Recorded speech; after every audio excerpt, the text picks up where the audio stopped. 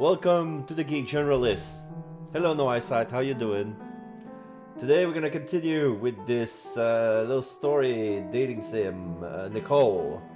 So basically, like we're investigating on our spare time a mystery which involves disappearing women, and at the same time trying to get good grades while balancing potential love interest.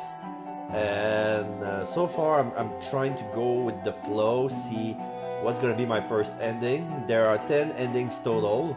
Like you have 4 endings with the boys, you have also 4 romantic endings with the boys, and then 1 ending when you succeed the mystery, and 1 when you fail, for a total of 10. So yeah, without further ado, let's load the game. We're on October 3rd, Thursday. We have $4 in our pockets. It is dusk. We still have 1 opportunity to do something today. So we have cafeteria, movie theater, disco pub, bathroom, restaurant. The morale and energy is still up, so we can manage to do a little investigating. I always like to go to the disco pub for suspicious behavior. So I guess this is what we're gonna do today. Plus the music in the club is a banger. So we have 106 clue points. We need 1,000. And we have a full year of school, and we're only at October 3rd. So I have no idea how it's gonna work. We're unlocking new jobs as well. So there's that. So yeah, with this we have 9 clue, 2 morale, 4 energy. Day 32. 5% on all the relationships. So yeah, the morale and energy influence the other stats increase, like zeal, diligence, amity, and wit. I stifle a yawn as I wait at the back of the convenience store. It's barely light out and the stress are quite... Ark, why am I awake at this hour? This is Friday, early morning. I take a look at my phone. It's 6:30. Geez, if it wasn't from that jerk, Ted, I'll still be in bed right now. It's the weekend, for crying out loud. He called me yesterday telling me that today was the day he'd start training me for the job. Not so bad, like, the weekend is perfect for stuff like that, but I didn't expect him to say that we were going to start so early. How much stuff could he possibly need to teach me anyway? And where is he? All I feel doing right now is complaining. It's too early for life. Also, just wanted to tell you guys that this morning I have my 3rd vaccine shot. So right now I feel fine. I don't know if I'm going to be able to stream tomorrow with Shay. So I think that's going to be off the window. I talked with her. She doesn't feel... She's still under the weather. So there. So there will be no stream tomorrow with Shay. About 10 more minutes pass before I finally catch sign of Ted, wearing that jumpsuit I always make fun of. He's holding a tray of coffee like an offering of peace. Here. He hands me a cup of chilled coffee with whipped cream dolloped on top. He smiles and hands me the straw. I figure you were the type who like fraps. I am, but I'm too tired to be overly grateful. I mutter a thanks before taking the straw, unsealing it, and sticking it through the cup's lid. All I need is 1 sip of the sweet coffee goodness before I'm back on my way of recovering. This is the chocolatey one. Did you get this from Stardust? Not Stardust. Not Starbucks. Stardust. The one nearby, pretty dang expensive just for a cup of joe, but we ain't got much time to waste for your trading. Ted balances the cardboard tray on the hand as he picks up his cup of hot coffee and places it gingerly onto his lips. After a daring sip, it mustn't have been too hot, he sighed in contentment. What I would do for a cup of coffee.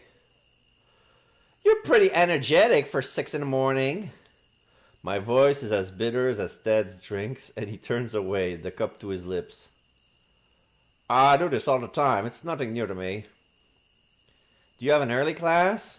I come into the store to take inventory. Make sure everything's in shape, housekeeping stuff. Then that's all done. I head to criminology. I take a surprise sip, and I wince as the chill hits the top of my mouth all at once. Ugh, oh, but wow, you wake up too early. Can't you let your dad take care of that? Don't cops have to get up early anyway? Ted makes a noise of protest into his cup. Heck no, I'm not gonna bother my pa with something like that. He's offered, sure, but I always tell him I got it. It's because I do. He's got more stuff to worry about than the store. I reckon I can lighten his load however I can. Daw, Best Son of the Year award. Shut up. Ted hands me the cardboard tray so he can rummage in his pocket. He pulls out a key ring and uses one of them to open the back door of the store. Getting there. He opens the door and gestures with his coffee for me to hurry up. I stick my tongue out as I pass him. The two of us make our way to the middle of the store. Ted goes over to flick a switch and light floods the store, brightening it up from the early dawn. Okay, so can I ask you something? You can. Ted says that the obnoxious way people do to point out the correct word as was may. I ignore him. What the heck are we going to do? And why did I have to wake up before 6 a.m. to do it? It's training. I'm going to teach you everything you have to know around here. It's easier to do when no one's moseying through the store, so we got to start early. But that's just a register, right? Right? Dad shakes his head at the desperation in my voice. Wrong. You think that's the only thing I'm going to need you to do? He begins to list tasks off on his fingers. The register is one thing, but then I have to teach you where everything is, things you'll need to know, emergency drills. I stop Ted before he gets too wrapped up in his spiel. Does he seriously think I'm going to need that? I've been trained for a job before, and it's nothing that requires this much time, which makes me wonder. Do you do this to everyone you hire? This kind of training? No, this is the first time I've considered it. I groaned in disappointment, slumping forward. Aw, what makes me so special, huh? You're the first person I ever thought that could handle it. Dad pauses for a bit to consider what he just said. Not that I'm saying you're special or anything, just the most capable I've come across. Nope. That's so what you thought. The way Ted blushes only confirms that I'm right. And it's kind of flattering. I must show a lot of promise if I match up to his crazy high standards. If you really believe in me, I'll do my best, boss. I take a determined slurp of my frappuccino. Ow, not too fast. I hold a head up to my head and groan as a sharp chill pierces my brain. Brain freeze! Brain freeze! Don't drink it too fast, you moron.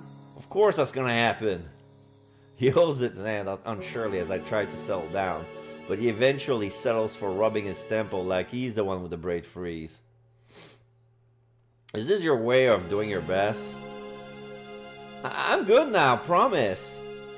I take another sip of my drink, slowly this time to prove it. See? All good, no more brain freeze. Then can we start? I meant for us to begin about 5 minutes ago, but all your hollering set us back. I nod eagerly, remembering what Ted reluctantly admitted about me. I'll have to show him that he thought right. From that point on, the training session becomes a huge blur, if I'm telling the truth. I don't know if it was the early morning or what, but I can only recall Ted showing me around the convenience store to point out the exact locations of specific merchandise. And I mean literally, the exact location. For example, the candy bars are in the second aisle and they're stacked as follows. YOLOs, Dig Dogs, Herschels, Chuckles, Poporudi. Okay, so... so they're Rolos, Ding Dongs, Hershey's, Skittles? No, what's Chuckles? And Poporudi, that's Papa Joe's?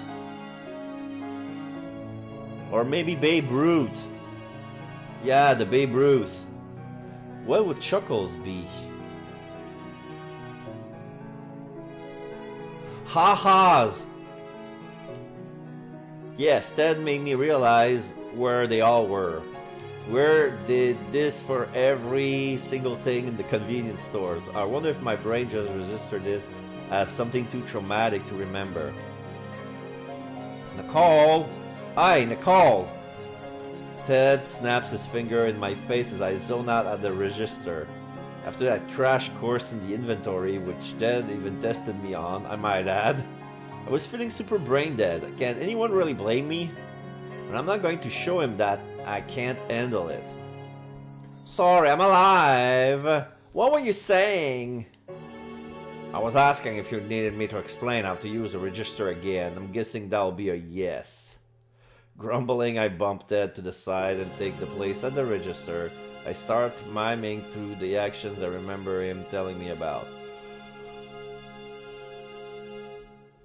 All I do is scan the thing, the prices pops up, I ask them to pay, bag the whatever, then hand them the thing so they can get the fuck out, right?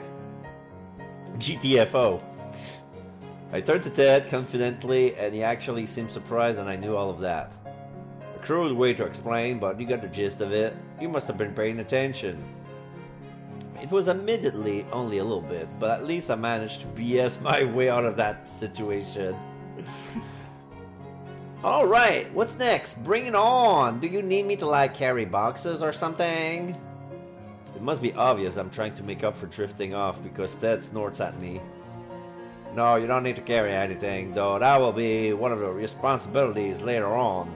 Get that memorized. What I need from you now, I quirk at an eyebrow at Ted loses some of his composure.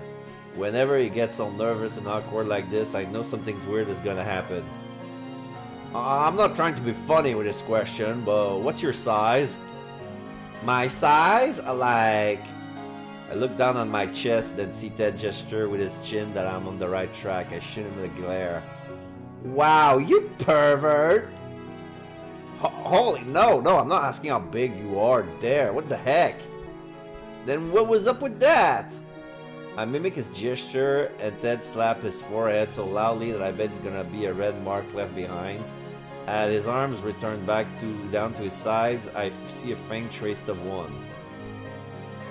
What I'm asking about is your goddamn shirt size. Are you a large? I cover my front with my arms and grasp, pretending to be offended.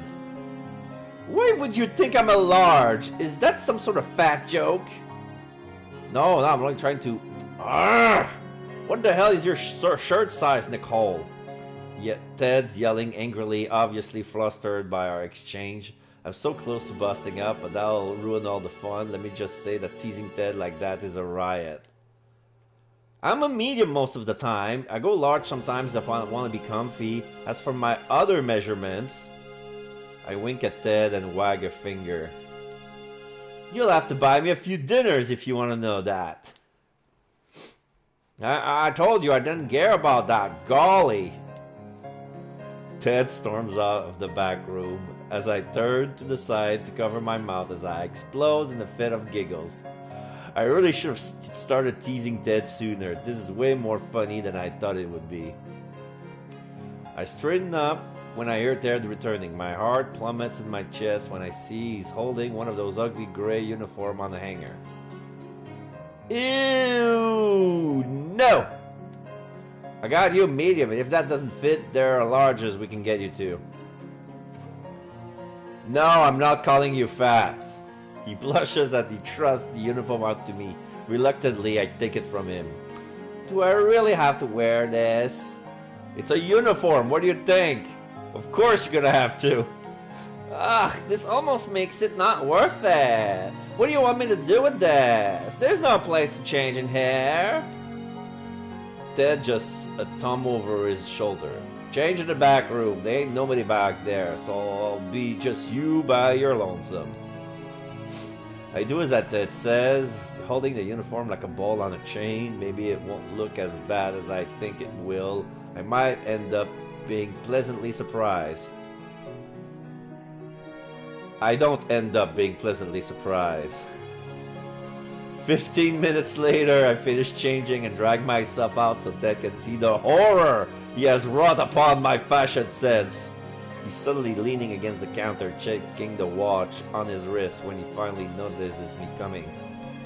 She feels it well. I stand in front of him and spread my arms out. Kill me! No. Does it fit? It's pretty comfy. I can move easily in it too. A medium will totally work for me. Then I'm guessing you're making her face like something died for some other reason. Something did die, Ted. I hold my hands to my chest dramatically. My soul! Cut it out. I'm sure you have to like something about it. Go on, I bet you can name at least one thing more besides how comfy it is. He's got me there. The uniform isn't horrendously bad. There actually is something else I like about it. I like the material, I like how tight it is, or I like the color of it. I'm gonna say how tight it is. It's kind of fitted to my body. Like, it's not too tight, but it's almost made for me. I think I like wearing it. It's almost like a power suit. Ted crosses his arm and raises an eyebrow at me. Now that's nice and all. I thought I'd ask you to name something besides how comfy it is. That's basically all you said. Oops is right. That is the same thing as saying the uniform is comfy. I rack my brain trying to think of something else to say. I got nothing. Ted sighs loudly in disappointment. Yeah, the color would have been something, I guess.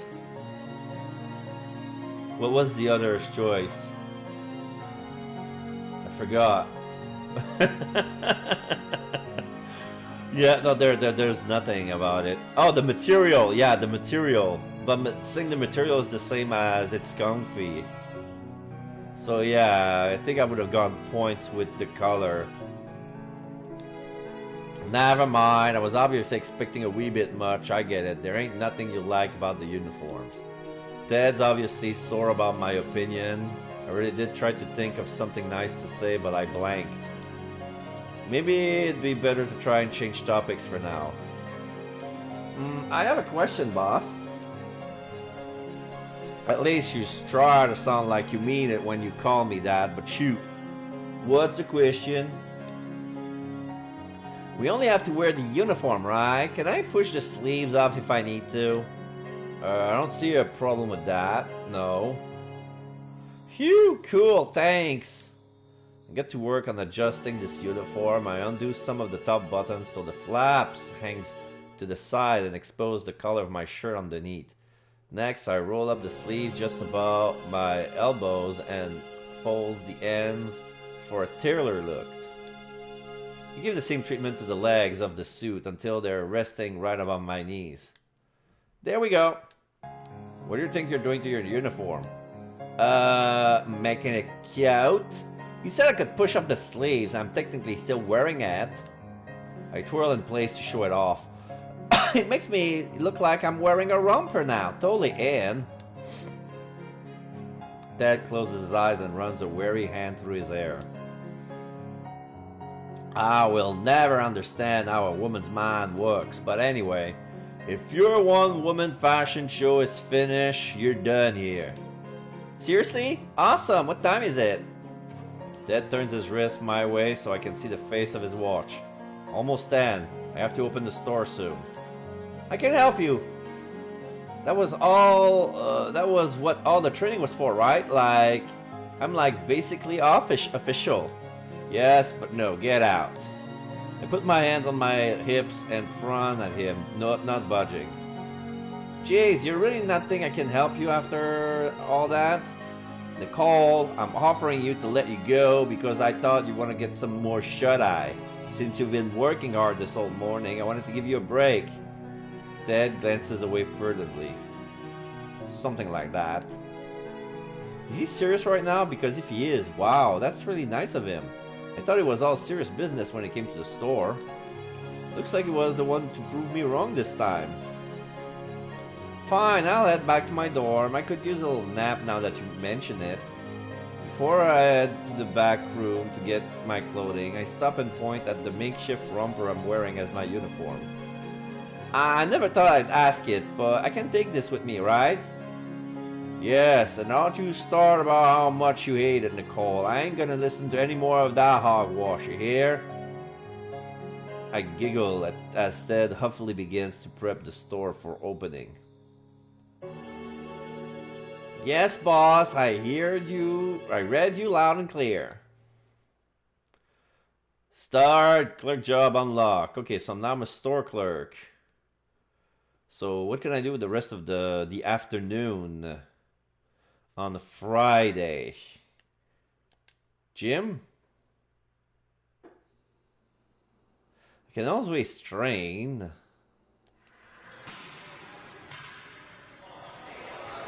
Diligence. Yeah, that raises morale, but the morale is almost all the way up. Library, maybe? Yeah, it was, yeah, study. Yeah, study. With 13 minus 9 minus 6.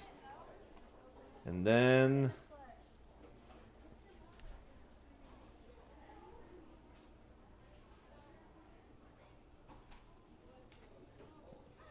do homework. Yeah. Wit 4, morale 10, energy 5.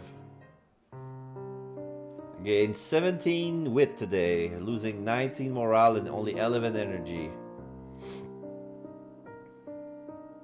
Each investigation option increases the clue's value. As the value increases at regular intervals, this will unlock some mystery scene. To solve the mystery completely, you need to increase the clue's values to the maximum. Okay. So now it's Saturday.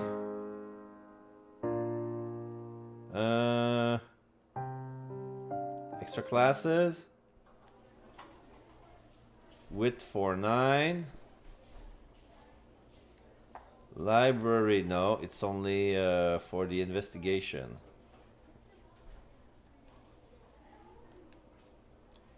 10-4. 4-16. 11-8. I'm walking back to my room when I notice a really glaring flyer on the hall's bulletin board. What's this? It looks like an opening as a park volunteer is available. The pay's fine. I guess the pay for volunteer wouldn't be that great, huh? But hey, I can get more in touch with my natural side this way. I hope my phone still gets service out there. I'm a park volunteer. Okay, so I got 4 jobs. Okay, the morale is a bit dropped.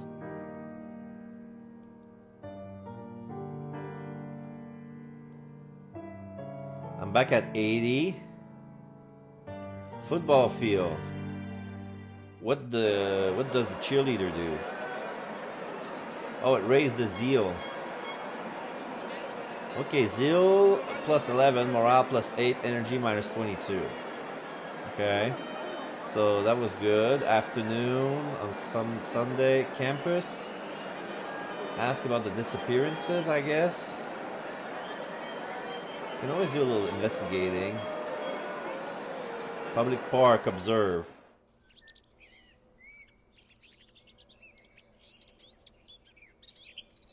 Yeah, more clues.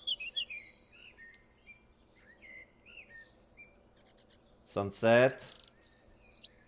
What can I do during sunset? I can do the same thing. Plus 8, minus 2, minus 6. And... dusk. Classroom, extra classes.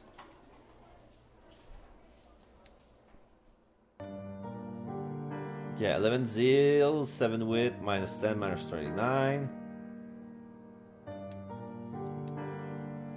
Today was a regular day in class. I managed to learn something new, but I feel I could do better. Okay, Monday afternoon. 76, 73. What can I do? Oh, laboratory. Job, lab assistant. Okay, what's this? Job clerk. Job cafeteria server.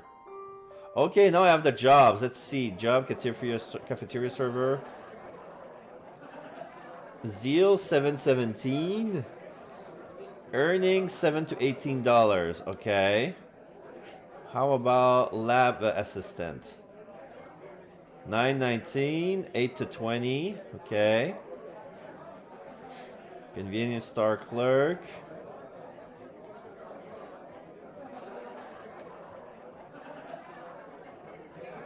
Okay, I'm gonna do job assistant. 9 wit, 17 money, 25, 14. Good. Okay, now I'm done. What else can I do?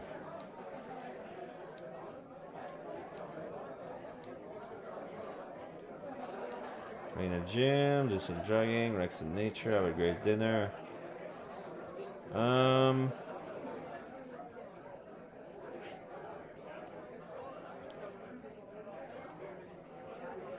gonna socialize.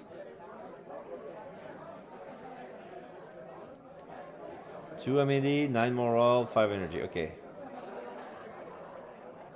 Then dusk. What can I do? Dance. Bubble bath. Great dinner. Buy vitamins. Buy snack.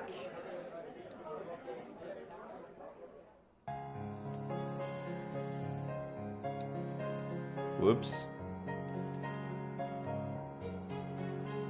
Homework.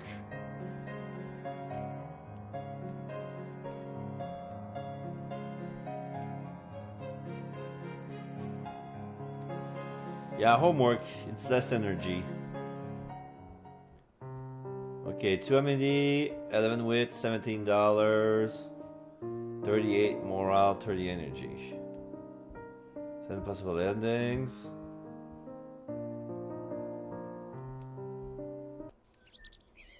74, 71. I stopped in my tracks on my way to economics class. Oh, cute! I spot a pair of adorable cats. One a plump tabby with distinctive orange markings and a smaller black and white feline. The two of them are nestling on the grass by the pavement. The orange one is licking its companion, grooming its cheek and neck. I have to take a picture of this. It's not even often you came across a heart-melting scene like this. I take my phone out and get the camera running. They start to fiddle around with the placement for an amazing picture. Tilting and lifting my phone up kind of draws some attention, but I barely notice as I finally get my perfect shot. The tabby perks up and looks up at me, blotching the natural vibe the scene totally had going. No, you're ruining it! I wave at the kitty with my hand to try and coax it back to that adorable pose. It works somehow. Either that, or the kitty gets bored of looking at me and goes back to licking its partner instead. Ah, so cute. It just wants to make you die. In the good way, not the bad way. I continue on my way with a grin. I've been trying to make my blog more me lately, if that makes sense. I take more pictures, come to myself, but only when I'm looking good, duh. But mostly of things I found cool.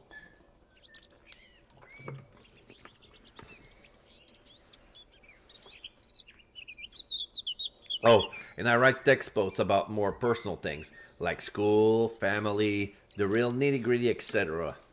I've been getting more followers that way, and not to toot my own horn, but I already had a lot to begin with.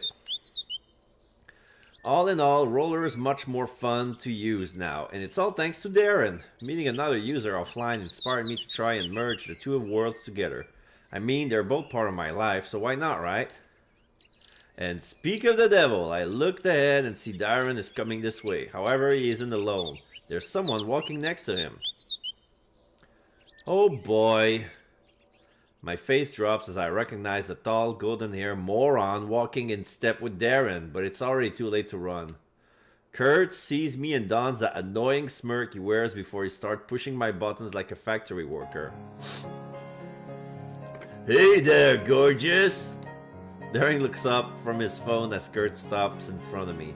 He offers me a little wave and I return it politely before dealing with Kurt. Drop it, Majorie. I just ate lunch. Turn back to Darren now with a considerably sweeter smile. Is this guy giving you trouble, Darren? Darren shyly replies with a shake of his head. I should have guessed. When I saw them together, it was obvious he was listening to whatever drivel Kurt was spouting from his lips. No, Kurt is my friend. We're roommates, actually.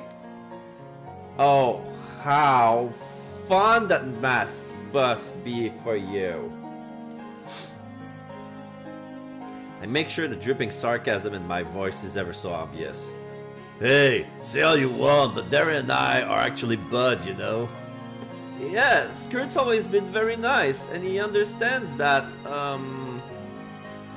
I have trouble speaking sometimes.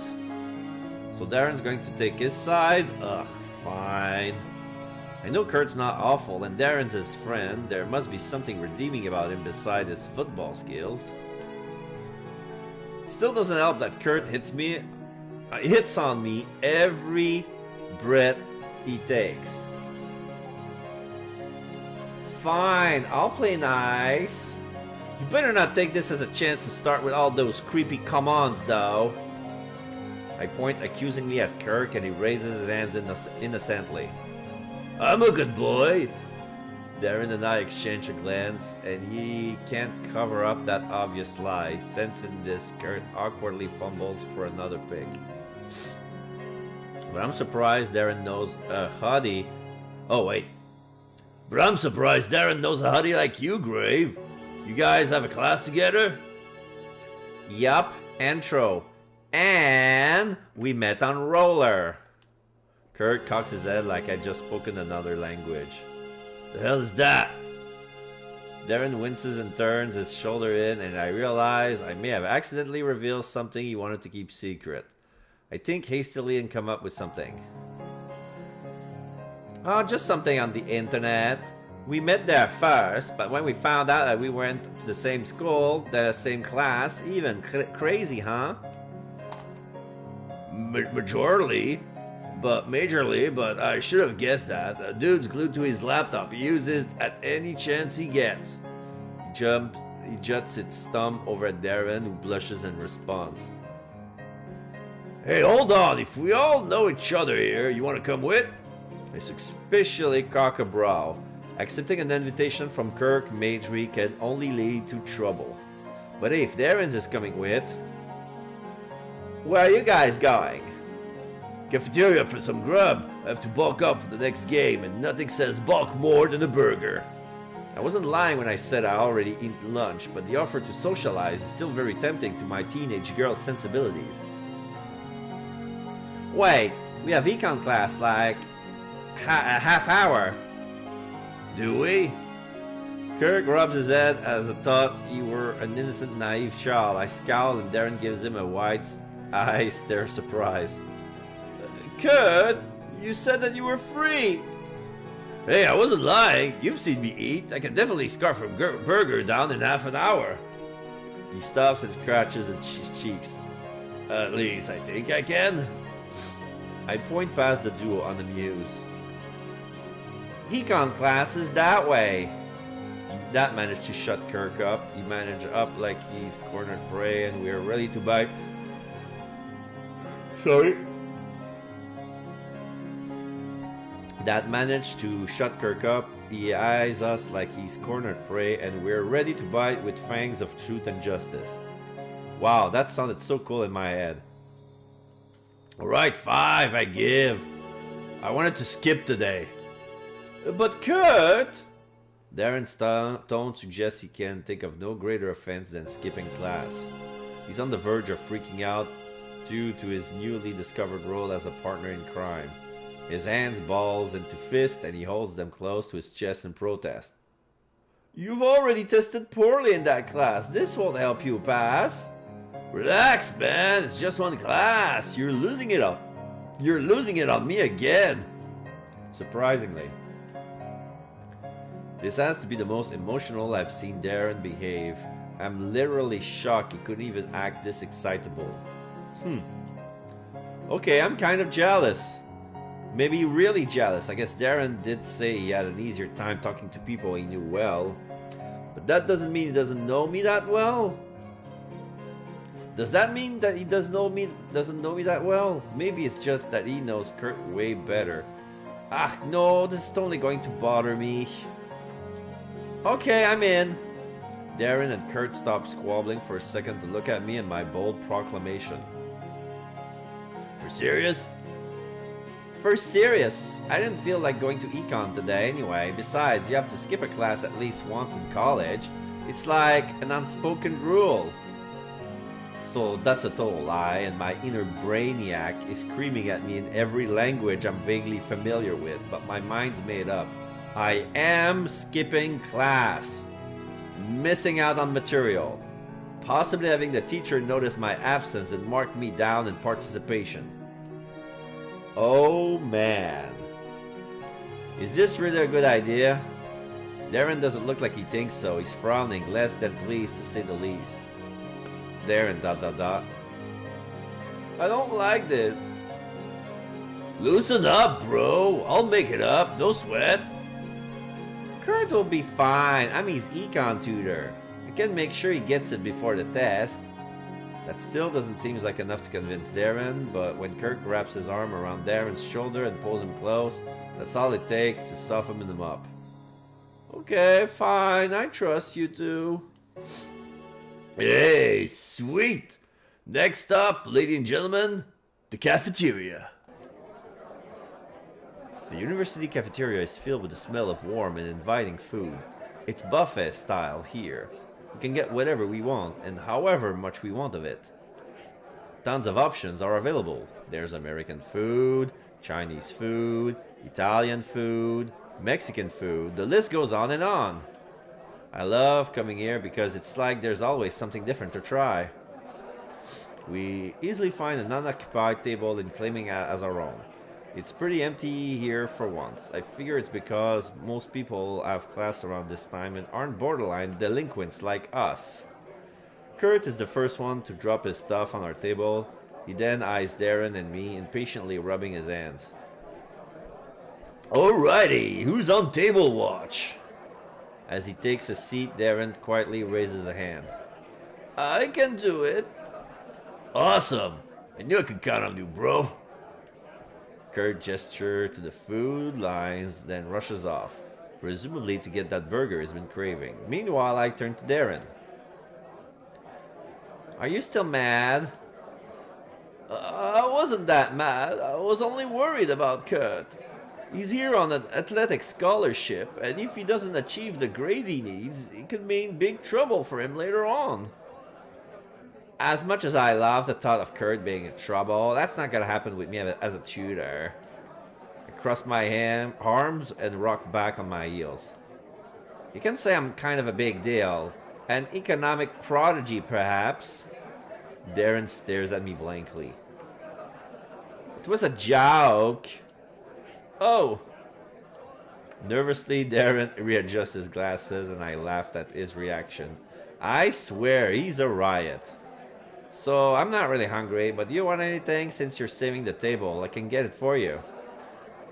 Oh, I was planning on getting something sweet for a snack.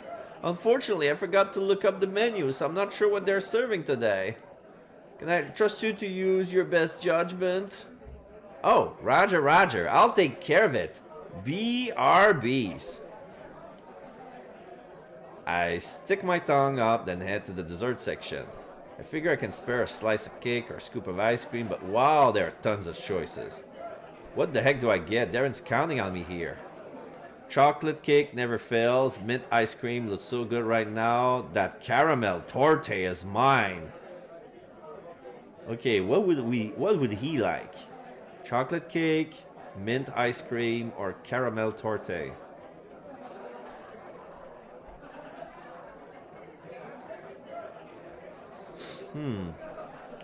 I want to try the caramel torte. I see plates with slice of caramel torte to the right of display, and I'm led over by how silky the caramel drizzle appear.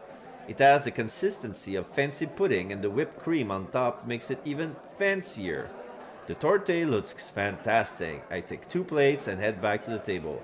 Kurt's back too, already in the middle of hounding down a burger and a side of fries. He looks up as he sees me arriving and wipes some ketchup from the corner of his lips with his wrist. Yo, what did you get? Darren wanted dessert, so I got... Kurt lets out a noise when I return with an armful of gold, and it's even more undignified when I realize that his mouth is full.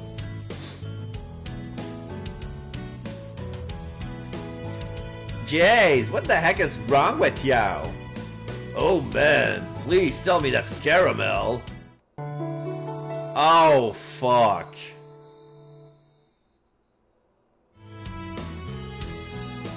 I wanted to get a +5 on Darren. Instead I got a +5 on Kirk.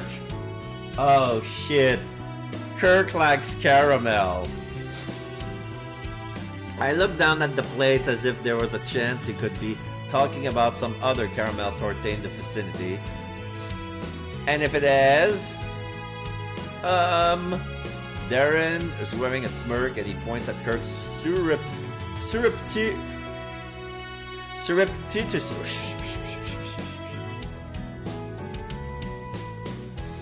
surreptitiously, like the two of them are sharing some inside jokes. I seldomly came across that word. I have no idea what it means, but okay. Surreptitiously. Kirk's favorite type of sweet is caramel. I can tell Kirk's hungrily eyeing the dessert I have in my hands, and I turn away to bring the plates out of sight. If you want me to give you one, forget it. This is for me and Darren. Get your own. I place a plate in front of Darren and then one before my seat.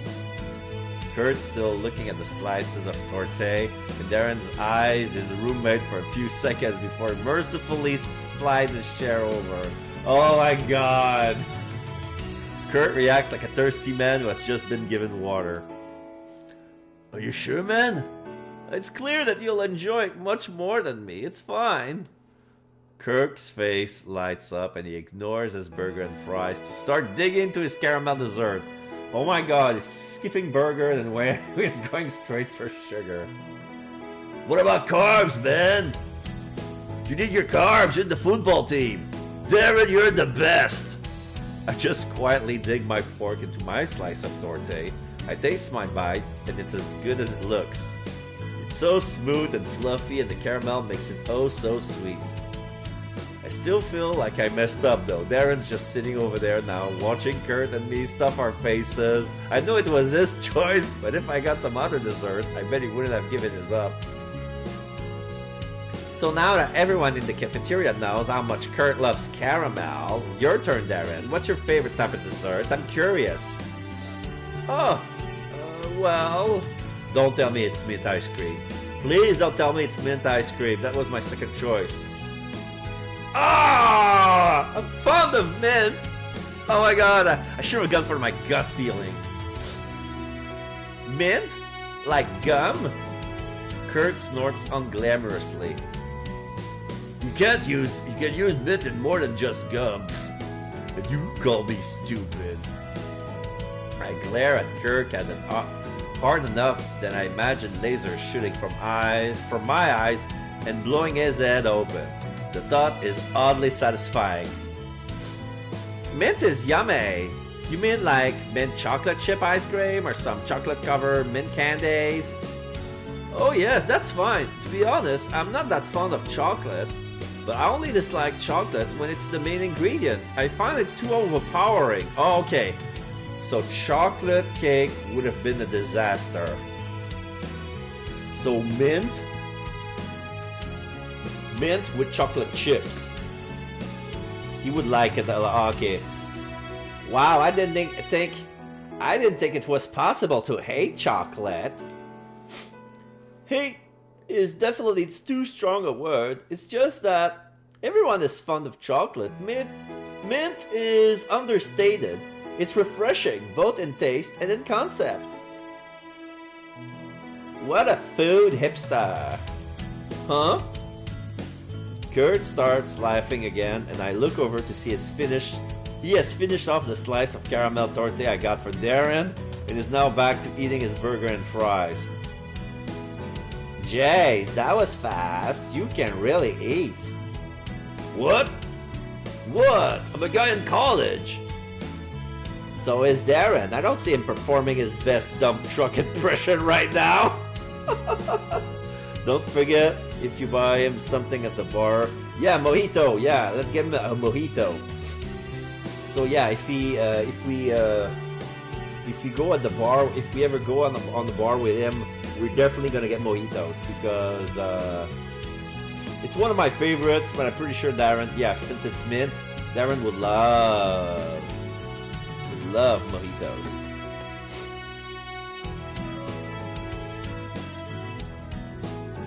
Please, don't argue, you two. Darren asks so earnestly that there's no way I can refuse. I roll my eyes and drop the subject, and Kurt and I go on to talk about how delicious the food was. It's late afternoon by the time we're finished talking and eating. Of course, went for seconds, and in the meantime, Darren and I share some dessert that I missed last night. Phew, that was some good eats. Full of food, Kurt grabs his stomach and rubs it in satisfaction. It reminds me of an ape, not that he's far off. Oh, you're off to practice then? Yeah, I'll see you back at the room when I'm done. I don't think anyone on the team will want to do anything. Okay, see you later, Kurt. See ya, man. Kurt now looks at me and his gaze sends my spines prickling in discomfort. And I hope I see you later too, beautiful. Can you just go already? I groan as Kurt cheekily bids us farewell and heads out from his seat. He's doing it on purpose now, I swear. You and him sure are an unexpected pair. It's strange, isn't it? I didn't think we would get along very well when I learned we were to be roommates. But Kirk is very easy to talk to. He has eccentricities, but he means well. He just needs to apply himself. Daw, bro TP. Pardon? Nothing, don't worry. Bro TP. Anyway. I laugh a little under my breath. Darren uses roller too, but I don't feel like describing the finer details of shipping. Oh. The details are shipping to him if he doesn't know. Anyway, I want to head out. Darren nods and we get up together. After disposing of our trays at the trash can, we head outside and stop for a moment to talk. So, what are you going to do? Oh, so what are you going to do now? Darren ... We'll probably head back to my room to study a bit before I go online. Nice, I should do the same, especially after skipping today. Darren flashes me another disapproving glance as I remind him. I still think you should have went. You'd think a lot of things. I'm sure I can catch up with one missed class. Gosh. I races ahead a few steps and turn on my heels to face Darren again. He's looking at me funny, and I lean over and give him a questioning glance. What is it? You're sure giving me a weird look? Oh no. It's just that I think I like spending time with you, Nicole. Possibly as much as I do with Kurt.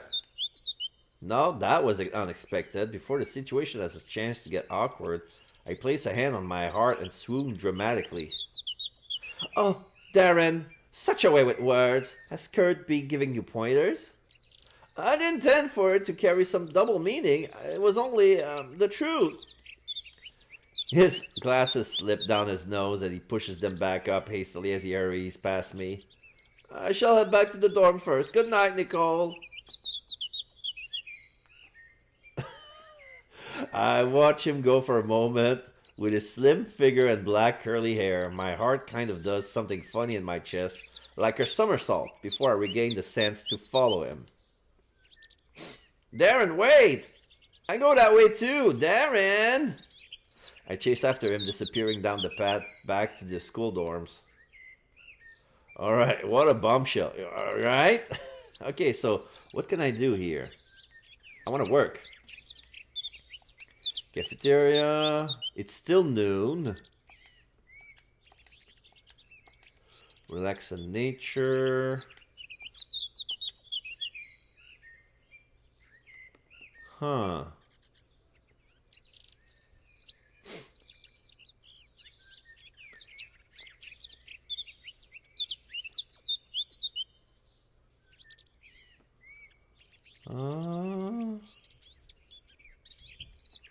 Relax in nature. What would it do? Oh, only a boost of morale and energy. Oh, I can do that. Yeah. And then afternoon. Oh, I can work as a lab assistant. Is this a straight game? You look like Darren is straight, is not something else. I think it's straight game.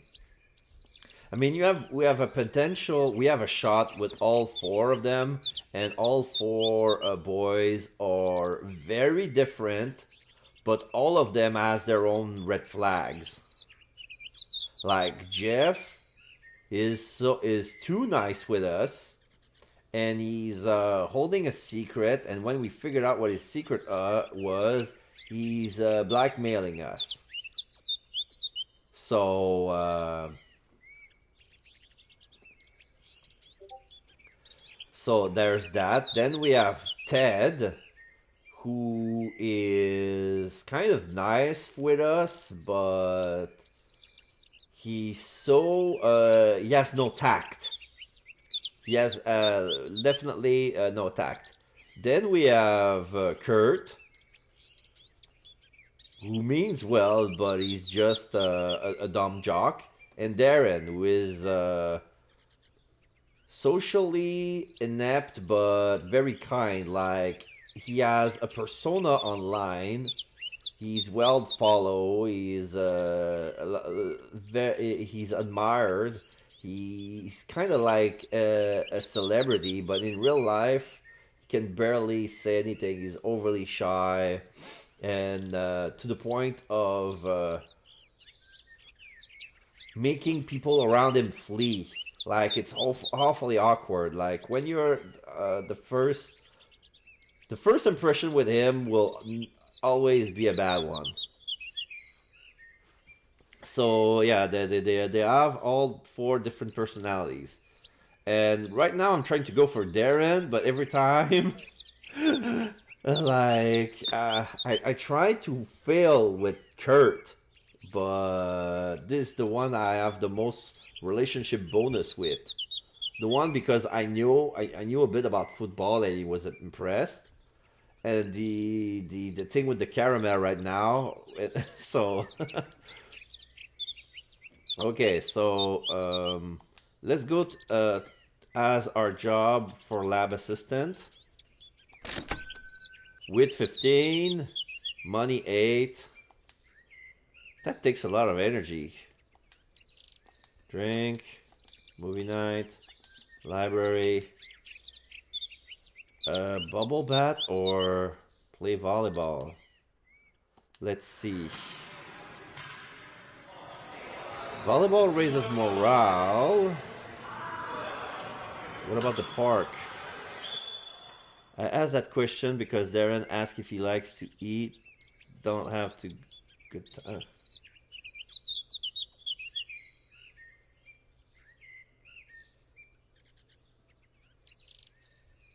Oh, You think that Darren has feelings for Kurt?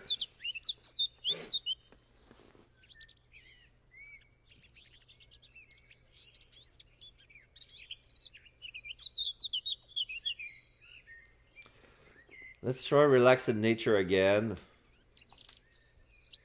And then dusk.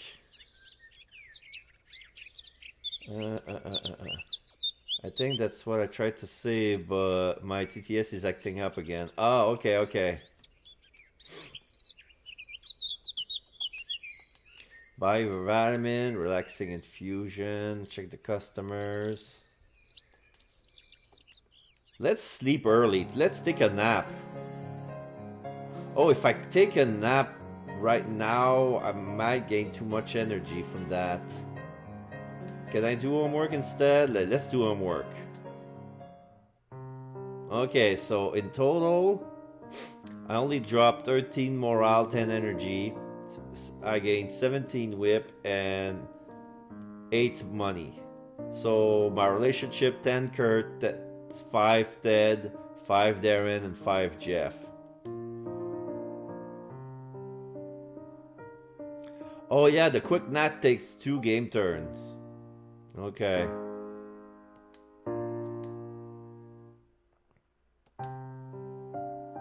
I see. Okay, job assistant. And then it's sunset. So relax in nature. And then go home and take a nap. There you go. Day 39, October 10th, Thursday.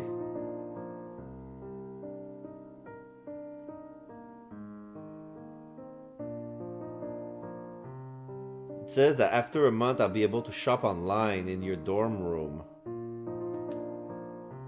Okay. Today was a regular day in class. I'm sure something new. I wish I could do better. So what? This is why Jeff wanted my number so badly. To text me orders. Assistant, I require you present at the town pharmacy this afternoon. Be punctual. This has to be like the 3rd time I've read this over his text. It seems like a harmless request, but if I know Jeff, it's probably going to be anything but harmless. I sighed. Should I do it? I'm done with class for today, and I don't have much else planned. Fine, I guess I can go. I mean, what's the worst Jeff can do if I don't? On second thought, I probably shouldn't think too hard about that. So, I'm supposed to head to the pharmacy in town, huh? I think I passed it by a few times when I was out and about. I should be able to find it, no problem. Was it the problem? What is the problem is that I'm still not sure about this whole being Jeff assistant thing. It almost feels like I'm cheating my way to an A. I know Jeff is only going to talk me up to Professor Garver, but it still feels wrong. I should be earning all the A, not bribing unhinged lab assistants for it. But this isn't too much of an advantage, right? And it's not like it just landed in my lap. I don't see anyone else on their way to the pharmacy. I'm totally earning this. I just have to keep telling myself that. I decide to head straight to the pharmacy from my classroom. I'm already dressed, so there's no reason to stop by my room. After passing by the school gates, I stroll into town. Where exactly did I see the pharmacy before? I think it was close to the convenience store. Maybe. Now that I think about it, do I pass the pharmacy on the way to my part-time job there? It's as good as bet as any. I don't have any better leads. Might as well go with my gut. To my luck, it actually pays off. Halfway down my regular route, I spot the pharmacy just down the street. Shopping carts are pushed to the side of the glass doors, and there are ads and other local advertisements taped to the windows. The inside of the pharmacy is pretty nice. It's clean with white linoleum flooring. At the front is where all the registers are, and past that are shelves of random household merch. To the very, very back is the medicine counter where people get their goods. I like how Jeff didn't tell me where it'd be in the pharmacy, like I'm psychic or something, but I can't figure it out. I should just get in touch with him easy. I tried to call him from the front of store, looking around as I do in case he managed to pass me by. The good news is that the call connects, but the bad news is that it goes straight to Jeff's voicemail. Wow, did he hang up on me? At least I know it's on and Jeff's alive. I guess he's in the middle of something. I can't imagine what it'd be. But whoa, hello there. Apparently he's not busy enough to be unable to text too. Go to the back, this text message says. Well, mystery solved. Looks like Jeff is near the drugs. I really should have seen that coming. I pass through the aisle until I get to the back counter. It's completely partitioned off from the rest of the store by the counter and a glass sheet that nearly reaches the ceiling. If I look through it, I can see the word pharmacy on the wall. There's a doorway built where I can see the stock shelves on the back room, but that's not more noticeable than the person working at the counter. Okay, so he's wearing, I thought he was going to wear a coat lab or something. Not even, he's wearing his city clothes. Jeff's standing behind one of the opening of the partition, right in the middle of speaking with a customer. His eyes acknowledge that I'm there as he continues to chat. I don't really mind. If he's behind the counter, it must be part of his job. I had no idea he worked here. I thought the pharmacy was just some arbitrary decision. I take a seat on a chair to the side. Standing around will just look totally awkward, and it's a lot comfier to check out roller this way. Oh, cool, a DIY for tie-dye shorts. Totally saving that for the summer season. I don't finish the tutorial before the customer leaves. Eventually, out the corner of my eye, I see the customer part from the counter with a white baggie in hand. Looks like Jeff is all free now. I stand to my feet and pocket my phone. I can already feel his full attention is on me. Hey, Jeff. Assistant? Jeff nods at me from the other side of the counter. Excellent job on arriving so promptly. You only prove I have excellent taste when it comes to picking subordinates.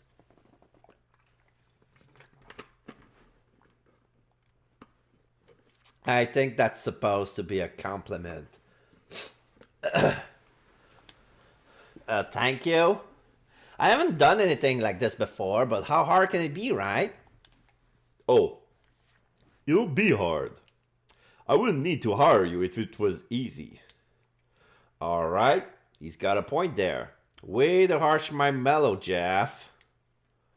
It's almost like you want me to hate doing this. I don't care about how you personally feel being my assistant as long as you do an acceptable job with it. However, I didn't call you here for an evaluation. I wanted to talk more in depth about that potion I mentioned before. Ah, so we're finally getting into the deets of what Jeff is aiming to make. I lean in curiously, but I go so far as that I accidentally bump my forehead against the glass. Hold on. I drop down my hunches so my face is level with a small opening for hands. Haha, I am so clever. Okay, hit me. Jeff's voice dropped to a whisper. Assistant, while I do enjoy how much of a fool you're making of yourself. Jeff's eyes move as though they're spotting something behind me, and I slowly turn in place to see that there's another customer waiting in line. I must look like I'm trying to squeeze my head through this opening now. That's not normal. Quickly, I straighten up and do my best to act like I'm not completely embarrassed out of my mind. So I'm going to have to blow my nose. Hold up.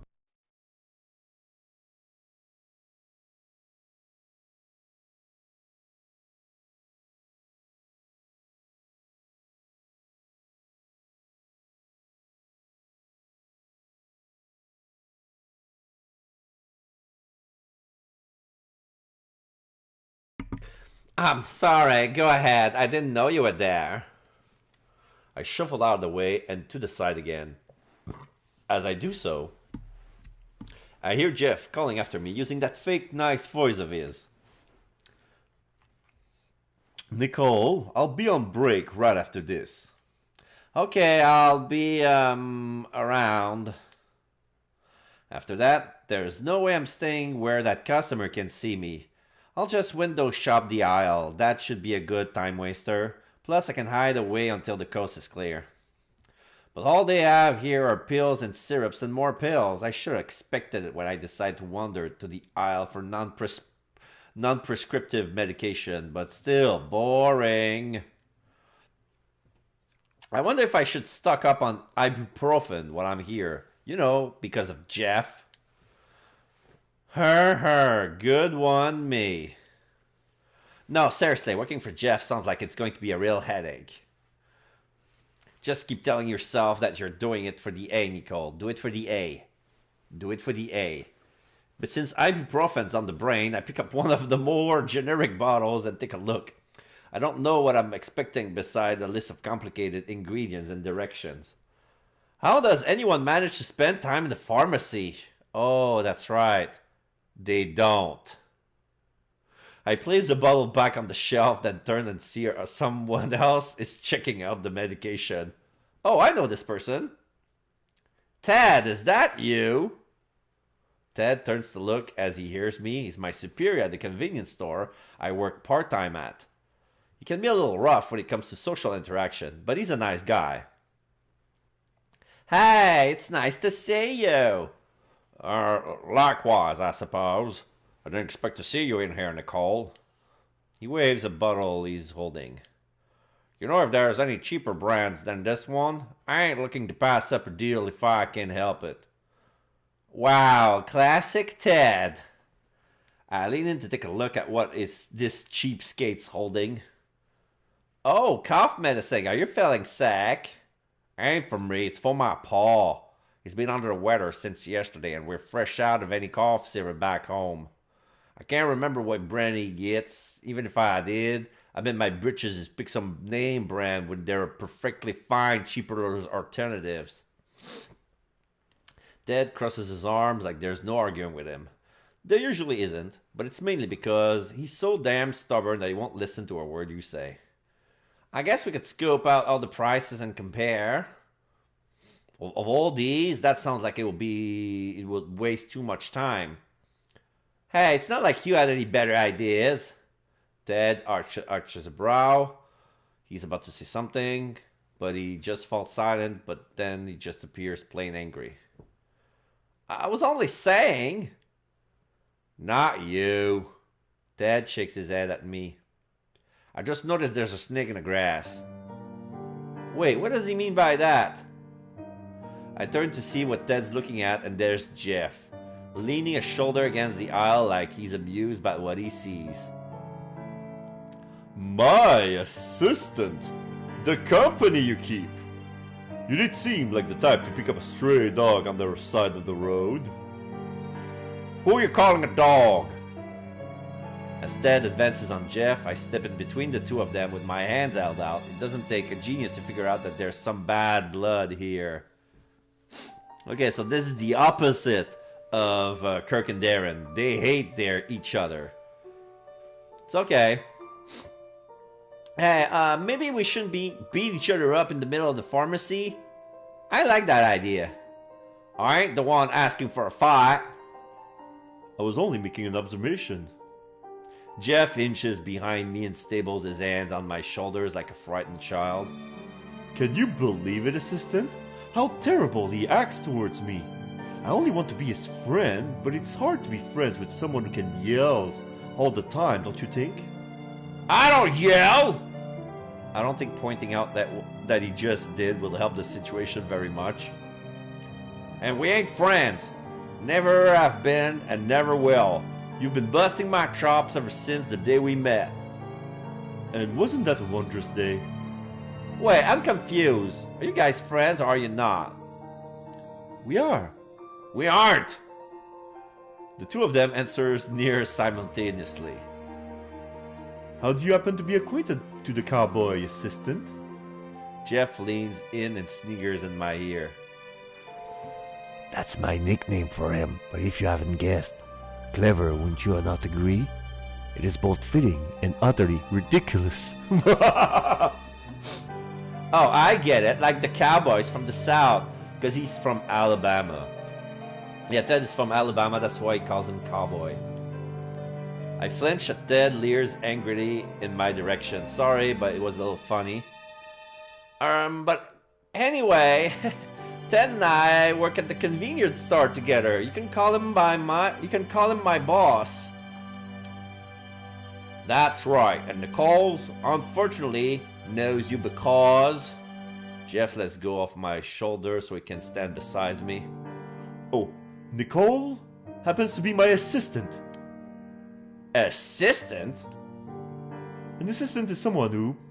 I know what a dang assistant is. Ah, my mistake. I wasn't sure if you were introduced to that level of vocabulary just yet. I have to say I'm impressed. Ted's nostrils flare up, and for a moment I think he's going to explode. But he takes a deep, tense breath and relaxes. You know what? I actually don't give a hoot anymore. I have my own things to take care of, so leave me alone. I'll see you at work, Nicole. Take care of yourself. Ted pointedly stares at Jeff, then stomps off to look at the cold medicine again. Man, just watching that exchange wore me out. Could you have been a little nicer to him? Me? Are you suggesting I was being otherwise? Don't tell me that was you being nice. Definitely not. But it wouldn't be fun to admit it right off the bat like that. Can we just talk about the potion now, pretty please? If we don't, I think I'm going to go crazy. Yes, excellent thinking. My break is limited, and I will be kept busy afterward. Jeff wrinkles his nose in distaste. Shame, but anyway, yes. The potion I want to create. Tell me, assistant, do you know of the chemical oxytocin? No, I haven't heard of that before. What does it do? Oh, it's a hormone we mammals create. And for what it does many things. But the most central and well known is in its role in attachment. By attachment, you mean like getting close to someone? In every aspect of the word, yes. Familial, sexual, platonically, oxytocin is released when we participate in behaviors that reinforce this sort of bonding. What I am to do is create a potion that mimics this effect. Jeff raises his arm into the air as though he's about to make a proclamation to the heavens. Perhaps even oomph. The moment he starts screaming, I leap forward and plant a hand over his loud mouth. Thank goodness there aren't many people near us besides Ted, and he seems hell-bent on ignoring anything that comes out of Jeff's mouth. Inside voice, Jeff, okay? I wait until I get a knock on the head before I step back. My apologies. I tend to lose myself when it comes to alchemy. I'm usually much contained. Jeff loosens his collar and clears his throat. Thank you, assistant. It wouldn't do to reveal my hand to the world quite like that. Yeah, you're telling me.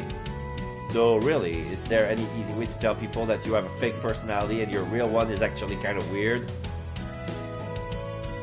Anyway, you want to make a potion that makes people like you? Am I following you? That is correct. And is that even something you can make? Do you doubt me? I hold an hand up and pinch my index finger and thumb together. Just a bit. It sounds too good to be true. If some things like that could be made, I think it would have been made already. True. The motive is there. However, it is the passion, the genius. No, where others have failed, I will succeed. I am a modern-day alchemist. Inside voice. I quickly remind him before he gets out of hand again. I've got to say, the way he goes on about this makes me buy that he can really make this potion. Genius will not be silenced. But for the sake of secrecy, I will do as you say. Jeff removes a folded piece of blue-lined notebook paper from his pocket. I have been formulating a recipe for this potion for quite some time now. If I want to conduct the most perfect synthesis, these are the ingredients that I will require. Oh, it's like a little envelope. Of course, you learned that in beginner's level origami. Carefully, I slide up the top flap of the paper envelope. I start folding. It from there. Jeff's handwriting is all chicken scratchy like a doctor's, but I can still make it out. Midnight Trom Flower Nectar. Opuntia. Yes, the guy thinks he's Aleister Crowley. Yeah, but instead of summoning a demon, he wants to create a potion, like the ultimate, what's the word?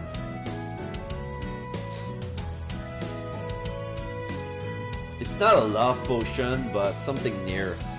Opuntia, pure salt, ginger roots, cream, strawberries, mint? For taste. Jeff adds that, noticing how weirded out I sound by the last three ingredients. So yeah, mint, cream, and raspberry. It's for the taste of the potion. Well, okay, the last three should be easy, and it shouldn't be too hard to find ginger and salt, but do the first two really exist? Oh, they certainly do. At least they should. Where did you get this ingredient list anyway? Research. Yeah, but what were you researching? Oh, that would be my little secret, but it is as you said. I have no trouble finding the last three items, and the other two shouldn't be too difficult either. But as for the nectar and the opuntia, I have the foggiest clue where to find them. Pheromones. Yeah, like a pheromone potion. Yeah, I guess it would be.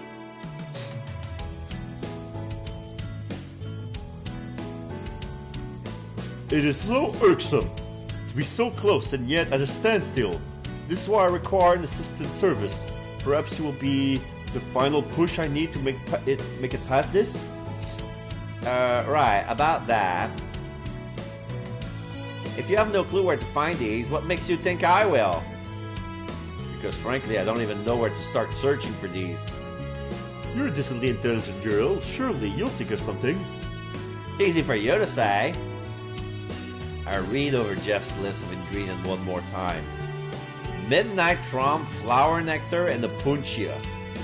It's no use, I don't have any idea what to find either of these. I bet someone outdoorsy would know. These things sound like stuff you'd find in nature, but who would be knowledgeable about that kind of stuff? Well, that and have a good head on their shoulder in general. Wait, don't I know someone like that? Jeff, would you consider Ted to be the outdoorsy type? Cowboy? Now that you mention it, he does seem like your typical Boy Scout. I seem to recall him mentioning camping once or twice. Hey, if he's willing to pull himself through a camping trip, he must be like the outdoors at least a little bit. He must like the outdoors a little bit. Maybe I should ask Ted, but I don't know. Would Jeff think that's a good idea? It's ultimately up to him, as much as I hate to admit it. Ask Ted, let Jeff handle it on his own. Ask Jeff about your idea. I'm gonna ask Ted without telling Jeff. But you know, if I have a good idea, I should go with it. Who cares whether Jeff thinks it's a good or not? I've got an idea. Just a second. It's gotta be Darren or Derek or whatever his name is. You mean Kurt? Kurt doesn't know much outside football. Darren could know because he's knowledgeable, but he's not an outdoor type. Like, he would probably tell you, Darren would probably tell you what the flower is, but not where to find it. Darren. Yeah, Darren. I hurry over to Ted without waiting for a response. However, Jeff persistently follows after me. Assistant, what are you doing?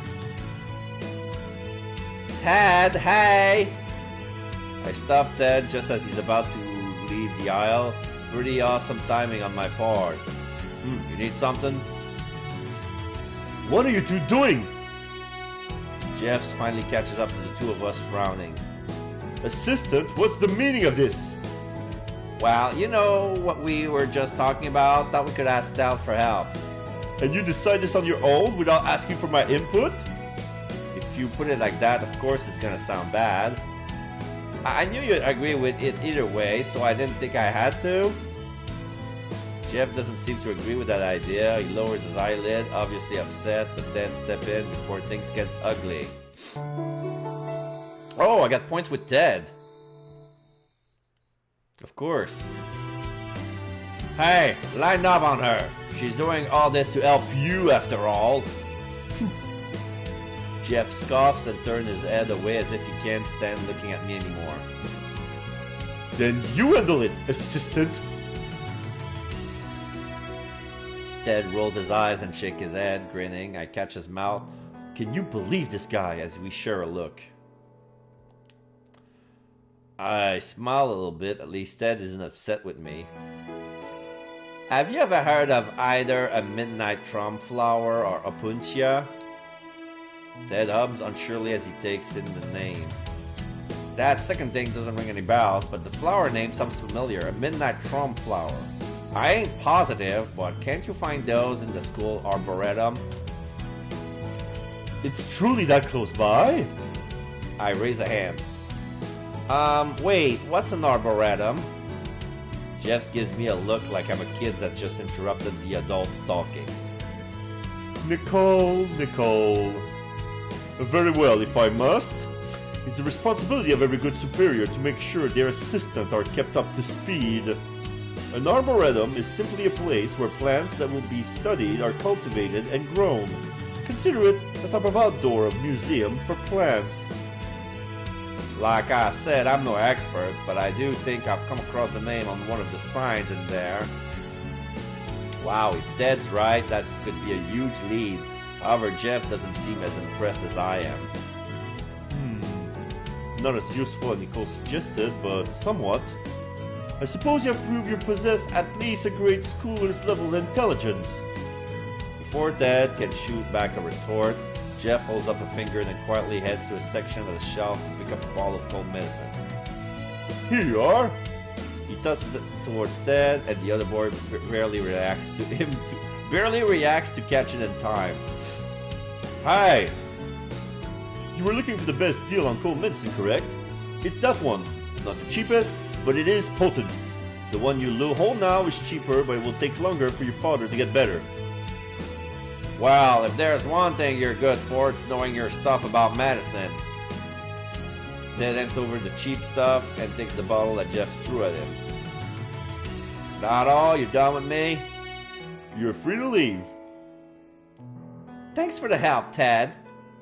Yeah, don't mention it. Good luck with whatever it is. Ted gives a final wave before he takes off to the register. Once he's finally gone, Jeff turns to me with a satisfied smile on his face. That's that then. We head to the school arboretum immediately. But Dad didn't sound too sure if the flower was there or not. What if it isn't? Ah, Nicole, my dumbfounded if darling assistant. It will definitely work out in the end, do not fear. I'm super skeptical, but it won't do to have Jeff be the optimistic one around here.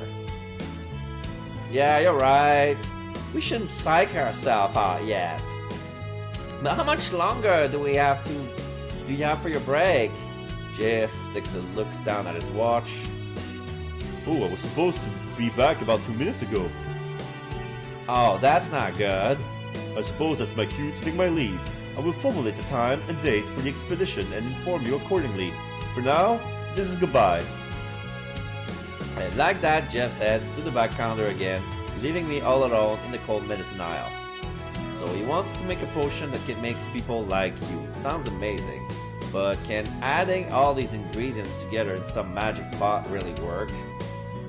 Well, whether it works or not, all I need to do is help out Jeff. I get Mr. Garver to like me, he gets to do his alchemy thing, and everyone wins. At least, if I can believe him. Alright, so this is dusk. I can do one more thing. I'm full of energy, so should I study? Yeah, I'm gonna study, do my homework. I'm gonna do my homework. 3 to 5.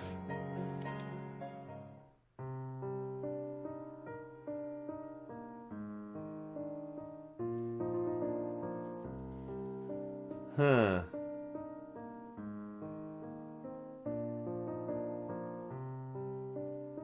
Yeah, because you see, every boy is connected to one of my stats, but I don't know which is which.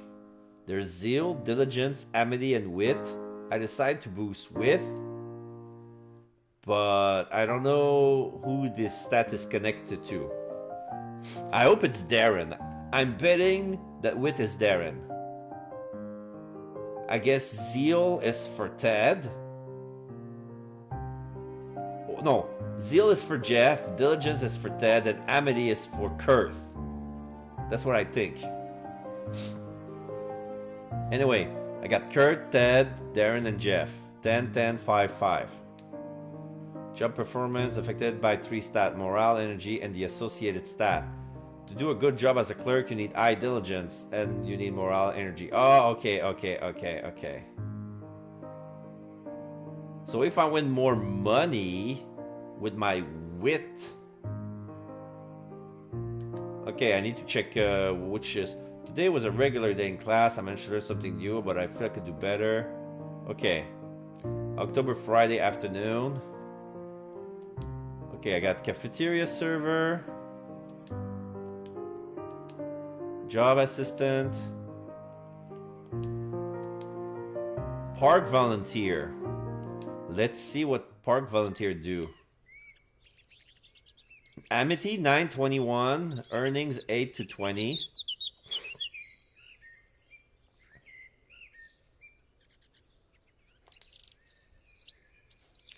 Lab. Wit 11 to 23, earnings 10 to 22. Okay, so lab assistant is wit. So wit is connected to lab assistant, but not necessarily connected to Jeff. That's how I see it anyway. Anyway, job assistant. Wit 20, 16 money. 16, 13. So that was my job. Then sunset, where should I do? I got $58.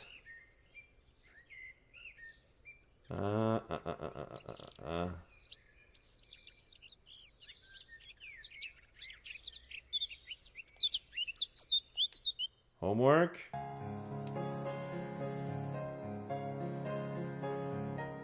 Yeah, homework. And homework again.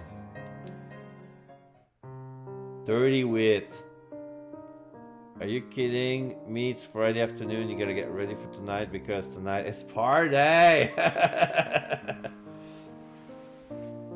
But in university, like, I want to get good grades as well. Day 41, 22 of October. Okay, my morale is at 75. So yeah, usually I do party when my morale is down. So what I'm gonna do is take extra classes, and when my morale is too down, then I'm gonna do afternoon. Am I working on Saturdays? No, I'm not working on Saturdays. I'm gonna do some cheerleading. Yeah.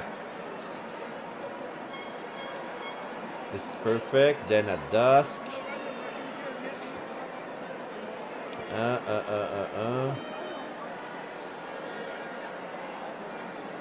Disco pub.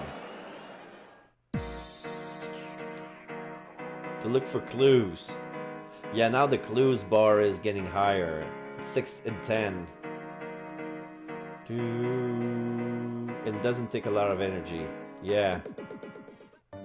So 11 zeal, 5 wit. Tip of the day. So now this is Sunday.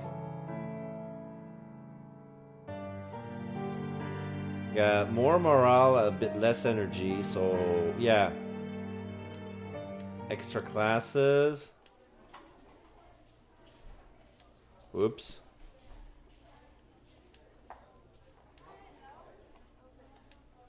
$77, $71.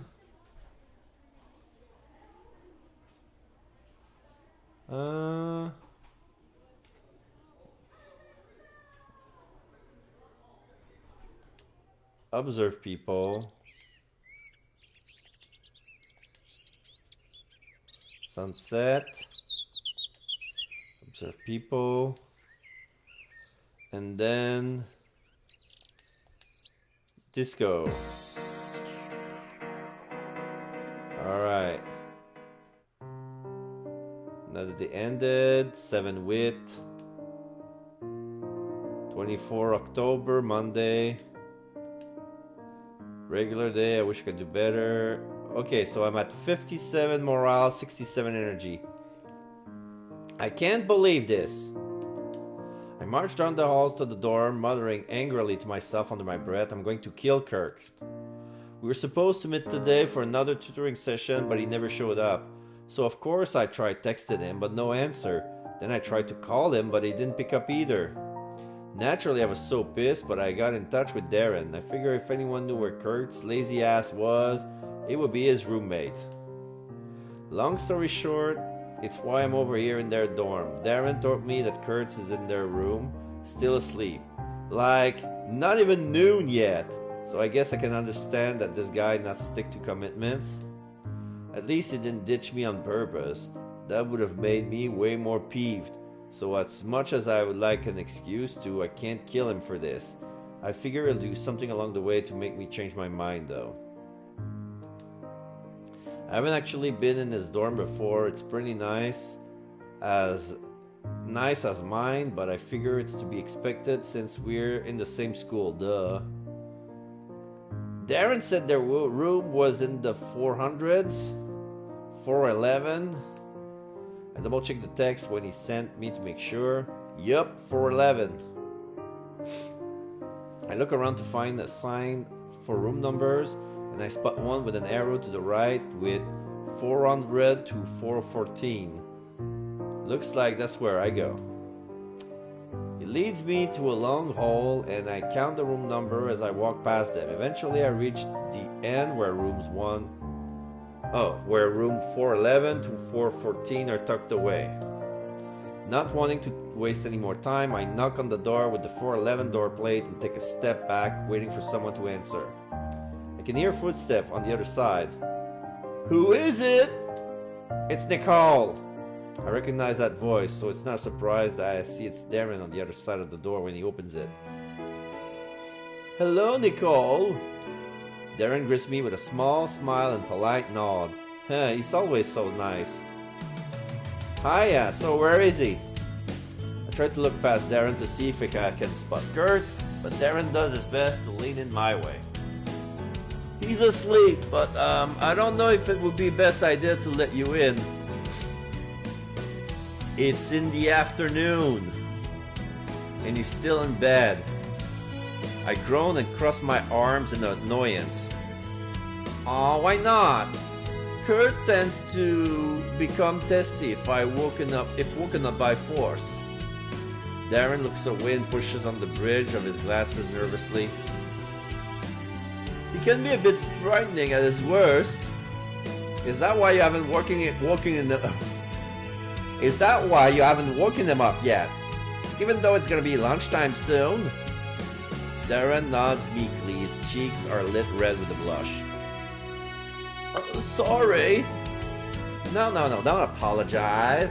I believe you when you say Majory can be scary. If you want, though, I can try to wake him up. You, Nicole? I don't know. I'm not scared of Kurt, Major. Just be sure to have 911 ready in case I need an ambulance. Darren sighs at my joke but stands to the side so to let me into their room. Just be careful. I can see the inside. Alright, so on Major's bed there's a football, and on the ground near the bed there's an empty bottle of energy drink and a towel. And behind the bed there's his jersey, and we can see a video game controller next to his TV. So he doesn't have a laptop. And then we have lots of medals and trophies, like one silver trophy, 2 big golden trophy, 1 football trophy made of gold, and then we have 7 medals, 2 bronze, 2 silver, 3 gold, and a picture of him doing a football pose. On the left we have Darren's room. There's a lot of art. There's one of a model in her bikini with pink hair. He has a Heisman Trophy. That's incredible. Yes. Yeah. He's a football prodigy. He knows nothing about except football. He's in university from an athletic scholarship, and he needs to have an average of C to be able to participate. This is why, since he flunked economics, like he needs a tutor, or else he's gonna be kicked out of the program.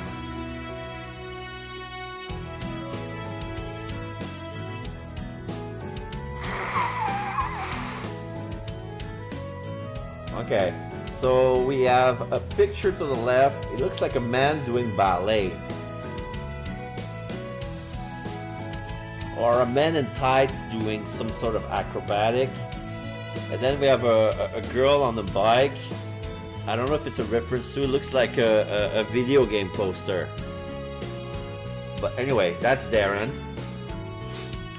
Their room is way more different than I was expecting. Wait, no, I take that back. If this was Kurt's room, it would be perfect. Football paraphernalia is everywhere, from the medals on the wall to the rug on the floor. Oh yeah, the rug is a football field. Yes, a football field. Jeez, Darren, do you own anything in here? Darren points to the left corner of the room where a small cubicle desk is installed. My laptop and my books. That's not what I meant. Well, Kirk was so enthusiastic about making our room the... what did he say? Best man cave ever? Darren curls down the first 2 fingers on each end to air quote. So I simply allowed him to do what he wished. I didn't mind. Oh, I did offer my input on which poster to hang up though. I look at the wall and see macho-looking posters of cars and women in bikinis. Okay, so this is still Kurt's as well, but it's Darren that picked the poster. Okay. I guess they do have a sort of artsy element to them that I see in the pics Darren reblogs. But oops, I got distracted from the reason I came here. It's not hard to miss Kurt's large frame wrapped up in his navy blue sheets. Where Darren's bed on the left is properly made, Kurt's is all messy even for one that's currently being used. His stuff is littered at the foot, and his blanket has been kicked from under the mattress and just hangs over, nearly touching the floor. Unfortunately, I noticed that Kurt is a fan of sleeping shirtless, judging from his bare shoulder. He looks a lot different when he's sleeping, like more tolerable. Alright, so I drop my bag onto the floor, then bend over to pick up a football from Kurt's side of the room. Do you think if I throw this at him, it will wake up? Nicole! Kidding! He's going to beat us both if I do that. I hand the football over to Darren and step out to Kurt's bedside. Tentatively, I reach out and grab his shoulder. Psst, Madre!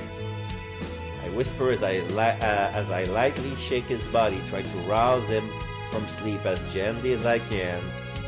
It's not working. Madry! I raise my voice this time, and Kirk finally cracks an eye open, grumbling restlessly. Huh? Kurt sits up in bed, rubbing his eyes with his wrist. Grave? Morning, sunshine. Did you forget what today is? Kurt sleepily cocks his head, but suddenly jolts into action, as though he's been struck by lightning. Oh crap, what time is it? It's nearly noon, Kirk. You almost slept through lunch. Kurt groans and drops his head into his palms.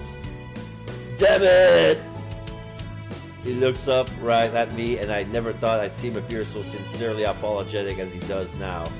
Oh, I didn't mean to leave you hanging again, Grave. I certainly didn't, and I remember crushing really late at night, but I never thought it'd be out so long. Relax, Darren explained everything. It's totally cool. We can reschedule. Nah, let's still do it. We can still do it right now if you let me get changed real fast. Oh, right, he's only wearing pajama pants. I kind of forgot about that. Well, if you want, I have all my stuff with me. You can just study here in your room, if that's okay with you, Darren. Oh, I don't have a problem with that. It's fine. Sweet, thanks, bro. I'm gonna get changed. Kirk pulls his sheets off of him and stands from the bed. He lazily scratches his sheet as he wanders over to the closet. Feel free to watch, Grave. I told you before, I ain't got nothing to be ashamed of. Har, nice try. Come on, Darren, keep me company outside.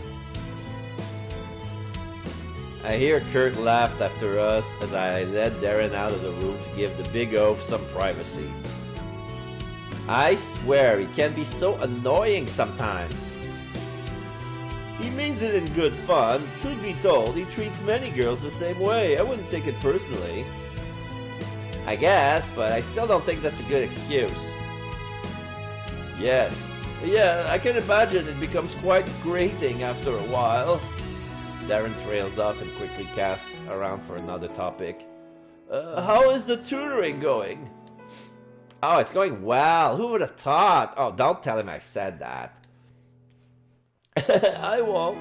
That's wonderful to hear. I was hoping that you'd be able to help him in that class. Well, you know me. I'm just that amazing. But hey, Darren, does Kurt usually oversleep like this? No, not regularly. He's not a morning person by any means, but he's certainly capable of waking up before noon. I think he was up late last night studying, which is quite strange since he hasn't mentioned any upcoming tests. If I had to guess, I would say he was studying for your tutoring session today. You really think that? Darren ... It seems like the most likely conclusion, but I'm not sure if I should have told you that. Kurt may not approve of me discussing his attempt to impress you, especially if they were supposed to remain secret. I laughed a little bashfully. Kurt's trying to impress me? I guess that's flattering and nothing new, but I never knew he'd go this far to try and do it. Okay, keep my secret and I'll keep yours, okay? Sounds like a fine deal to me. The door opens and Kurt stands at the doorway, finally dressed in regular people clothes. Yo, I'm ready. He eyed the two of us suspiciously as he noticed the way we lean into each other like we're exchanging funny jokes. What were you guys talking about out here? None of your business. I stick my tongue at him and Darren laughs next to me. I'm afraid it's a secret, Kurt. Fine. You two are just no fun. Begrudgingly lets Darren and me back into their room, and I sit on the floor next to where I left my bag. Oh, Nicole, let me pull up a chair. I'm good, it's just the floor. Don't mind if I join you.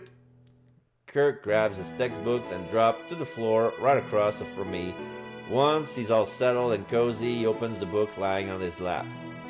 So where are we gonna start now? I pulled my own textbook out and started thumbling through the pages. Well, last time we left off on chapter 9, right? Let's start from there. We do so. This chapter is on competitive markets, which we only just learned in class. It's kind of tricky teaching Kurt this stuff when I don't have it down myself, but I do my best. While Kurt and I sit on the floor absorbing our economics, Darren sits on his bed, laptop on his lap. He's pretty quiet. Like, he doesn't have to take this class, so he doesn't know very much about it, but he pipes in with a remark or two sometimes. It's nice like this, more fun in a way. At least now I can raise my voice and yell at Kirk whenever he's messing around, and Darren's there to help back me up if I need him to. However, for the most part, I don't. Kurt behaves well enough, and aside from that one quip at the start, he doesn't try to shoot me any more one-liners my way. When he's not being obnoxious, Kurt is actually kind of nice to be around. Wow, did I really mean that? Ugh, weird. Wait, okay, so what's elastic for a perfectly competitive market? The demand curve is elastic. Everyone keeps their prices the same, so it's easy for the demand to change depending on what people want. Oh, right. It's strange how tutoring Kurt has suddenly turned into studying with him. I wonder when he managed to catch up to me. I mean, I'm happy that I taught him well enough that he gets this on his own, but it's still bittersweet. I feel dethroned in a way. Well, if Darren's right, it's only natural he would catch up if he's putting in that kind of extra effort to study. What's with the smile? Huh? You're giving me this weird smile, something up? I was? Jeez, wow. I didn't even realize it. Wait, what? You finally falling for me, Grave? No! Shut up! I was just proud of you. I managed to wipe the teasing smirk off of Kurt's face. It's obvious how hard you're working to learn this stuff. I was happy that you finally get it.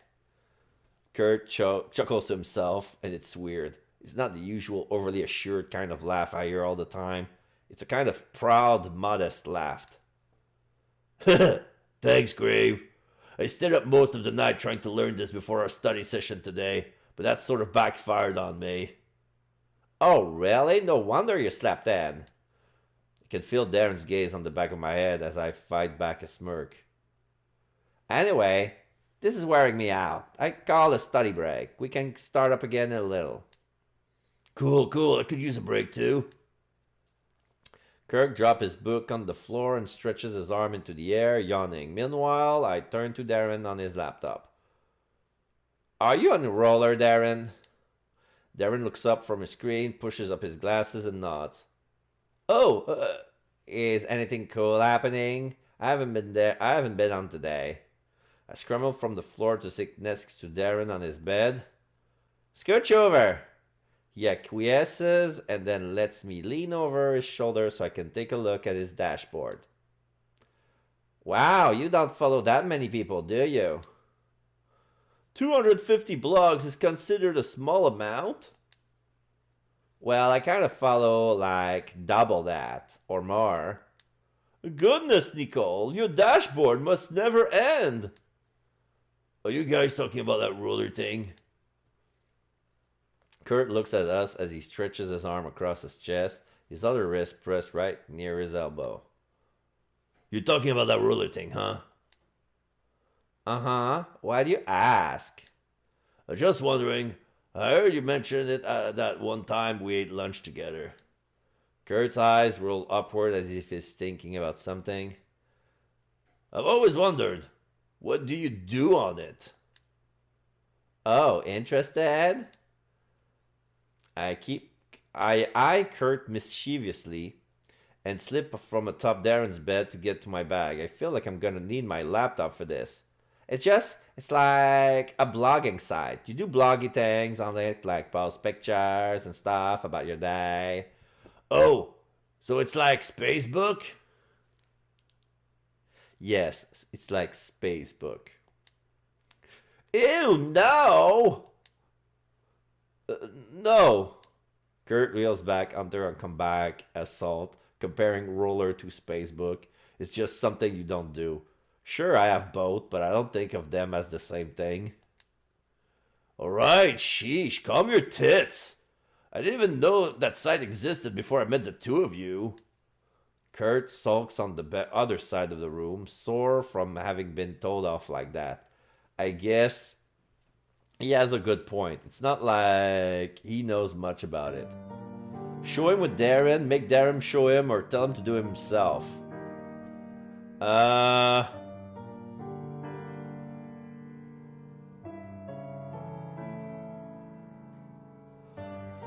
Alright. Oh, piece of candy. Oh, shit. Alright, no eyesight.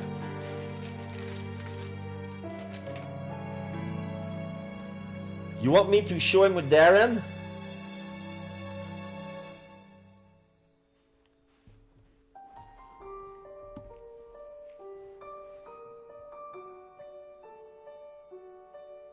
Because, like... Yeah, show it with Darren. Okay, so we're gonna show it with Darren, because I wasn't sure. I was asking for your opinion. Alright, so now I have the other piece of candy. Ugh. Salty anise. So I wasn't sure what would be the good... So let's show him with Darren then. Let's go, let's see what it does. I think I have an idea. If you really want, Darren and I could show you how it works. Us? Darren takes a moment to ponder over this. Darren ...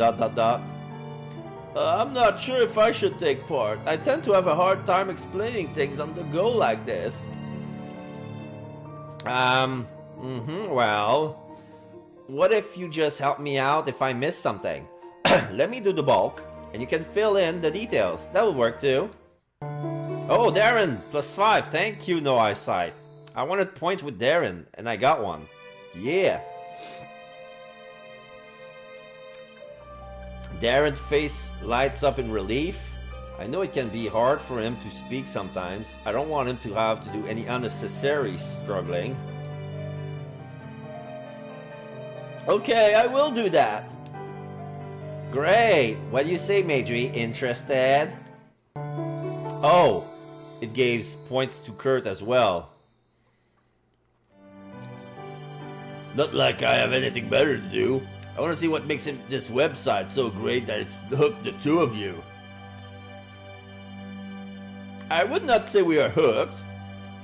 I think we kind of are, but it's not like Kurt needs to know that. We just really enjoy Roller. Call it what you want, guys. Doesn't make any difference. Kurt still managed to smile to show he's teasing. Looks genuinely interested in what we have to say. Oh, and trust me, I have a lot to say about Roller. I scoot back until I'm leaning against Darren's bed and curls my fingers towards myself. Alright, Majorie, get your butt over here. It's time for Roller Crash Course 101.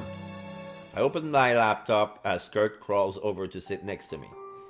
Darren is over my other shoulder to stare at my screen, though it's only my desktop for now. I thought you said you hated it when other people looked at your screen.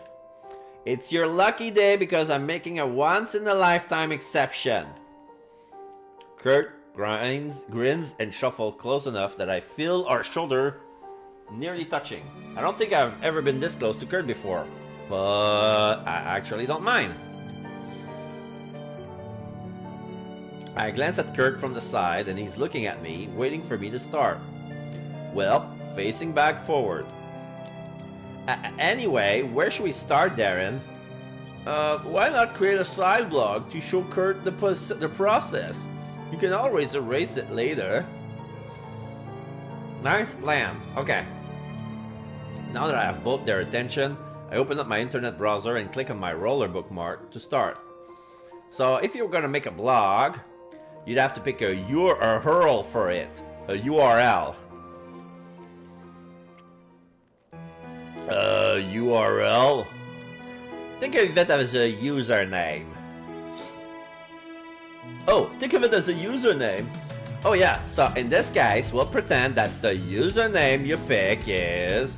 I quickly type out the first thing that pops into my mind.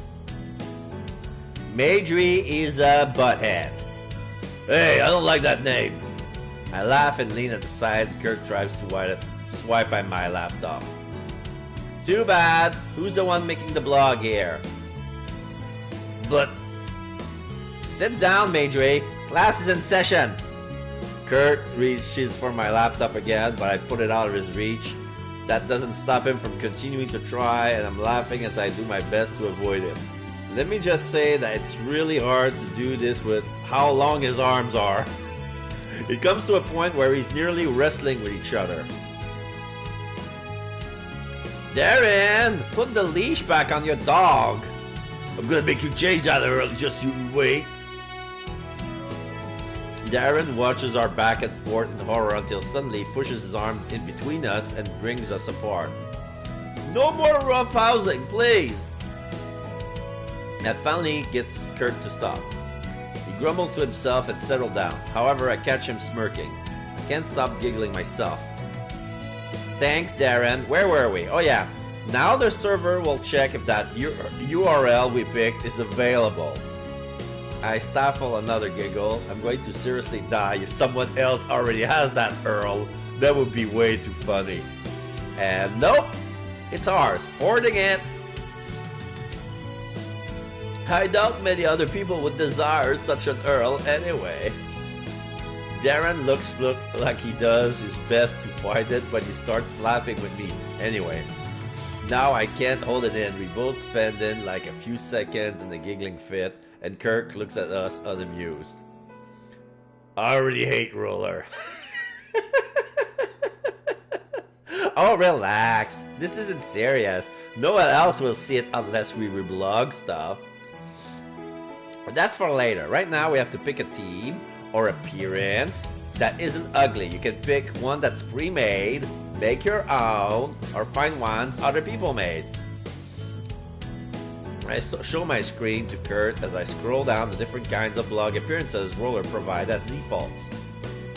Damn, how the hell do you make one of those? Well, it's all HTML coding. If you know the proper codes for whatever you're trying to do, it's rather simple. It's what I did for my blog. I look at Kirk and subtly shake my head. Don't worry, only nerds know how to do that.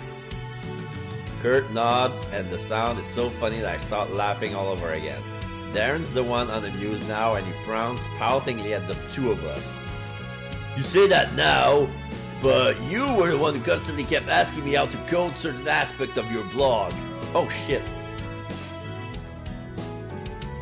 That was Darren.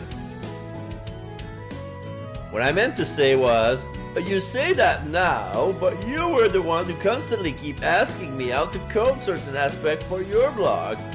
Alright, he's got me with that. Okay, you're right, sorry. Coding is super useful, blah blah blah. But we don't have time to do that stuff. Let's just steal a pre-made one.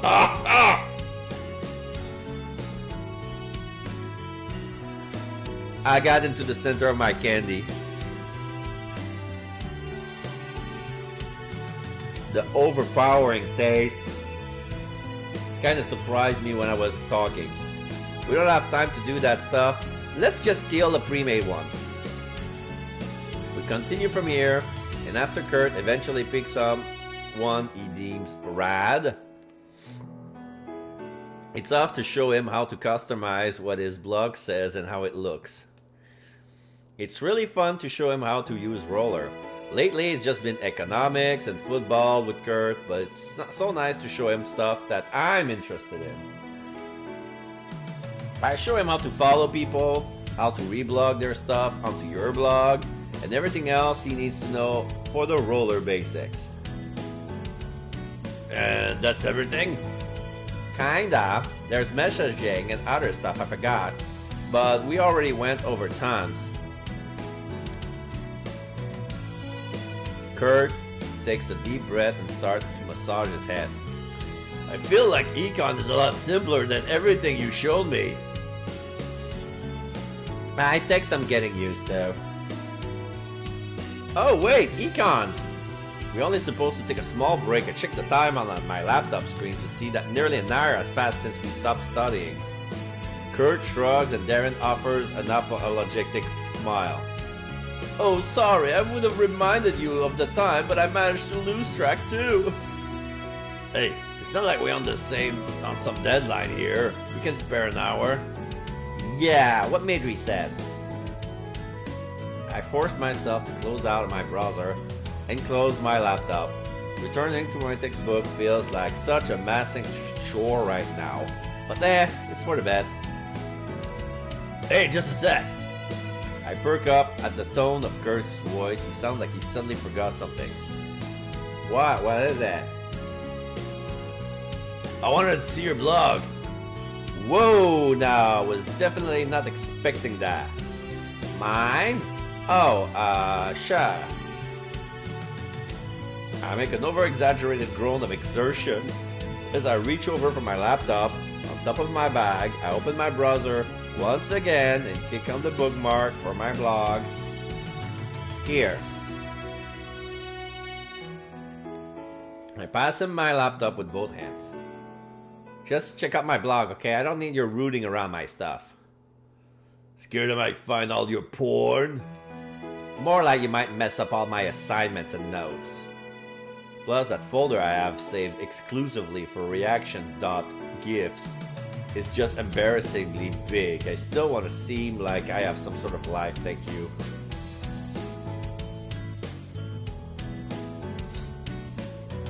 Kurt grows quiet as he scrolls down my blog. As I watch him, I do my best to seem casual, but I'm secretly anxious about what he'll think. I'm like this with everyone. It's like, how am I supposed to feel if you dislike this really personal thing of mine? Does that mean you don't like me too? I don't know. It's a weird feeling to explain. This is pretty girly. Oops, sorry, I forgot to give you the disclaimer.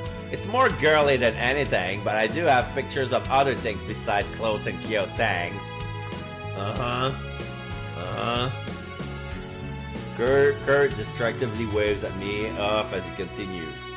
But it's like all you do is reblog weird picture of these things. I scoff offended. Whatever! You just get it because you don't use it. You're done. Hand my laptop back. Wait, what's this? You wrote about tutoring me? Did I? Oh man, I did write about Kurt in my blog. I was about our first meeting ever. My mind starts to shift through my memories as fast as I can. Did I write anything about Kurt specifically? No, not really. At least if I'm basing this on all I can remember. Duh, mentioning our first meeting ever. I'm touched. It's obvious Kurt's making fun of me for even mentioning it all. And here I was feeling bad because I might have made fun of him on there. He snickers as he holds out my laptop and I swiped it out of his hand. It's not like I went into how it's the highlight of my day or whatever. It isn't. Maybe if I'm having a particularly sucky day. Kirk smirks at me. In all seriousness, it's all seriousness, it was nice. It was very you. I really dug it. Anyway, we're halfway through chapter 10. I want to get this done. He changed gears so suddenly that I barely registered he offered me a compliment. And one that wasn't based on my looks. I always get thrown off when he does that. I'm just not used in hearing it. I do like hearing it though. As I get started on working through the book problems, I hope that I'll be hearing more of those kind of compliments from now on. There'll be a welcome change from those stupid dirty jokes. No, I bet your blog could use a few nudes now that I think about it. I stand corrected. There is no hope left for Kurt Madry. There you go. Okay. So, it is dusk. We have time for one more thing. What would it be? clues.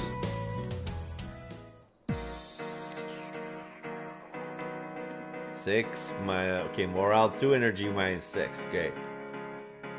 Yeah, you guys tried.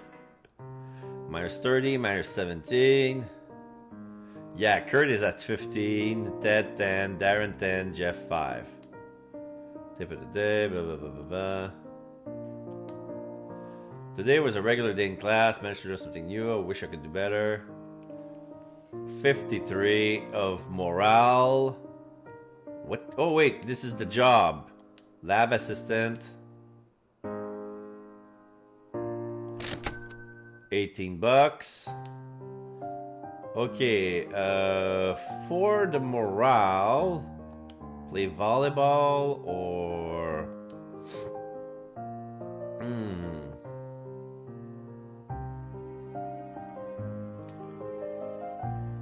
I think I'm going to do some jogging. It's going to raise my diligence on the side. Yeah, 48, 46 to the 8.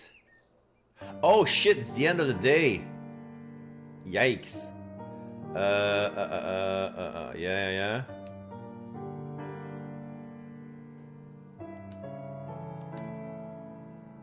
60, 65 and 57.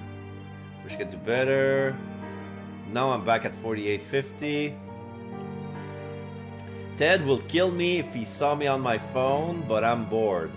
The convenience store hasn't had any customers in hours, and I've been standing at the register doing nothing the whole time. Being paid to stand around and do nothing is actually harder than it looks. I smirk to myself as I make my text post to Roller. I might as well entertain myself somehow, and options are limited with just my phone on me. I thank the higher beings for the Roller app. I run my thumb down my phone screen, scrolling down my dashboard. Of course my dash is slow going now that I need something to entertain me. It's usually much more lively around this time. I'll admit it, I spend more time surfing Roller than working when I have shifts here at the convenience store.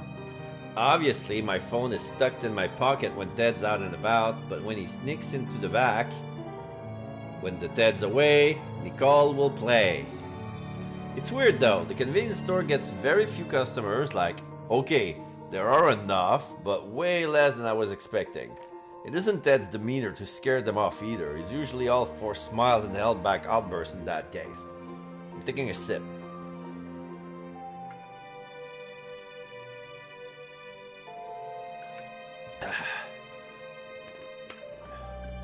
Okay.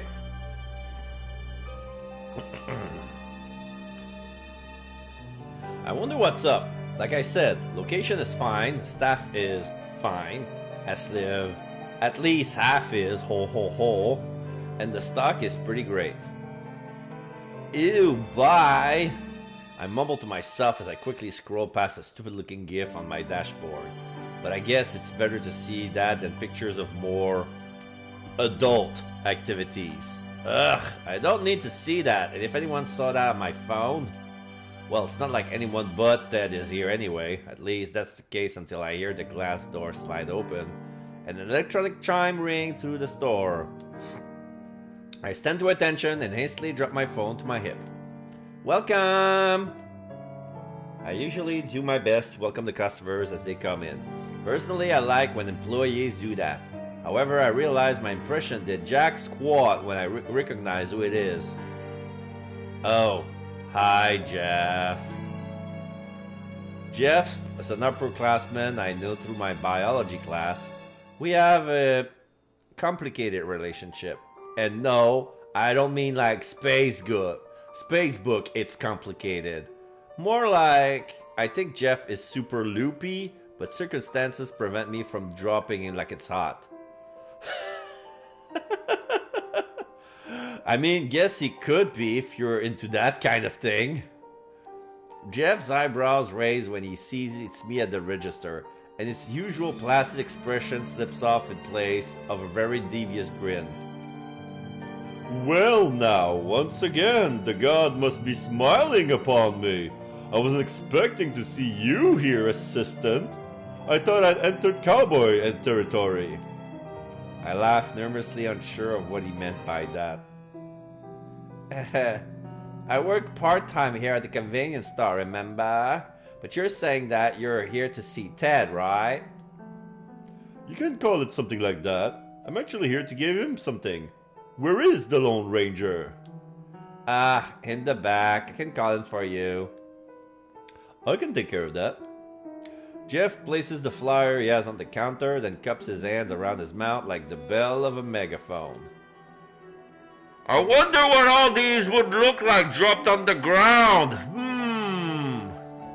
There's a crash from the back, then the sound of a door sliding open, and Ted's out in front like he was caught in the fire.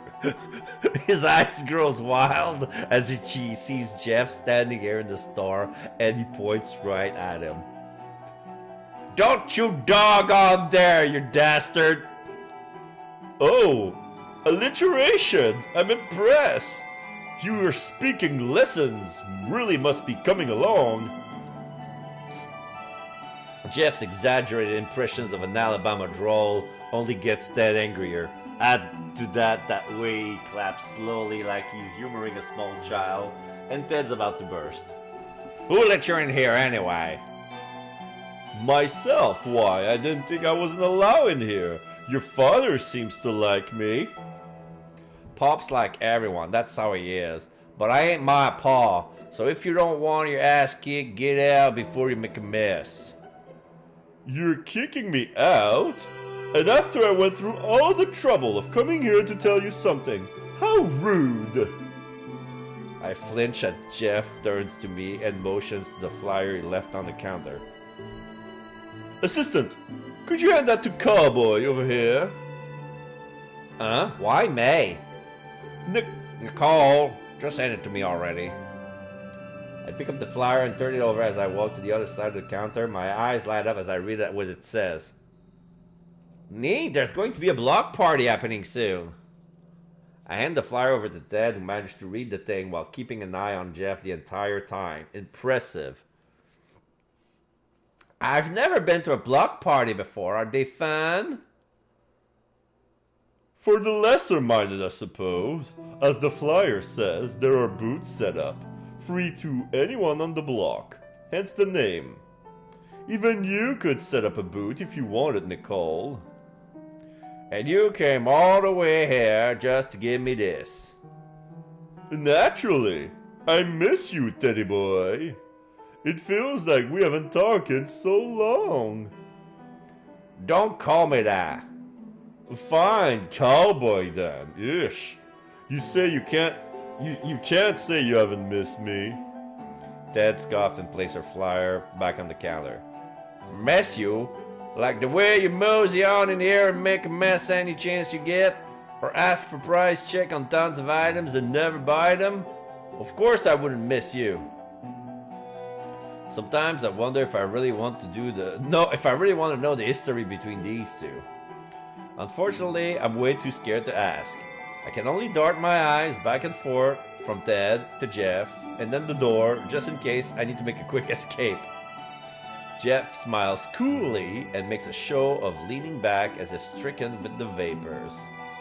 Oh, that's so cruel. It's almost as though you don't like me at all. It's because I don't like you.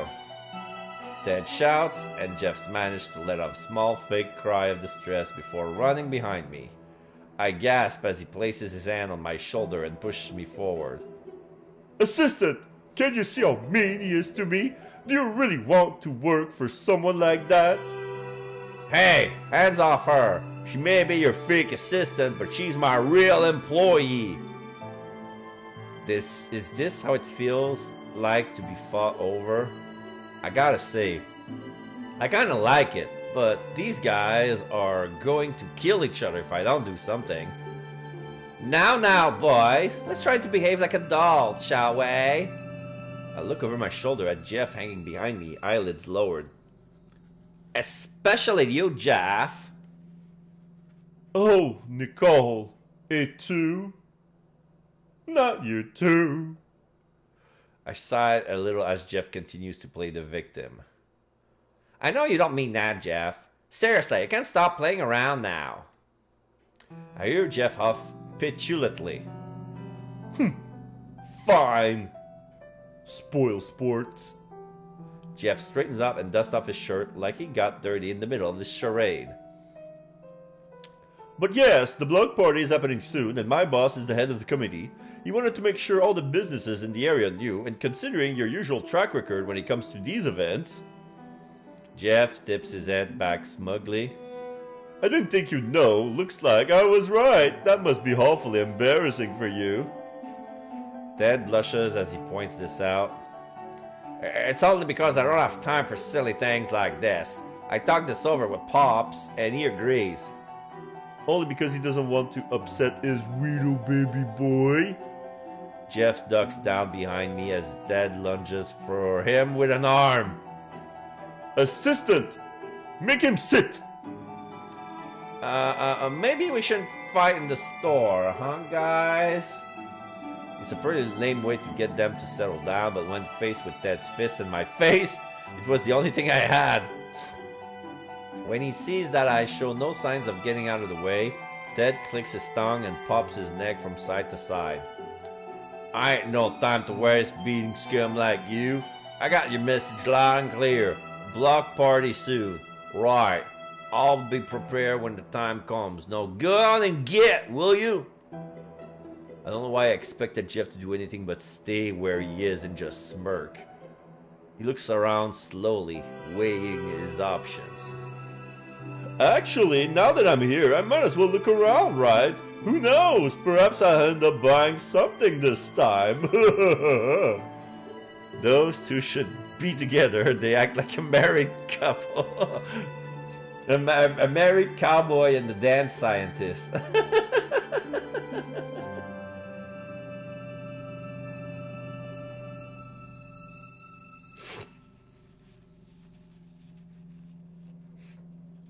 They're like the odd couple.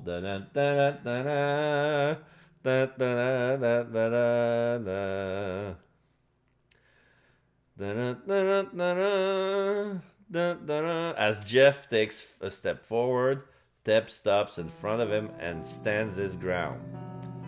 I know what you're up to, and I'm telling you now that it ain't gonna work.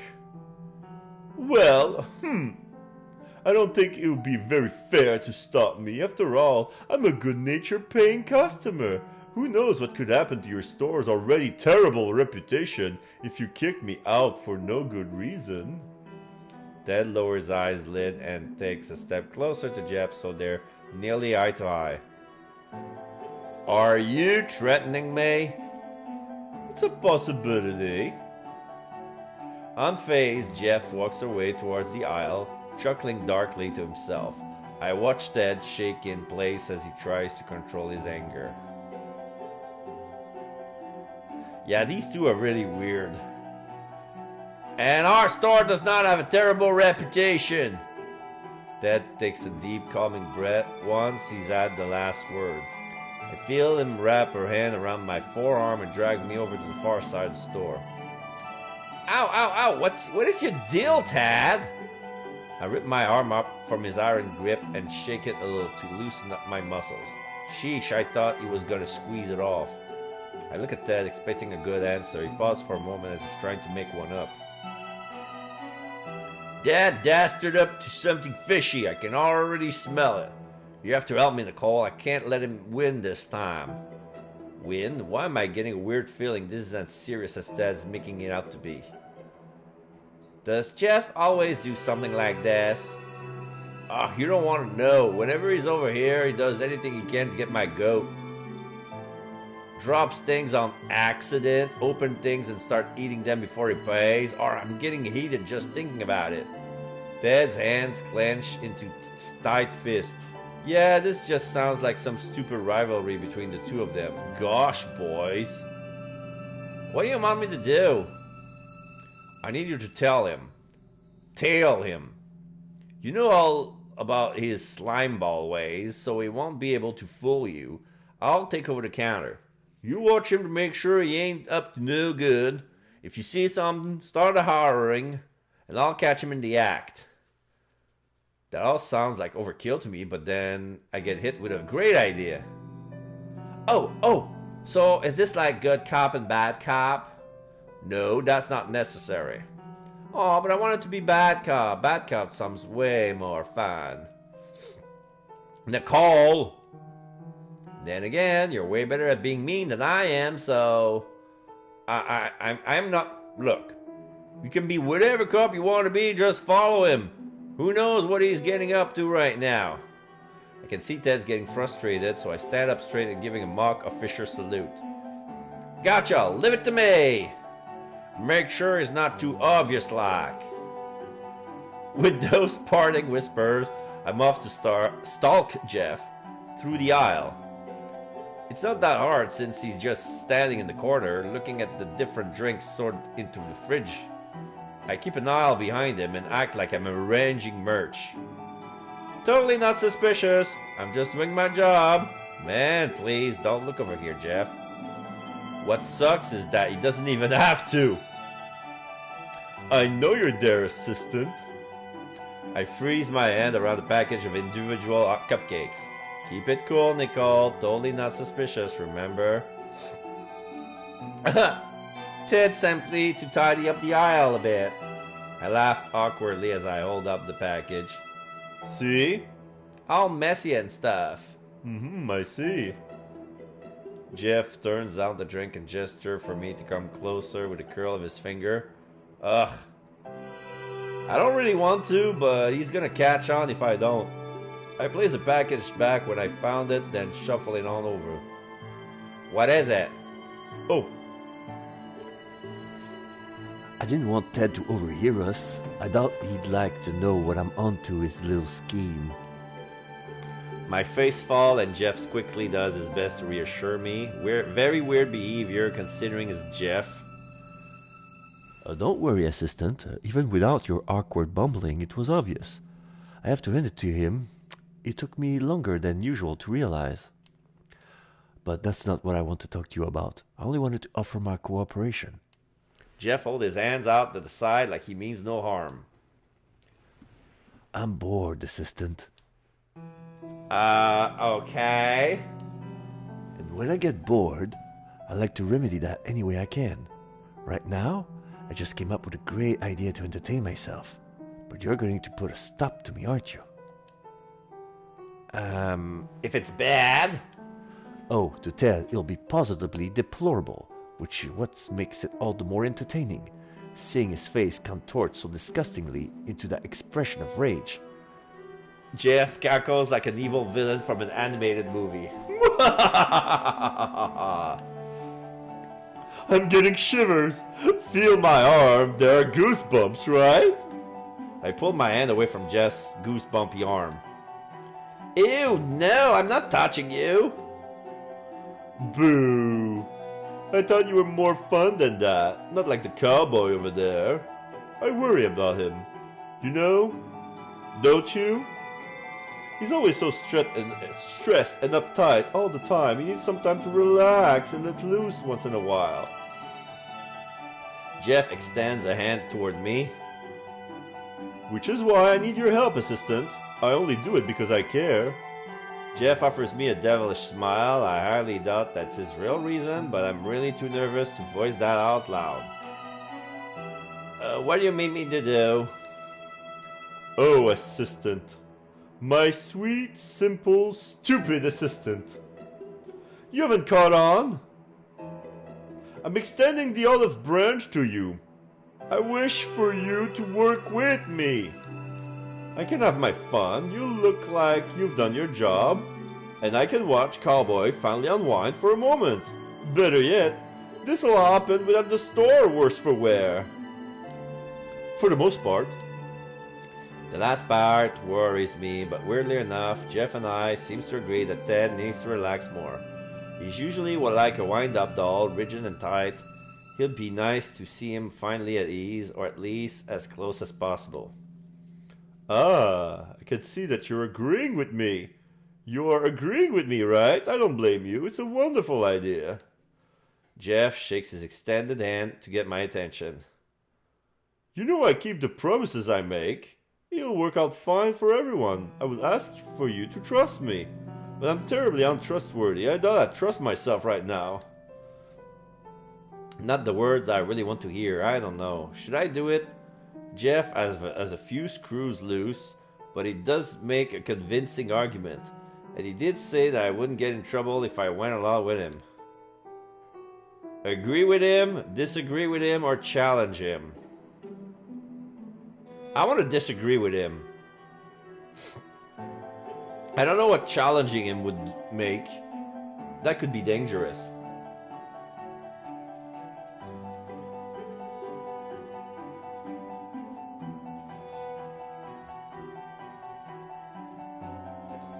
You would challenge him? Okay. Let's see what's gonna happen if we challenge him. I place my hands on my hips and cock them on the side. Please, I don't need to work with you when I can stop you first. Jeff's eyebrows raise, and it's like for once I'm the one unsettling him. However, he soon returns to his usual self. No, he likes that. Jeff likes to be challenged. Stop me? Ridiculous! I can call Ted over here right now, not that hard. I give Jeff a knowing glance. He nods his head a few times, getting my point. Wasn't it kind of obvious anyway? Yes, true. Impressive, assistant. My plan would be a complete disaster that way. Oh, I think I'm shivering again. Jeff rubs his hands up and down his arms like we're outside. I'm definitely shivering again. Inspiring. Truly inspiring. Jeez, enough with your crazy talk. I get it already. Can you just give up now? I don't want to give Ted trouble. No, I'm afraid that's out of the question. Because I can stop him, Jeff heads to the nearest arrangements of snacks and starts switching their position with swift motion of his hands. Hey, what are you doing? I never said I wouldn't do it if you disagreed. Really, assistant, you should have seen this coming. Crap is right. Jeff would do something like this if I went against him. That jerk! He cranes his neck to shout over the top of the racks, and I feel a bit of dread for my stomach. Please don't call Ted over here. I'm up to no good over here! Damn it, Ted sprints over and skids unsteadily into view, nearly falling onto his side. He looks completely alarmed. What the heck? His gaze switches to me. Nicole, what are you, asleep? She was too busy talking to me to call you in time. It's too bad. Your little ploy might have worked out. Okay, there was no chance of it working out. I was already in the middle of convincing her to cooperate with me too.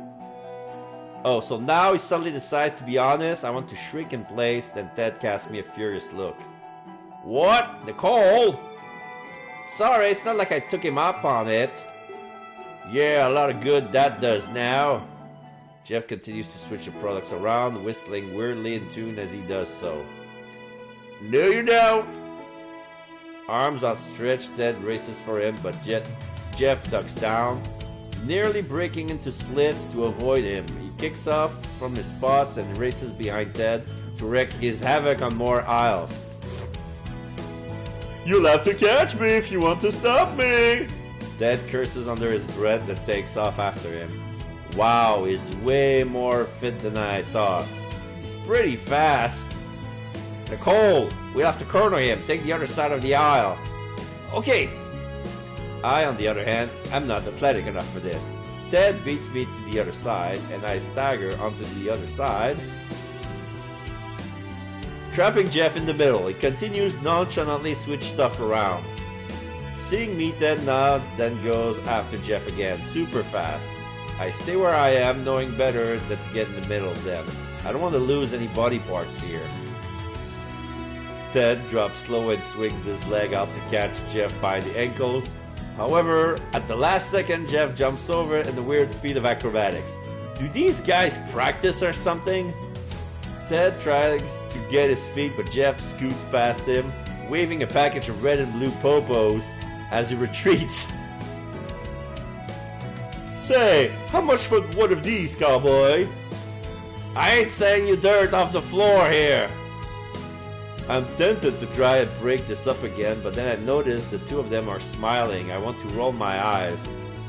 This is totally a big game for them, even if Jeff is the one who realizes it. I guess through all their bickering, these two might like each other more than they think. But that doesn't really say a lot considering how much they must hate each other.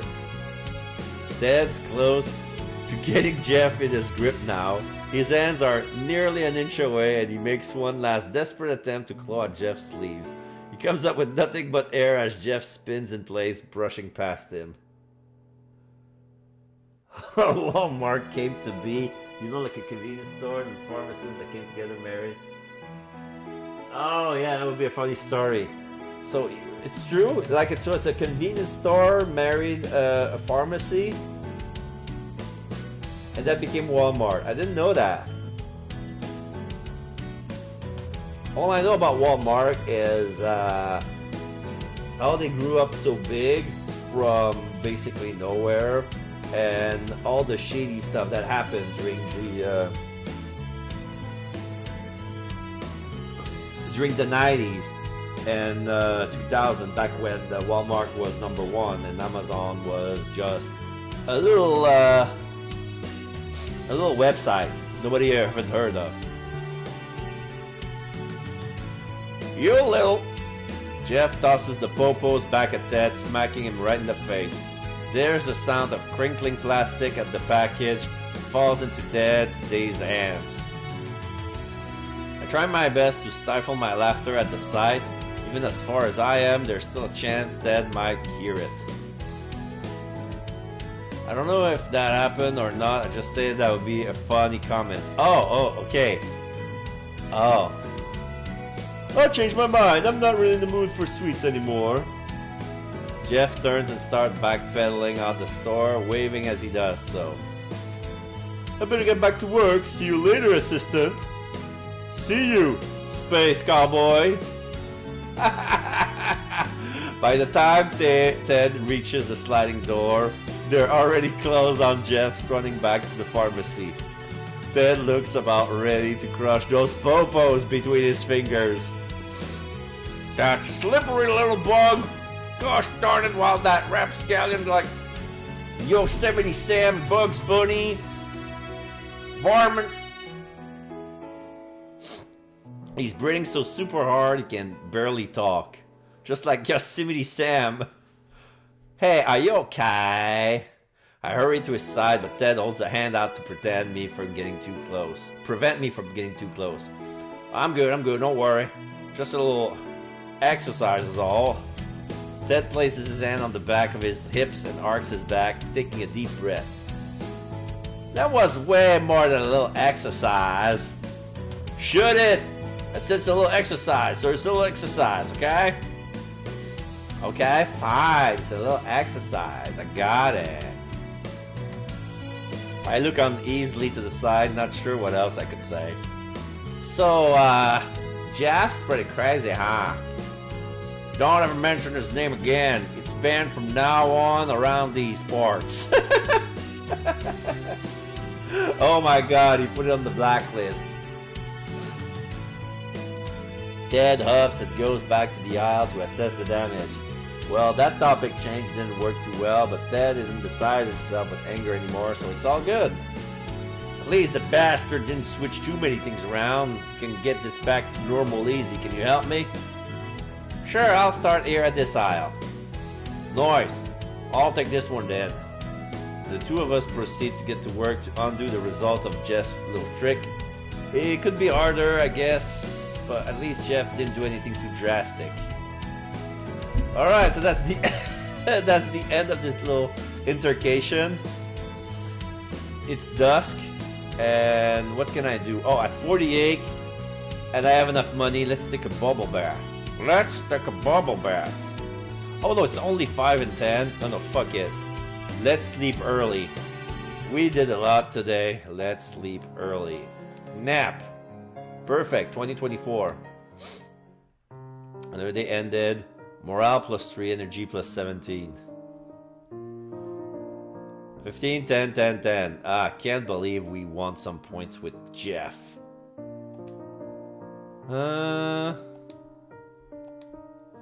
83, 91. Today was a regular day in class. I managed to learn something new. I wish I could do better. Okay, so October 27th, Thursday. Yeah, job. 11:21, 9:22. I feel a lot smarter in the lab coat. Okay, and then 62, 62. What can we do? Study or clues?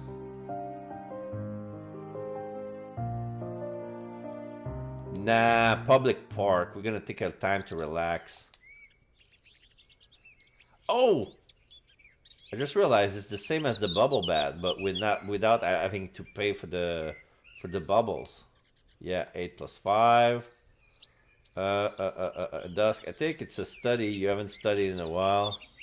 Yeah, I kind to keep. I try to keep my morale and my energy up since studying drained those two a lot.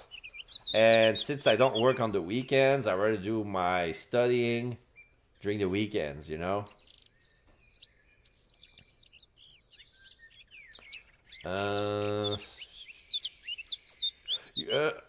I can do a little study. Yeah, I can manage. A little bit of studying won't hurt. There you go. That didn't drain so much. Plus 24 wit, plus 11 money, minus 23 morale, minus 29 energy. So we're gonna go to bed. Back at 78, 60, 87. Feel I could do better. Now I'm down to 57 morale and 80 energy. So that would be sports. I'm gonna take a sip of water.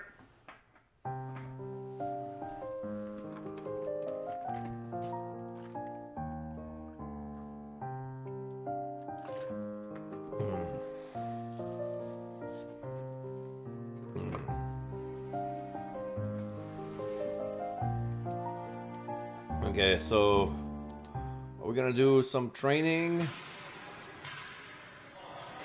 That can work. Oops. What else? Volleyball. That raises zeal. Yeah. I gain more morale and less energy. Yeah, I'm gonna play volleyball. There you go. 5, 5 minus 4. And then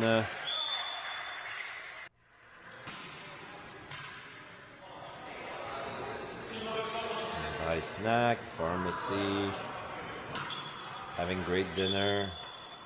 Oh, I never been to dinner. I have $87. Oh, it costs 100. And the morale is 45 to 55. Oh shit. So if I'm drained, how many turns does this give me? Have a great dinner. Only one turn. Okay, so dusk. Sorry. Socialize. Yeah, socialize. There you go. Zeal plus 5, amity plus 2, morale minus 10, energy minus 18. Tip of the day, 29, blah, blah, blah. Alright, Saturday, 90 and 85. Now we can study. Extra classes. Boom. Extra classes again. Boom. What's up to the dinner? What did you get? A lobster dinner? Yeah, like going to the restaurant. Like treating ourselves to the restaurant. $100.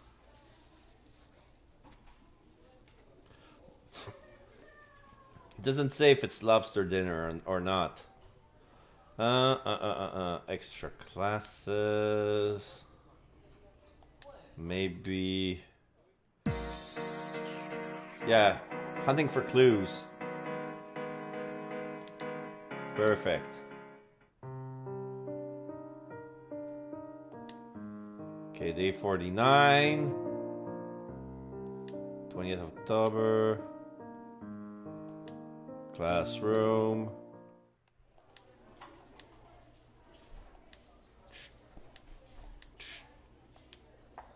Dusk.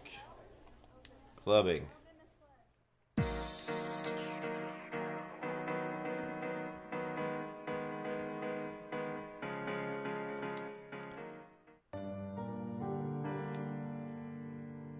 Day. Nothing like a good night's sleep. Morale is at 76, energy 92. Wish I could do better. Morale 47, energy 79. Our job, in order to get the money, come to think of it, in Puerto Rico you can get a lobster dinner for two for less than $60. That's real expensive. Yeah.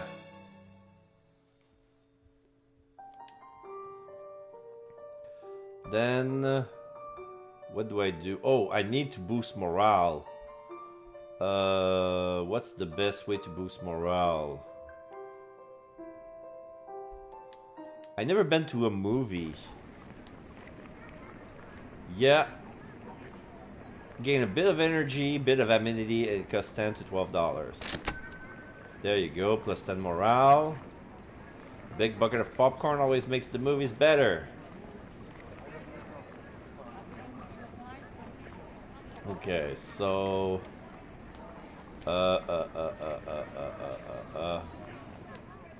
let's see what else boosts morale. 5 to 10 socializing.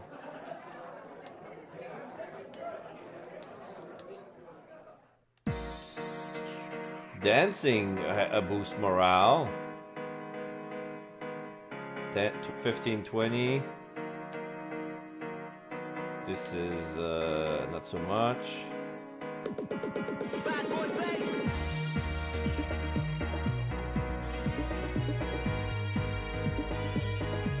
I guess it's gonna be relaxing infusion.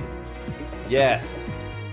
So yeah, I'm gonna buy an infusion at the pharmacy to get at least 25 morales.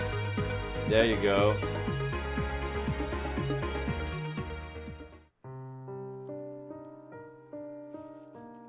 Okay, 5 amenities, 17 wit, 28 minus $28, 16 energy, 14 morale. Okay.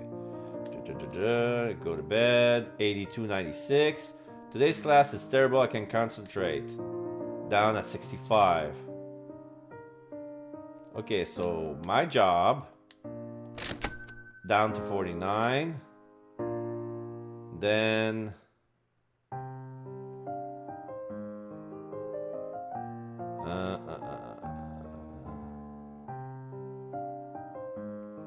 club is not open at sunset. Let's see, volleyball 5:10. Park jogging 10:15. Relaxing 5:10. Bubble bath's gonna cost. Socializing 5:10. Movie theater 10:15. So jogging is the same effect as movie theater. Switching to newspaper. Yeah, we're gonna do some jogging. 61.54. There you go. We did some midnight jogging. 12 money. Day 52. 83.71. I did a great job in class today. 62.66. Job. Money 10.19. Yes.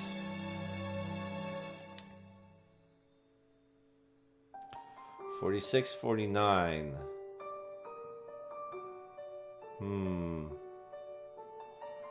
I don't have enough for a meal.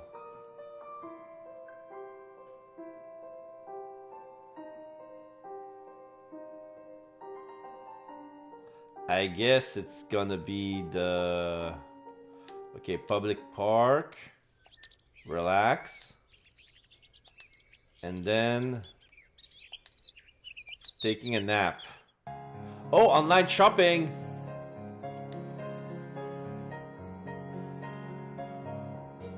What am I gonna buy?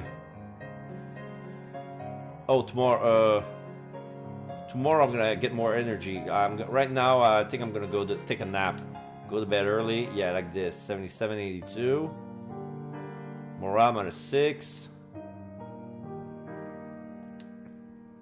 Good night of sleep. 99, 100. Yeah, I did a great job in class today. 91, 95. Let's see if I can go home and yes, I can online shop. This is what I'm gonna do. One turn. Oh, wait. More money first. Let's do my job. Yeah, the piano is nice. There you go. Now I can go online shopping. How to stay motivated, 75 bucks. The key to success, hard work. How to make friends, think smarter. Then we have a leather-bound journal, a pocket watch, an antique quill, or a cane.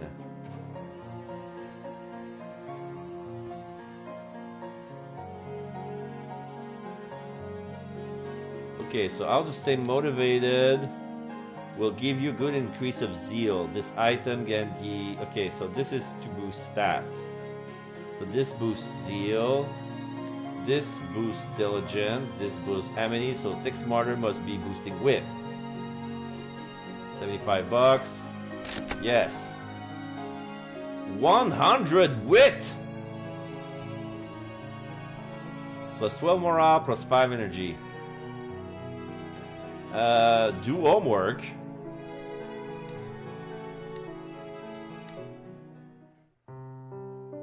Wit plus 124. Alright, I think... Yes. I think I'm gonna buy more of those. I'm gonna boost my wit to get the best as much money as I can from my job at the lab. Then I'll try buy one of each. Well, first we're gonna try to figure out what kind of gift Darren is into. Because that's what we're going for right now. Nothing is better than a good night's sleep. Today was a regular day in class. Managed to learn something new. I wish I could do better. 63391. Okay, so there's a big drop in morale, but we're gonna go to work anyway. Yeah, now wit is plus 14 and money 15. Okay, 42.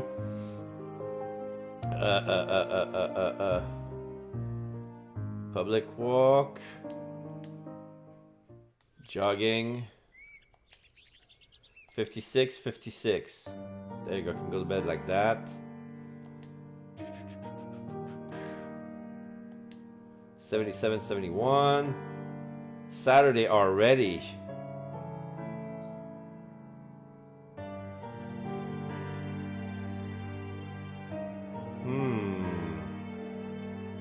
Classroom.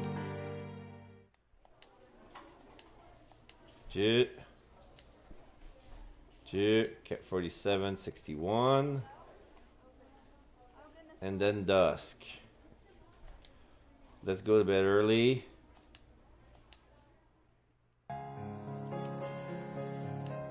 $72.84, perfect.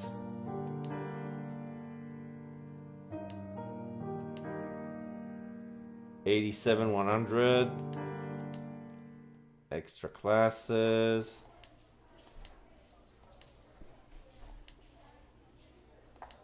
A flush 600. The morale's at 61. I still have great energy. So let's see. Dancing.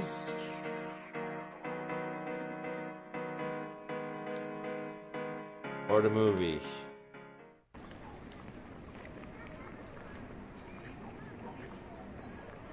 Yeah, the movie boosts Amity, and the disco boosts Amity 1-5. It's funny, like I gain energy by going to the movies. You know, I don't understand people. They just go for a jog. I mean, I used to have to jog in football, but with a team, and I was one of the slowest one always, cause I'm one of the heavier guys. But Jesus Christ, where would you go jogging? I don't get. It's for cardio. Basically, cardio is like for endurance. Like,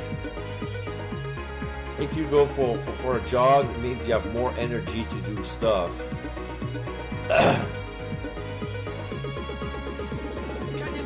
But yeah, jogging is not about speed. It's basically it's all about cardio. So when you need to run fast, you're gonna have more stamina. Like you're not gonna grow tired just as quick as before. So if it's all the same, I'll go to a movie. Yeah, the movie raise more morale. 76, and I gain a little bit of energy. And it's fine. $30. Today was a regular class, which could do better. 81. Okay, job.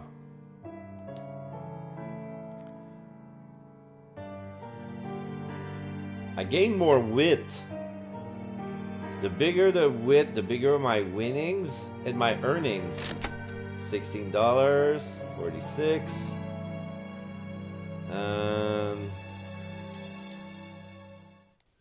Jogging takes 2 turns. Just realized. So if I relax... No, wait. Bathroom takes 2 turns as well.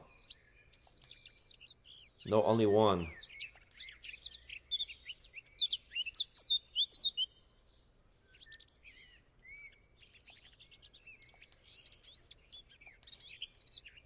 $10.15. What else was boosting $10.15? Whoops.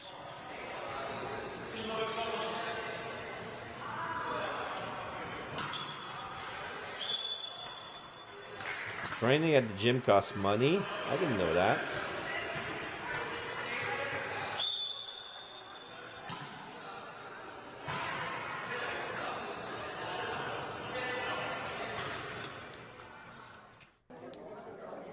Okay. People that go jogging usually are very fit, they slender, are probably even vegan, which is pretty good health choice, I understand, but why just go jogging just for the sake of it? Maybe it's me. It has to be me, and they usually don't need cardio. It's all about maintaining. Like once you get a good body, it's no reason to stop. They want to keep having that good body, so that's why they keep themselves fit. That way they're not gonna lose what they're gaining. It's basically it's hard to explain since I don't do it all the time myself. It's just like a way to stay fit.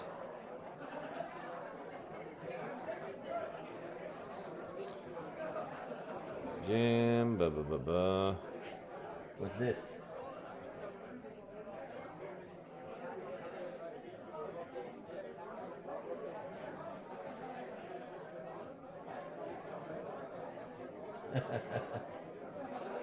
Somebody texted me.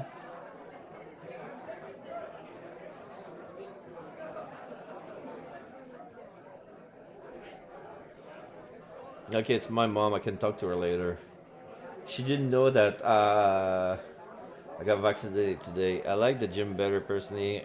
The gym I feel much better. Yeah.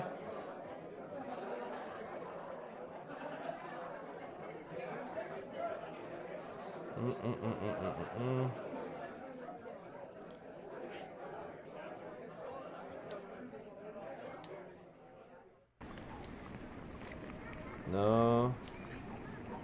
I want to spend money. I want to save. I want to save more money for to get another book.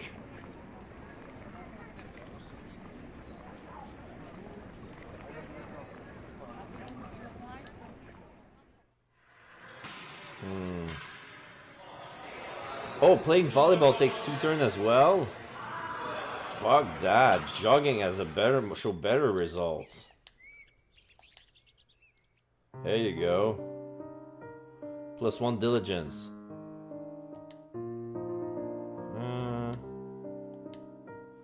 Today's class is terrible. I cannot concentrate. 80 and 73. Okay, that's good. Job. $14. 61.53.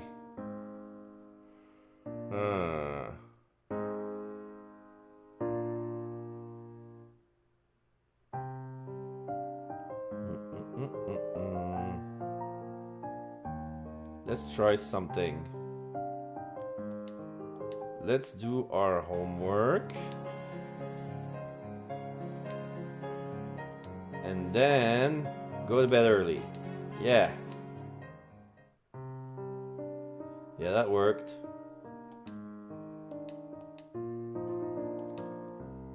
Today was a regular class. Managed to learn something new. I think I could do better. 77.84.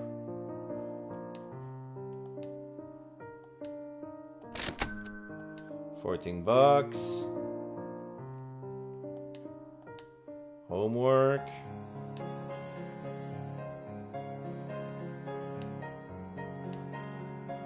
Go to bed early. Yeah, I think that's gonna work fine. Now I'm at 96,100. Wish I could do better. 91.94. Job assistant. 18.12. Okay, now I can buy that book online. Oh, there are other gifts.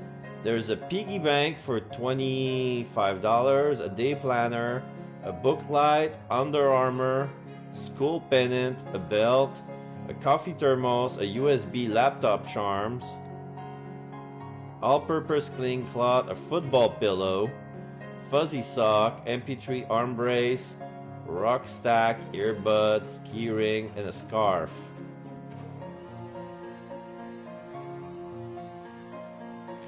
I know which one is for Kurt. I mean, the football pillow is for Kurt. And the school pennant, I think. Who would buy a belt? And Under Armour? Okay, I'm gonna read all the descriptions for all the items. But I'm not gonna buy anything. Scarf. A simple wool scarf, the perfect accessory for the cold autumn shield. Key ring, a charm with a sturdy ring used for holding keys for those with many responsibilities. Okay, that's for Ted. Earbuds, a compact listening device when you want to listen to music but don't want other people to know you're listening to music. That could be for Darren. A rucksack, classy bag useful for carrying your various belongings. Don't call it a backpack. It's a difference, okay. MP3 arm brace, that might go with the earbuds. Brace to strap your MP3 level to your arm for those with slippery hands and no pockets. Fuzzy sock, cute pair of socks just like fuzzy slippers except you can wear them anywhere. And all-purpose cleaning cloth, microfiber cloth. If you get it dirty, you can clean it with this.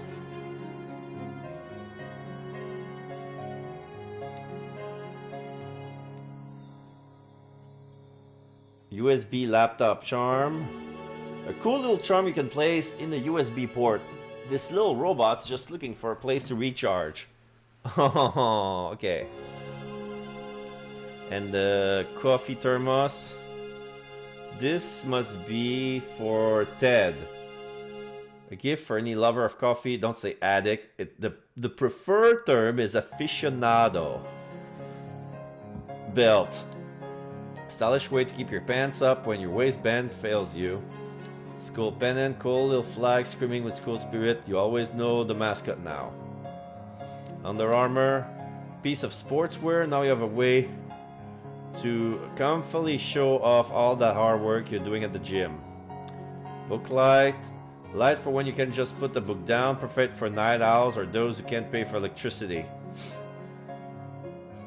So this must be for Darren. Day planner, that must be for Jeff.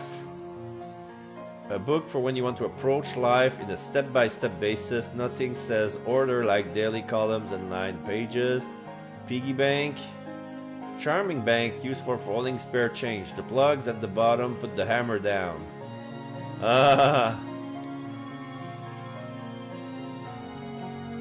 It says can't afford. I know I can't afford the pocket watch. Chill.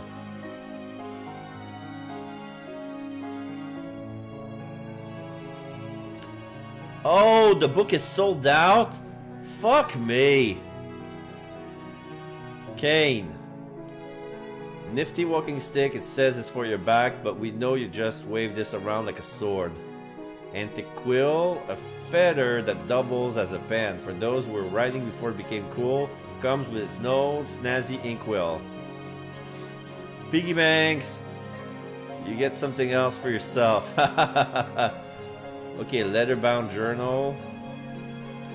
A place for writing notes and thoughts. The leather adds a fancy touch. Okay, that's for Jeff.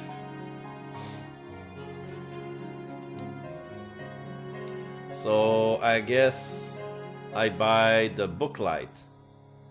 And then I'm gonna save if I have an opportunity to give a gift. There you go. Use for yourself. Select this button to consume the item and gain 60 points of wit and a bit of morale and energy. Warning, once consumed, you can't buy the item again. What? Current relationship. Oh, I have to use it already. I got Darren, Kurt, Ted, or Jeff. Select someone to give the gift you just bought as a present. The right gift character combination will increase the relationship value. Each attempt used one game turn, but the item will remain in your inventory until you consume it or give it to the right person.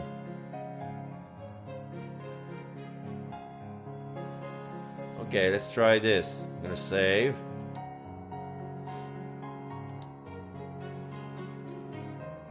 Save.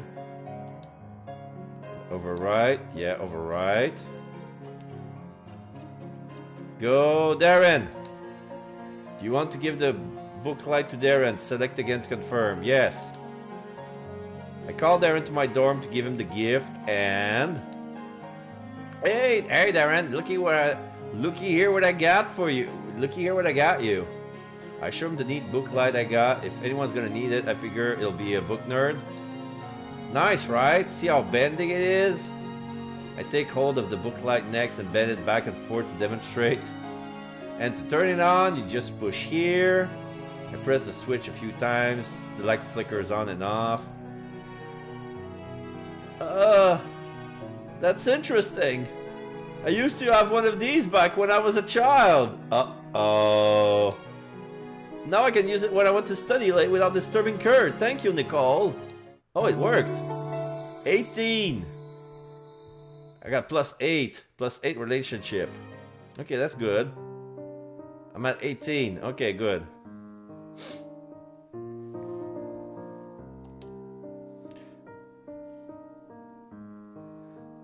It was for the football player, Kurt.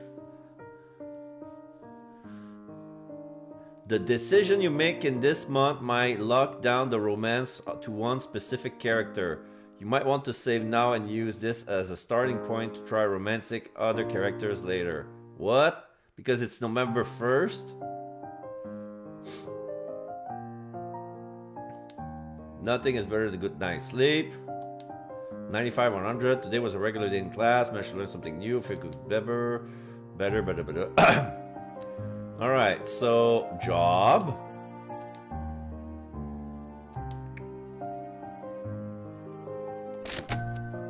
$20. Where do I want to go?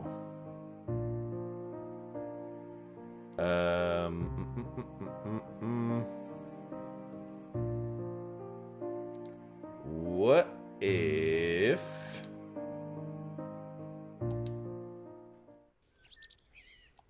relax? No.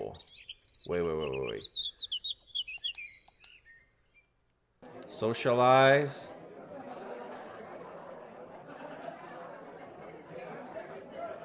Can do that. Yeah, I think that's what I'm going to socialize.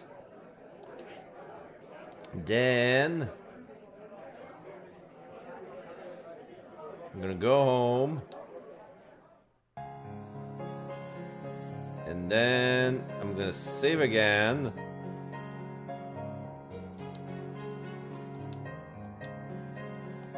Okay. Online shopping.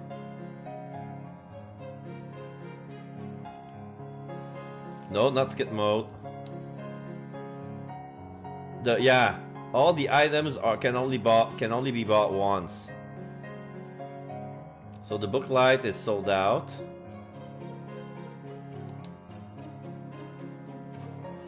So, oh, I cannot afford the earbuds, but I can afford the MP3 arm brace.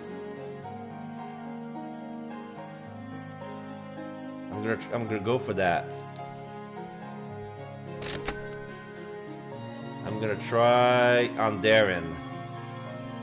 See if it works. If it doesn't work, I'm gonna reload. I called Darren to my dorm to give him the gift. You can use that when you're jogging or if you're good for yourself. Yeah, I can use it on myself as well, but hey Darren, looky here what I got you.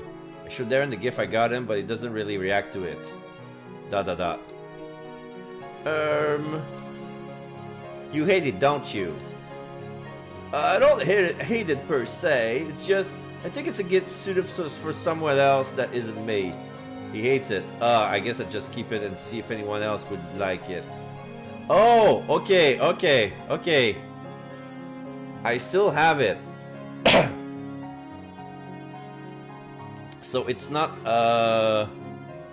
yeah, arm bracer for some. Okay, so an MP3 arm bracer if for somebody who likes to like listen to music on the go.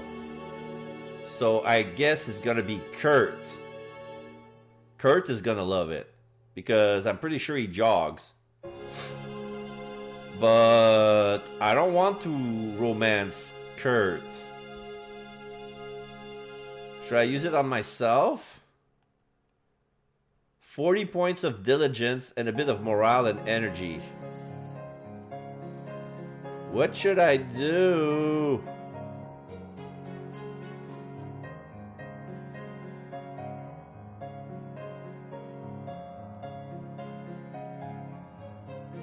Use it for on yourself? Okay. Okay, on this story, every other gifts, I'm gonna use it for myself. If they don't work on Darren, I'm gonna use it for myself. Alright. So do you want to give the item MP3 arm brace to yourself? Select again to confirm. Yeah, 40 diligence plus 10 morale plus 10 energy. Okay, that's good. 40 diligence, 1 amenity, 28 wit, plus 2 bucks.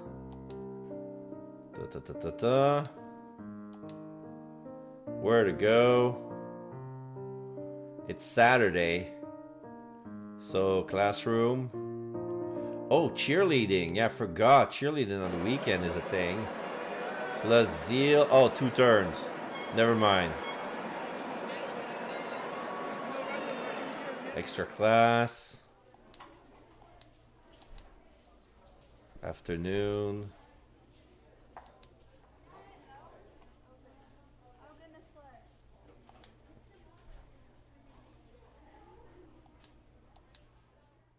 Go dance. Cost 12 bucks, eh? Cost 2 turns? Everything is 2 turns. Oh, but it's dusk already. Oh, okay. Let's see.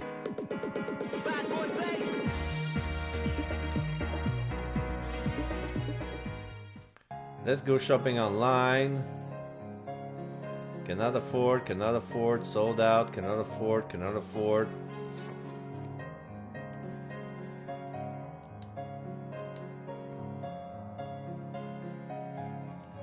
Would he like socks?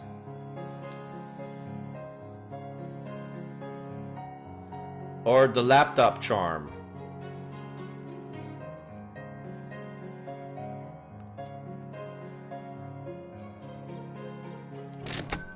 Okay, I bought the laptop charm. Can use it on there. Okay, select that button. Consume the item. Gain 40 points on wit and a bit of morale energy. Okay. I'm gonna try Darren. If he doesn't want it, I'll give it to myself. I shouldn't keep on telling you how to do things, but know why I want to screw you up your story, even though you could come back and fix. I live for input. I always want my chat to interact when they're live, so it's gonna be more lively. And yeah, don't feel sorry. I don't think that your decision is gonna screw up my game. I really doubt that. Like, I always take responsibility for my mess up. And in things like these, like, I'm going for endings. So if we get one ending, it's, even though it's not the one what we want, there's like 9 more of those. So there's a lot of replayability. So don't feel bad if you advise me and it ends up, oh, it didn't go as planned. You shouldn't keep on.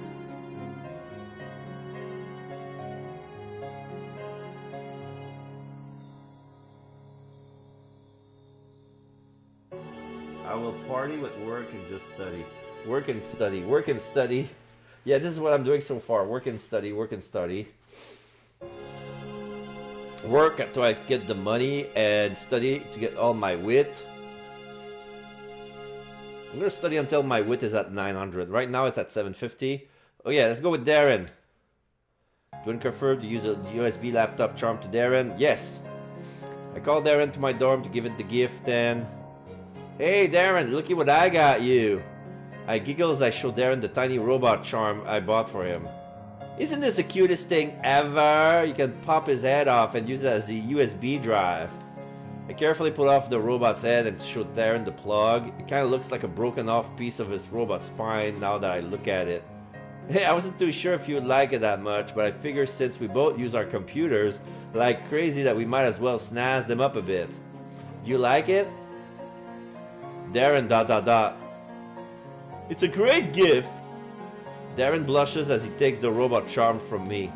I've actually been thinking of adding a bit of personalization to my laptop, but I didn't know where to start. This is perfect! Whenever I look at this tiny fellow, I'll, Darren nervously swallows his words before he continues. I'll be sure to think of you, Nicole. Thank you very much. Plus 20! We're at 38 now.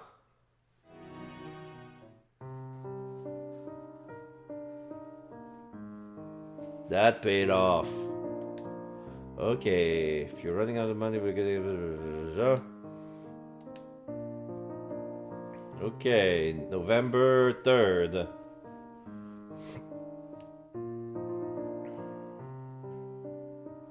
So, it's Sunday, so extra class.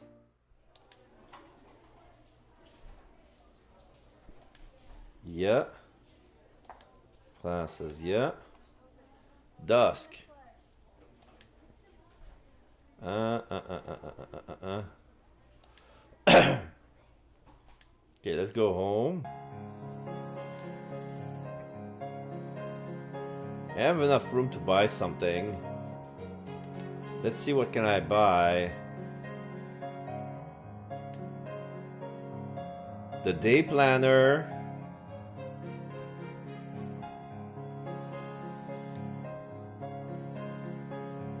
The all-purpose cleaning cloth and the fuzzy socks.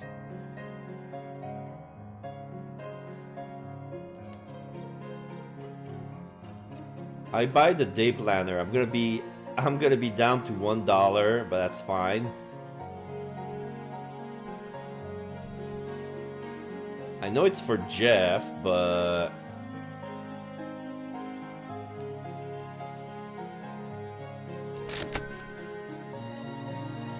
I got 8 points of diligence and a morale if I use it on myself.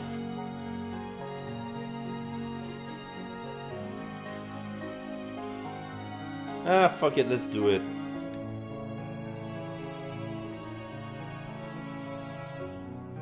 I'm gonna try, next time I'm gonna try cleaning cloth for Jeff.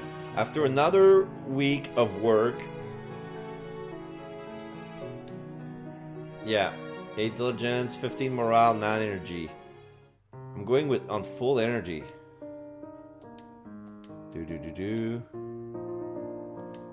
94, 90, okay. Lab. It's all about the money. $23.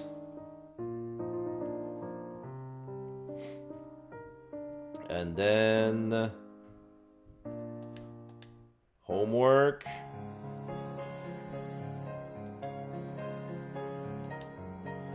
$806 with 24. 24 I have enough for the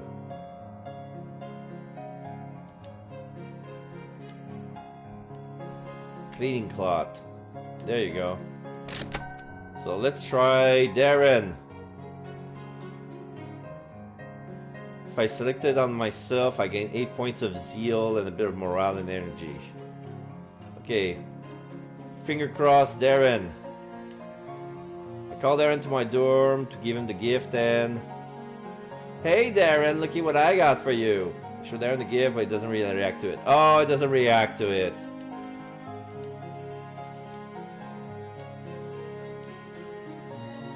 Okay, I'm gonna keep it somewhere else. Okay, we're gonna use it for myself.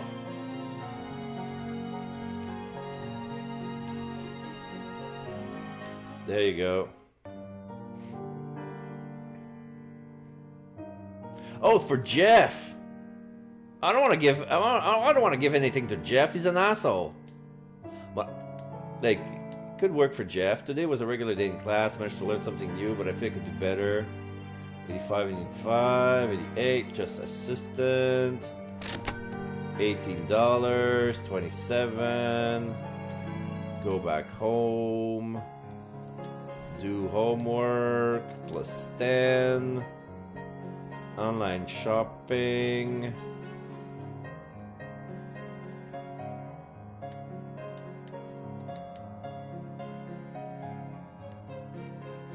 Okay, I'm gonna try the fuzzy socks.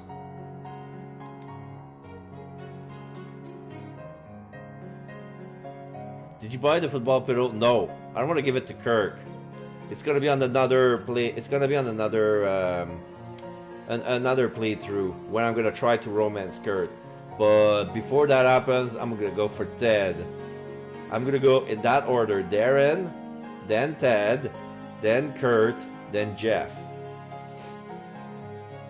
Jeff is an asshole.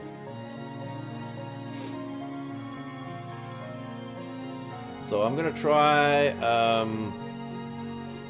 Would fuzzy socks be a good gift for Darren? That's my question. Scarf or fuzzy socks?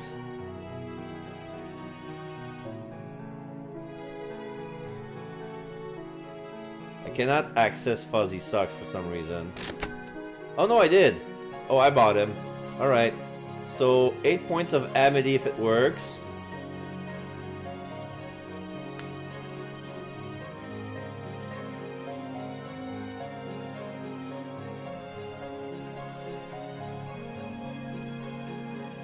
Wait.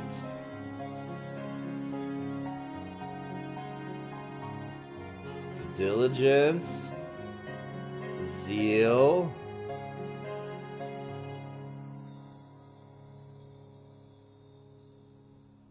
If it gives me wit, is it gonna be good for Darren? I don't think. Okay, I don't think the socks is gonna be good for Darren. This is gonna confirm it. We're gonna find out the stats related to Darren, and I think it's wit. Given the gift, look what I got you. I had him a pair of maroon socks. I know socks are a lame gift, but they are so comfy and cool that I think it makes up for it. Wow, what material is this made of? No clue, but don't they feel so snuggy though? Darren sighs under his breath, but he smiles regardless. Indeed they do, thank you, Nicole. One can never have enough socks. I think the socks are good for Darren because if not Jeff, it's the other guy that might use them because he's gonna like them because he's your... Yeah.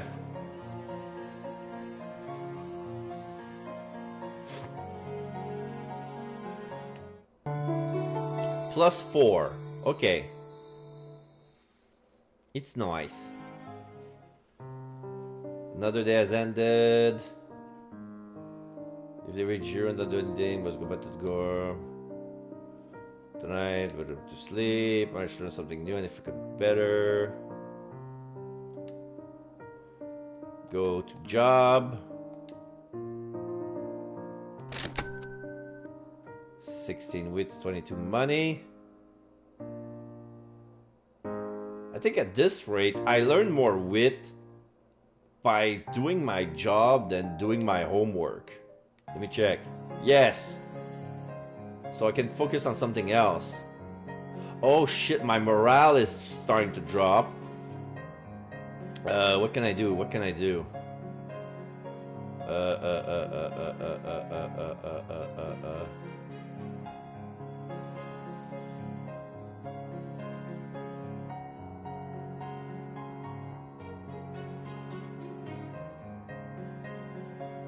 If I jog, it's gonna end the day. I want a little morale boost.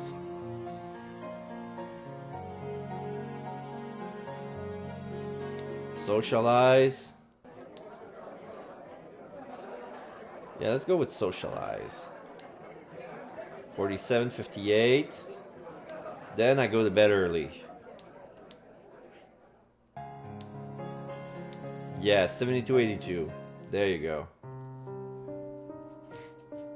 In the end, I only spent 4 morale and 7 energy, and I gained $22, 16 wit, and 2 amity. Okay. Feel refreshed. I did a great job in class today. Morale dropped. Go to work. $21. So now I'm gonna movie theater, examine night activities.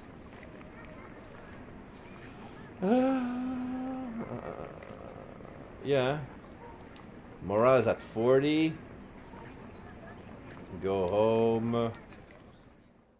Buy something. With my $60, what can I get?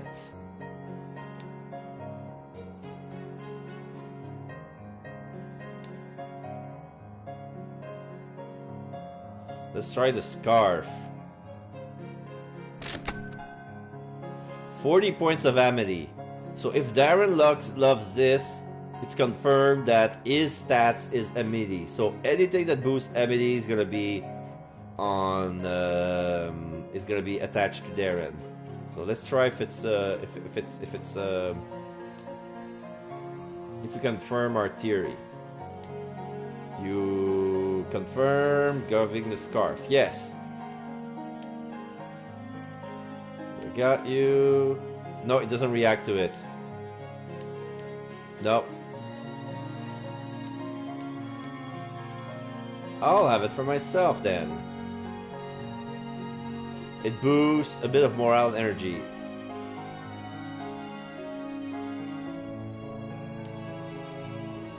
So I'm gonna use it on myself. 40 amity, 11 morale, 10 energy. Okay. Day 67. 1 money. I made $1 today because I went to work and I spent it. So I made, at the end of the day, I'm $1 richer.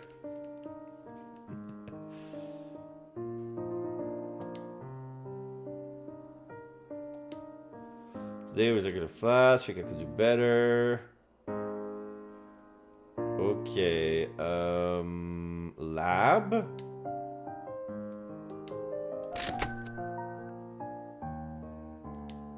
Morale's at 34.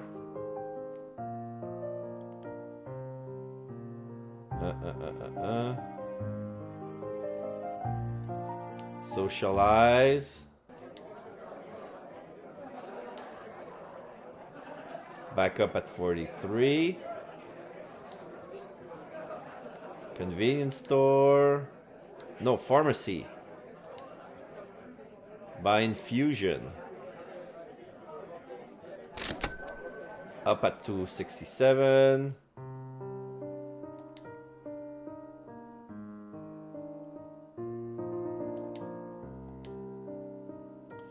I was thinking the piggy bank is good for Ted, just in case you might think of it. Yeah, I think I think the money bank is good for Ted too. Okay, it's the weekend, no work. So let's get rid already of what can I buy. I don't think I can buy much.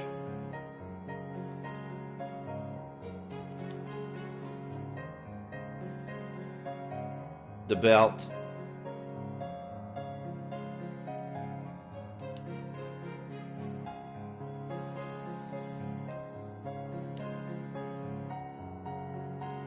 Okay, here's a little experiment. I'm gonna try the belt on everyone to see if it goes to it, because I have no idea who would like a belt. Stylish way to keep your pants up when your waistband fails you. 32 points of zeal if I use it on myself. Okay, let's try Darren first. Call Darren to give him the gift. Doesn't react. Of course.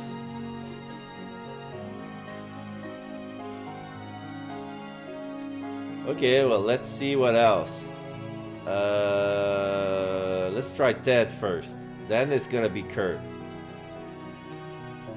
I'm gonna give it to Ted. I called Ted to my dorm to give him the gift, and you have a second, Ted? I got something for you. I have the belt corded up in my hand, so I unravel it and join the two ends together on one side. Oh, I think it's for Ted. Look it! I grin and snap the two ends together and make that harsh, leathery noise. It's so loud that it makes Ted jump. What the heck's wrong with you? I couldn't resist, but here it's yours. I know you don't care much about fashion stuff, but this is a popular brand for a reason. Try it. If you went through the trouble of buying it, might as well. That's the only reason, though. Don't let it get to your head. Yeah, just make sure it can fit, alright? Yeah, I hear you. Ted stretches it out to full size compared to the circumference of his waist. Thanks, Nicole, I owe you. Plus 16? This cheap gift give him so much. Wow. Okay, so I could tidy up the room, raise a bit of my diligence, and then do homework. Yeah, homework is fine. Yeah, that blew my mind.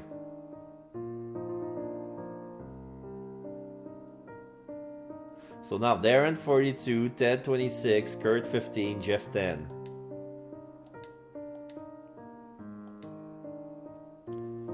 Okay, classroom.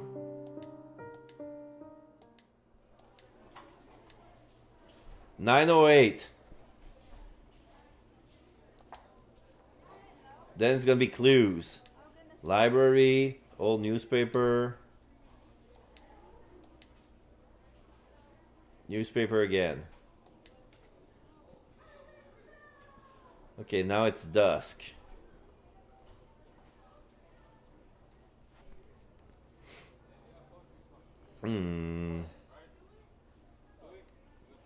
So now I'm so witty I don't need to do homework ever again.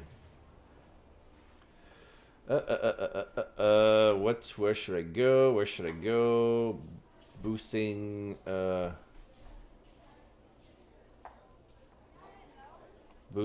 morale on the cheap. Cannot go to park.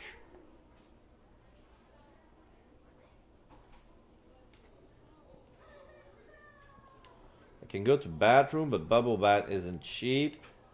Cafeteria, it's gonna be socialize. Yeah, it's gonna be socializing. Can you buy the relax potion, whatever? No, I'm broke. I used whatever I left on the belt.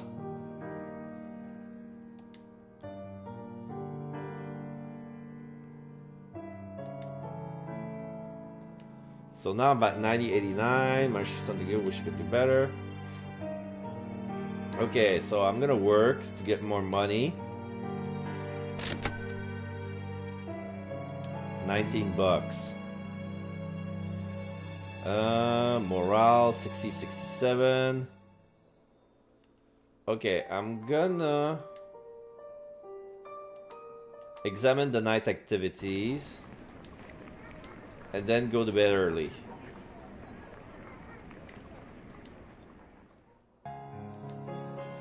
Yeah.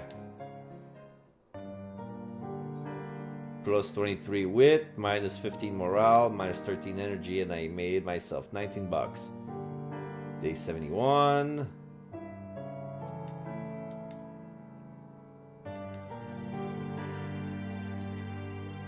Okay. Good job. 22 bucks.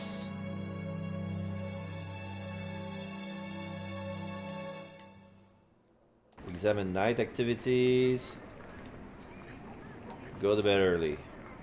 Man, I cut it loose here. This is way too late a time to be just getting back to school. I thought it'd be fun to just go out in town and explore a little bit, since I never had the chance. It was a fun day. I had Chandra with me, and we hit what looked like all the place to be.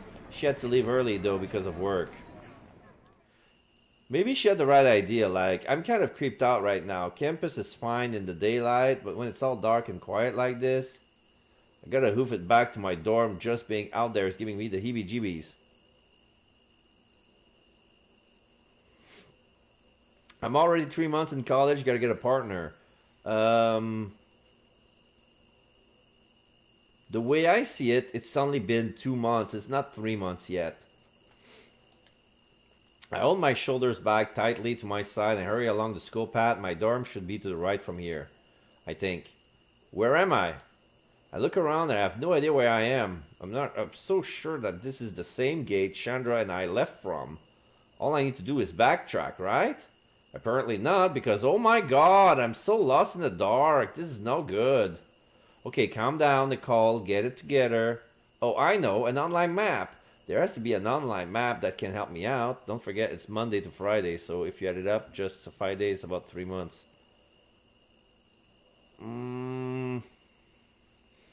3 months for me is 90 days. I'm still on day 71, 72, you know? I tap on my browser and quickly thumb in a search for my university map. Bless, there is one on my school website. Okay, so I study the map with squinted eyes. My phone screen is a decent size, but still this map is tiny. I think I know which way to go. I nearly scream as my phone vibrates in my hand. Jeez, who is it? Oh, it's a roller notification. Might as well check really fast. I can respond when I'm in my room. But wait! I swear I just heard something right now. Like rustling grass. I tense up. I can't see anything in the dark, and I'm not about to call out for someone like that person who dies first in horror movies. Hello? Is anyone here? Come on, get out. It's not funny. Da da da. Ray, ray, ray, ray.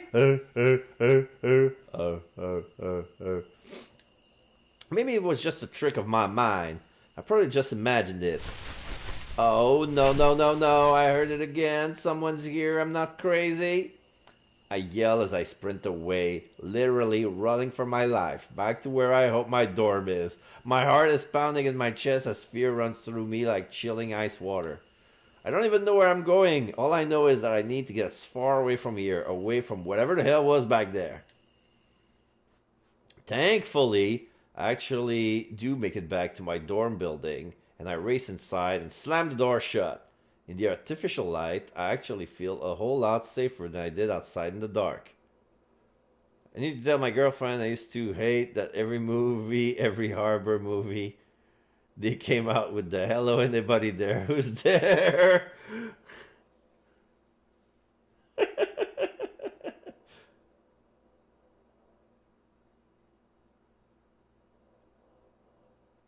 Every horror movie, they came out with the "Hello, anybody there? Who's there?" That's so stupid. You're gonna die. She used to be so mad at me.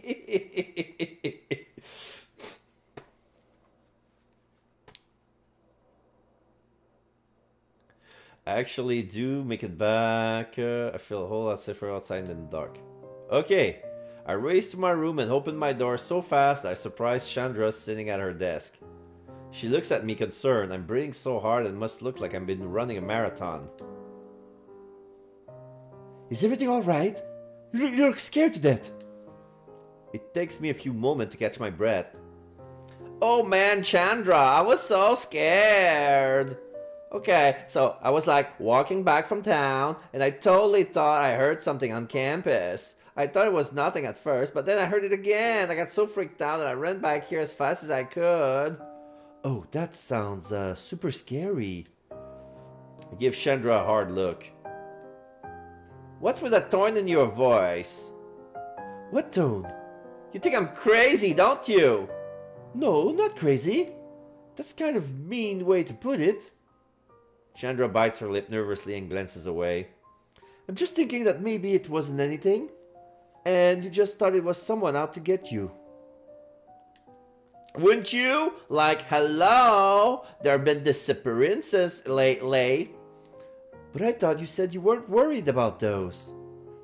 I know, but it was scary, okay? Just take my word for it. I often plop my bottom down on my bed, trying to ignore Chandra's apologetic smile. She gets 10 seconds of my pouty face. No exceptions. At least you're safe and sound now. Thankfully. All I need right now is to relax and talk to my mommy. You're gonna be surprised, but I think she is your partner. Your story's gonna end with her. Watch.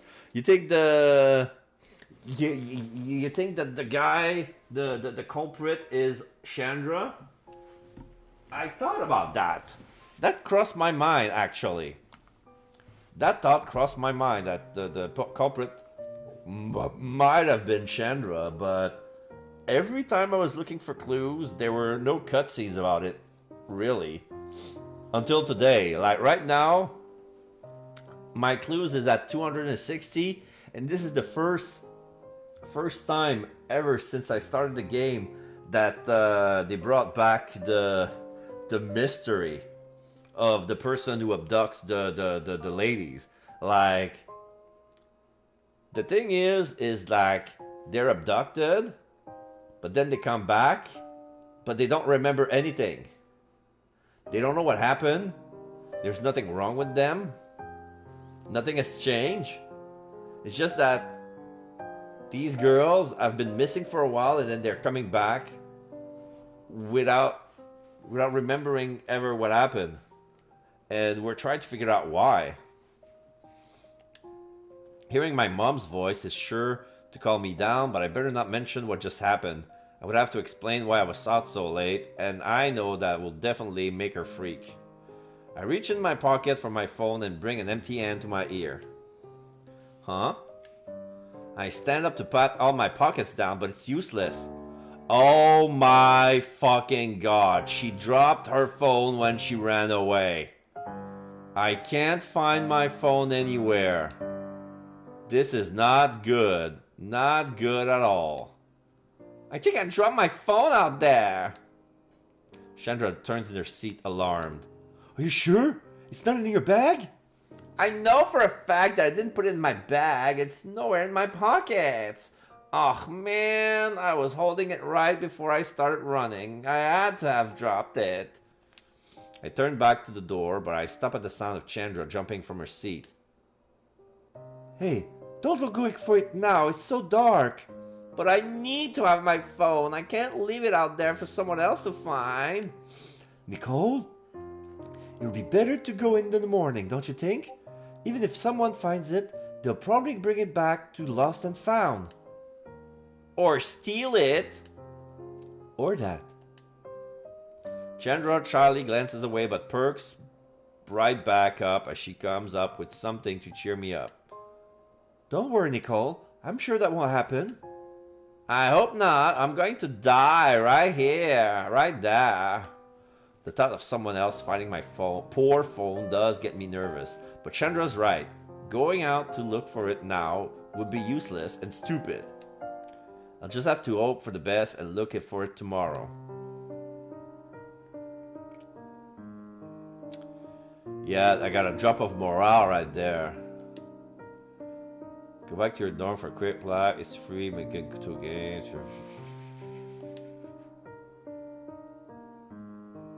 I had trouble sleeping with everything going on lately. 49:51. A sleepless night and restless morning later, I find myself at the Lost and Found in our school. I try backtracking, but I wasn't exactly keeping track of where I was going when I ran through campus. So I'm doing what Chandra suggested and checking out our school Lost and Found. I'm hoping that some kind soul has found and returned my phone. I'm gonna take a sip.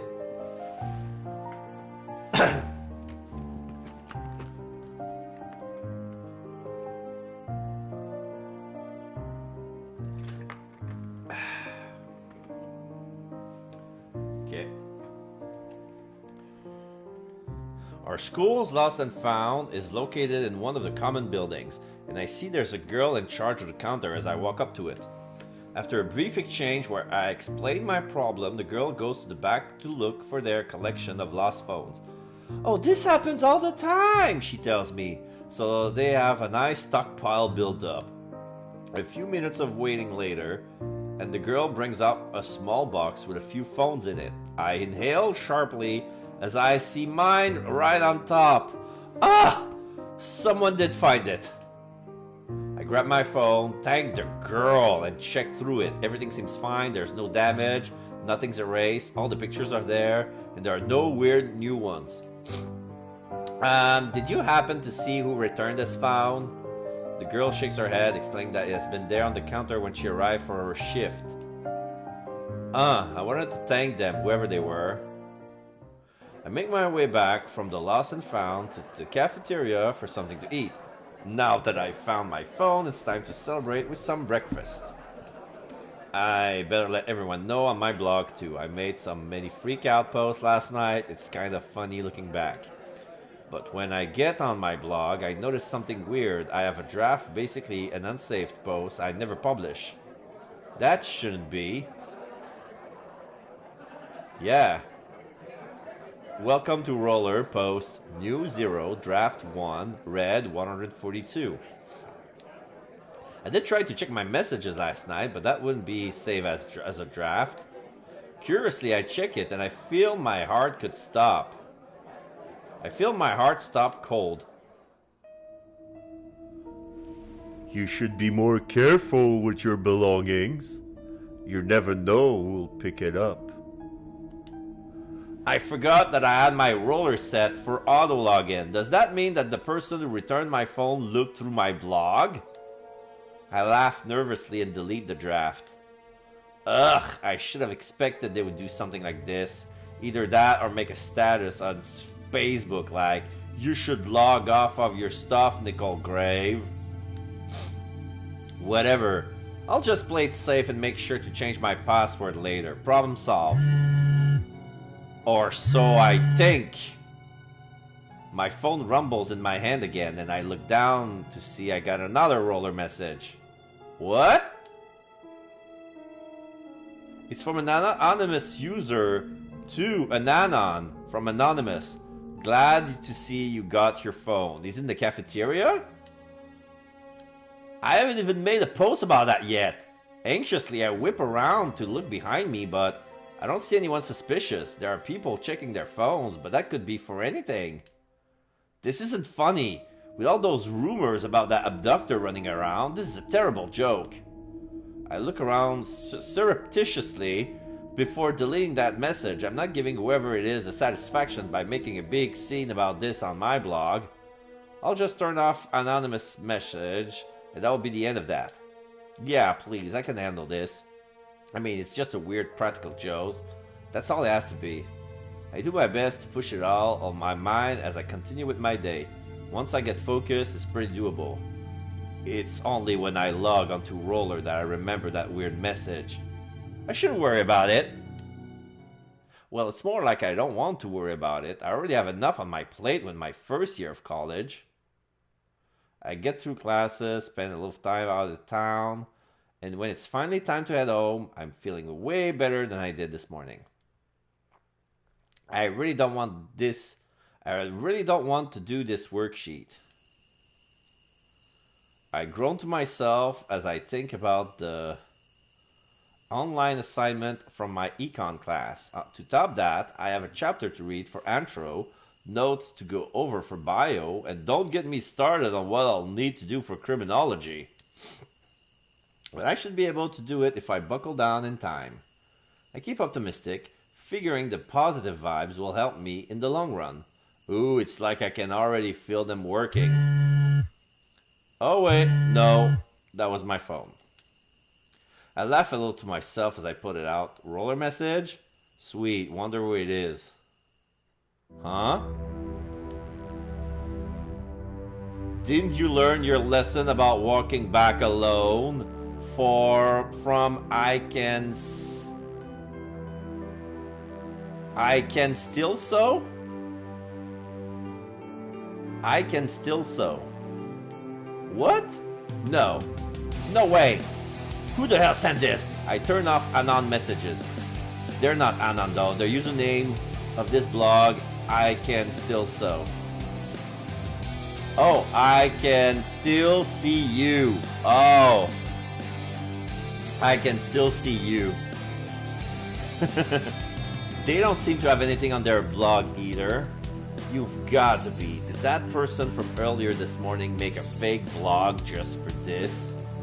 Well, they've got dedication when it comes to messed up jokes. I give them that. I bet some jerk who follows me probably looked up on my school after I mentioned it on my blog and read up on those girls who were abducted. I'm not going to let them get to me like this. Reply to I can still see you.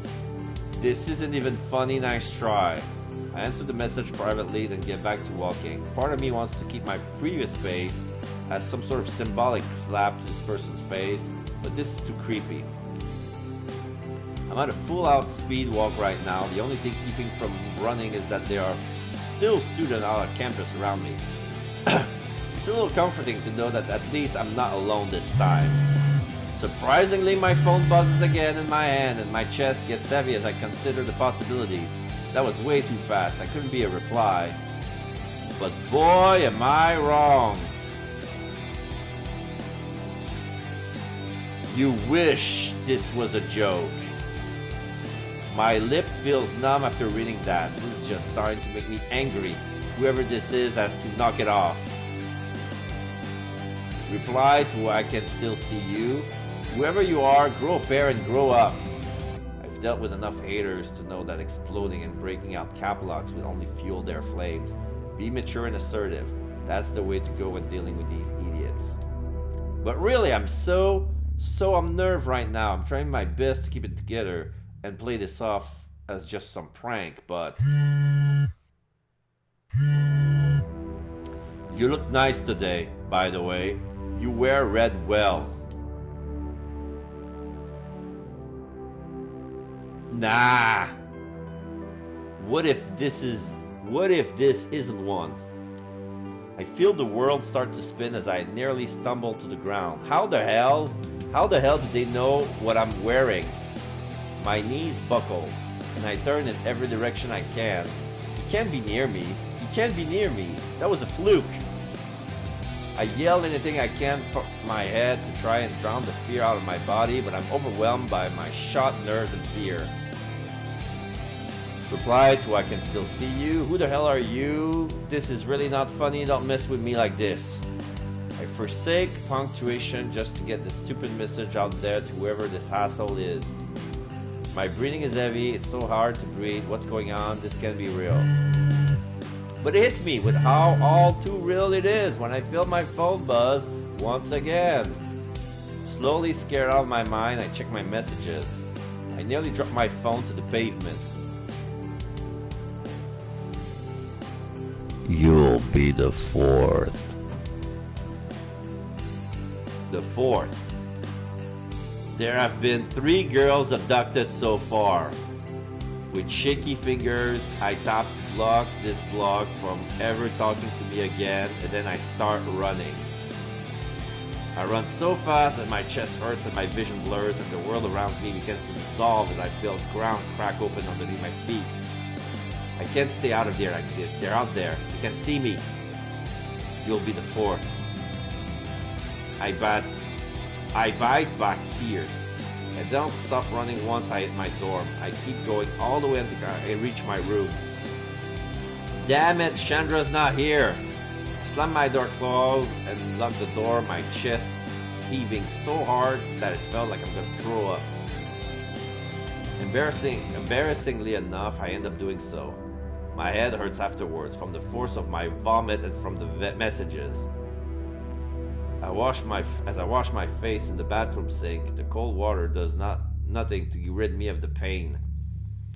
That couldn't have been a joke out there. There's no way whoever that was would know what I was wearing unless they were watching me. I whimper into my hands. Why me? All I did was drop my phone, and now? And now? You'll be the fourth. I muffle my mouth the moment I hear myself cry out. I'm not about to let whoever this have the satisfaction of breaking me. I peek my head out from the bathroom. The blinds are closed. Good. I'm not taking any chances after that. Right now, I need to lay low. But I'm too scared to move. This whole thing is shaking me to the point where I can't leave my bathroom. Ugh, no! Wincing preemptively, I slap her hand across my face, forcing myself to get a grip. This is what they want. They want me to curl up in some ball for them to... I can't even say it. Slowly, I creep out of my bathroom and into my bed to pull the covers over me. First thing first, I hold the phone close to my face and read the damn message once more. You'll be the fourth. I erase it. No, it's evidence! Call to the police, you stupid! I should tell somebody, shouldn't I? But would they even believe me? And what would they be able to do if they did? The police could protect me, sure, but... No, thoughts of people getting hurt for my sake flash through my mind, and I quickly shake them off. Before I do anything, I needed to learn about these abductions. That much is obvious. Those other 3 girls. I swallowed the lump that had grown into my throat. I wonder, is this how it all started for them too? Today was a regular day in class. I managed to learn something new, but I feel I could do better. Choose where to go. Oh. Take a nap.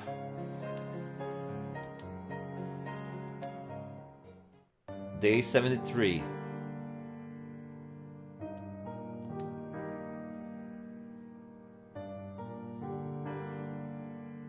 Oh, there are only 5 gifts that each boy will like. If you pick the wrong combination, you'll waste your money without any effect. Okay.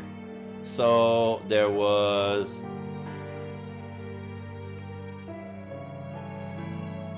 the robot charm, the lamp, the socks. I had trouble sleeping with everything going on lately. Today was a regular day in class. Managed to learn something new. I wish I could do better. Yeah, now okay, I do not sleep well. I really do not sleep well. I'm gonna go to work. Now I'm at 28.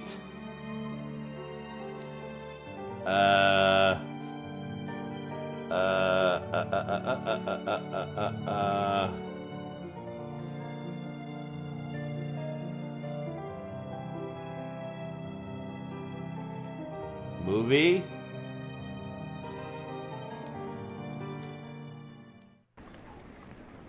How much was that really relaxing potion cost? You need the infusion, $30. But now I need both energy and morale.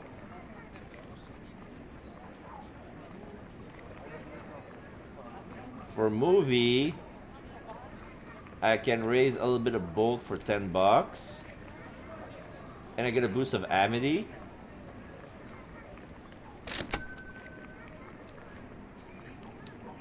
Okay, then I'm gonna go to bed early.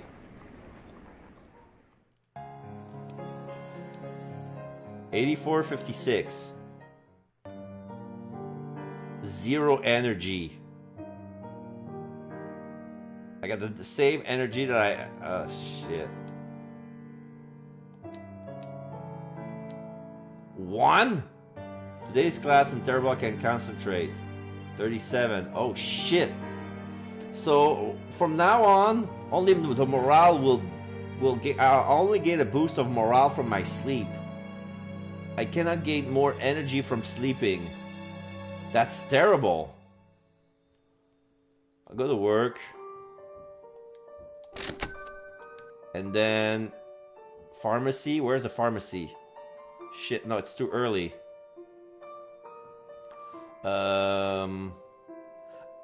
I need to save $30 for the medicine.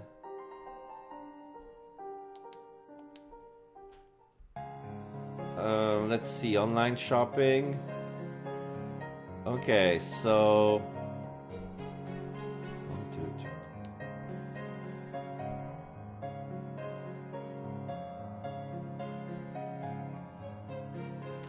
So the book light, the laptop charm,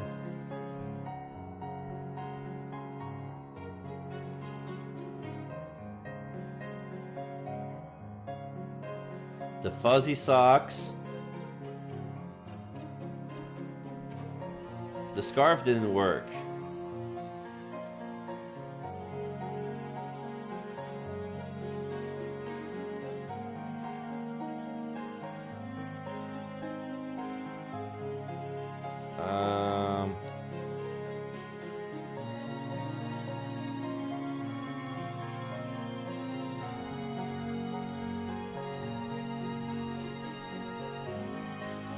I don't know what to say. Oh.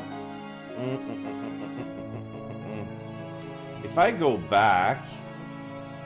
Okay, I didn't lose my turn if I go back. Okay, that's great. It's only to browse. I need more money. I'm gonna take a nap.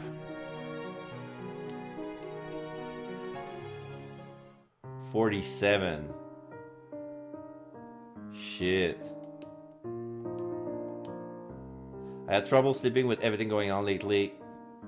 -2. And now it's the weekend. Okay, I can go to pharmacy. Buy vitamins. Oh shit, I need 2 of them. I freaking need 2. Okay. With my afternoon... campus. Ask about the disappearances. Yeah. Sunset.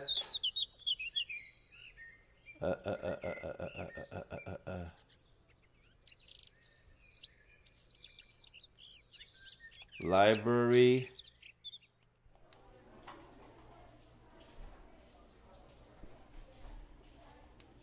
Yeah. Then disco.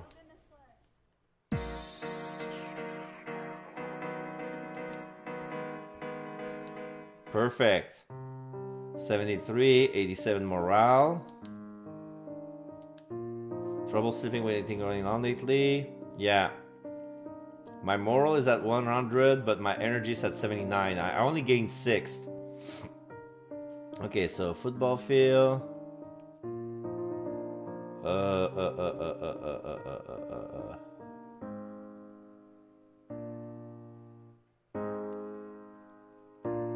Public park. Reserve people all day. in the park.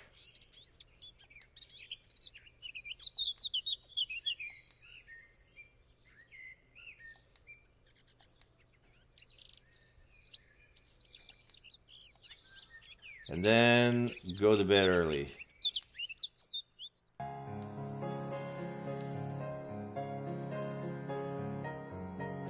Okay, now I'm at 77. My morale's at 100. Okay, good. I only spent 2 energy today. But I gained some clues. Today was a regular day in class. Make sure something new. I wish I could do better. The moment I get out of class, I hurry back to my room, feeling super self-conscious and paranoid.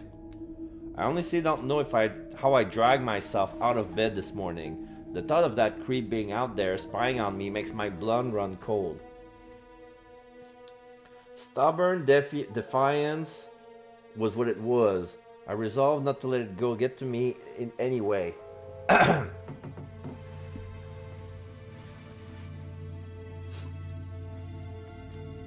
I won't be able to crack this guy's operation otherwise. Yeah, I know, just the other day I didn't care about anything that had to do with the disappearances. Which makes it funny and kind of sad that the only reason I did start to care was the threat of me being next. I take the deep breath from that chilling thought. Is it really serious? I still cling on to the possibility of it all being an awful stupid joke, but I can't play it safe. I have to take some initiative. The first thing I do when I get back to the room is close the blind again. It's pretty unnecessary, seeing how we're on the higher floors, but it gives me a little peace of mind at least. Chandler probably wouldn't like it, but she isn't here right now. I can just reopen them when she comes back in a few hours. Next, I pull up my laptop and curl up next to it on my bed. My first impulse is to log onto the usual sites I idle on, but I stop myself. I have to look up more info on the disappearances. Anything I learned will help. You'd think something so concerning would have more coverage, but the most information I find happens to be from a local news site. 3 girls disappeared, but I already knew that. But it looks like the disappearances happened over a span of a year. One in December last year, one in April, and the last in August. December plus 3. April. Wait. December. Okay, December. April. August. So every 4 months. So I'm gonna be. So what they're saying is that I might be abducted next December, and right now it's the 18th or the 28th. No, it's the 18th of November.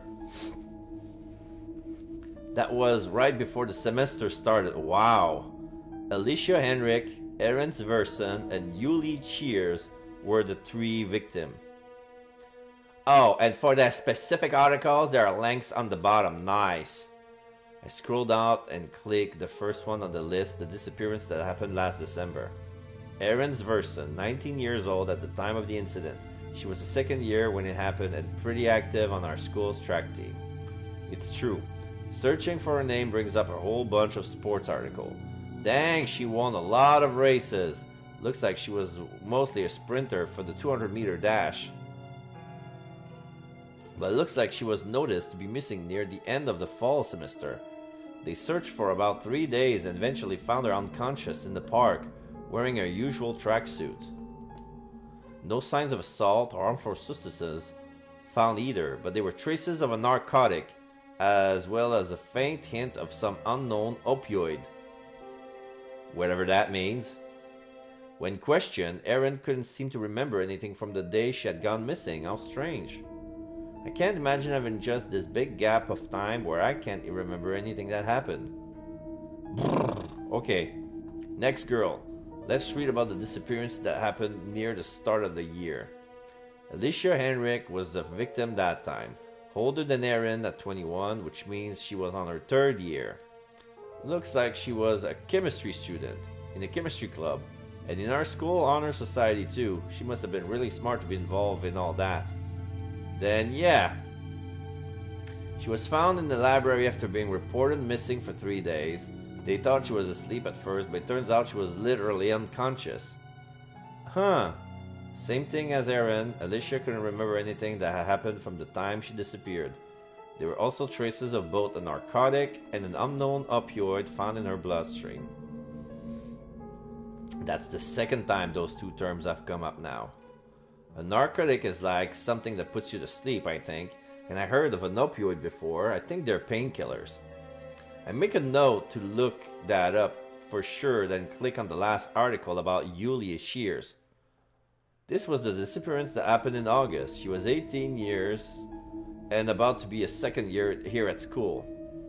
There isn't much about her school-wise, but it seemed as though she volunteered in local shelters around town often.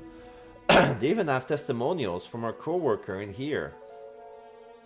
It's the same as the other girls. She went missing for 3 days, then popped up somewhere unconscious, and with the same drug traces. Only this time she was found beside the disco pub in town. That's a little sleazy, which is weird since she doesn't sound like that kind of girl. She was apparently still wearing the same clothes she has been seen in the day she has gone missing, and likewise couldn't remember a thing from that day on. And it looks like that's all the info there is on that. I bite my thumb as I think it's over. Okay, similarities. There have to be some. Let's see. All 3 girls went missing from the same amount of time, 3 days. None of them seemed hurt, but all 3 of them have traces of narcotic and opioid in their bloodstream. Besides that, they're all pretty different. They probably ran in different circles, had different interests too. Yet the abductor chose to kidnap them for some reason. And now they're apparently after me. I feel hollow at the thought. Even if I have accepted that this is happening, that doesn't mean I'm okay with it. There has to be something I can do.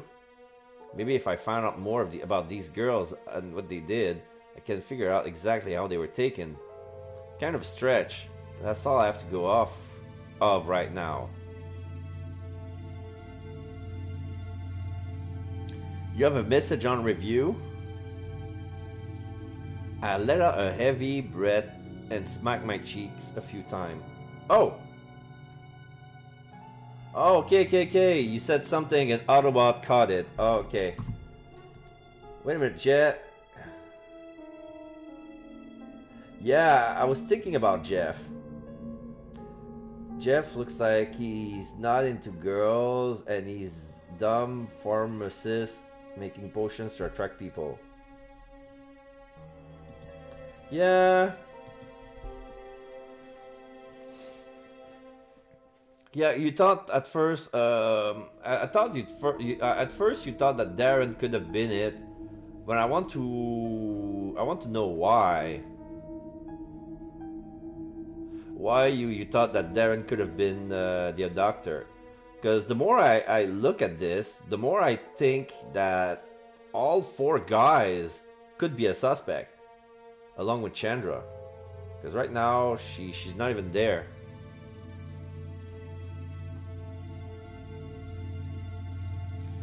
I let out a heavy breath and smacked my cheeks a few times.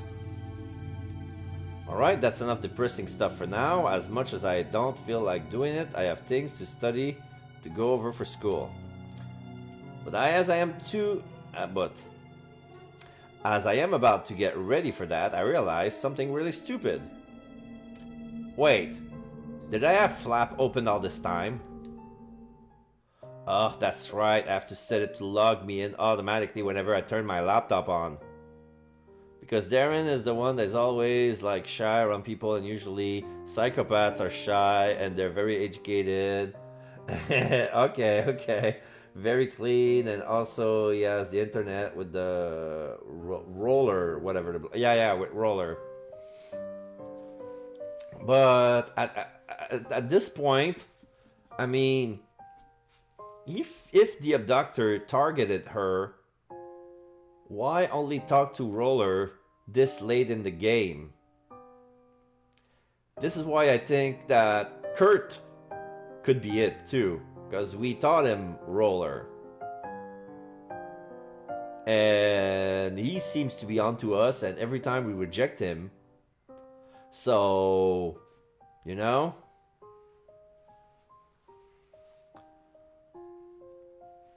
Right now, I have nothing for Ted. I have no idea why Ted would be like that. Anyway, I need to go to the bathroom. I'll be right back. Don't go anywhere. Enjoy the piano. Won't take long.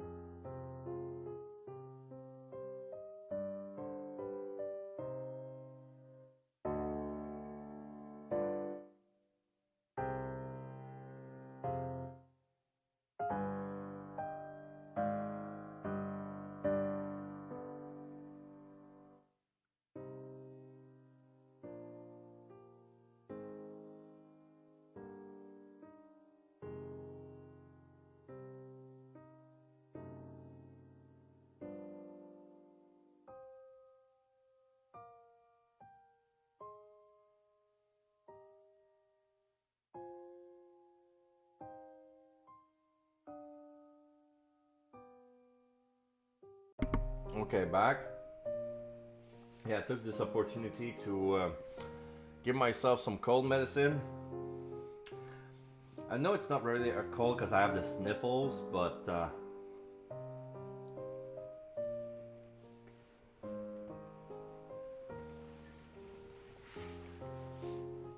I had that for a while. But then today I had my vaccine, my COVID vaccine. So now my body is on making antibodies. While my immune system was already like, don't forget you just got, yeah, I got my booster. Yeah, I got my booster. I took Pfizer. They said that, oh, you want come back later and make an appointment for Moderna instead. And they told me that if I use Pfizer, if I use Moderna as a booster, it will increase my antibodies, my antibodies number. And it was like, you know what? I'm here. I don't want to come back to reschedule for Moderna and stuff like that. Just give it to me right now. It's gonna be fine. Because I haven't got COVID yet, and I take my precautions and stuff like that.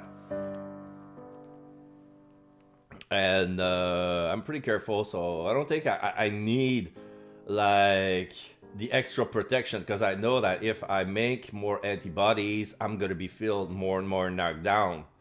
And it's like, you know, get the Pfizer first, and they said to get the oh, you guys have access to Johnson & Johnson? Here we have only AstraZeneca, Moderna, and Pfizer, that's it. And right now they say that there are some people who wanted to wait for a made in Quebec vaccine. And the guy lost his job because that would imply that he was not vaccinated yet and he was an anti-vaxxer, and that didn't guy. It was some sort of scandal yesterday, so now the guy was to sue the company or the newspaper for the article that he made, so that you for tarnishing his credibility, something like that. Anyway, I digress.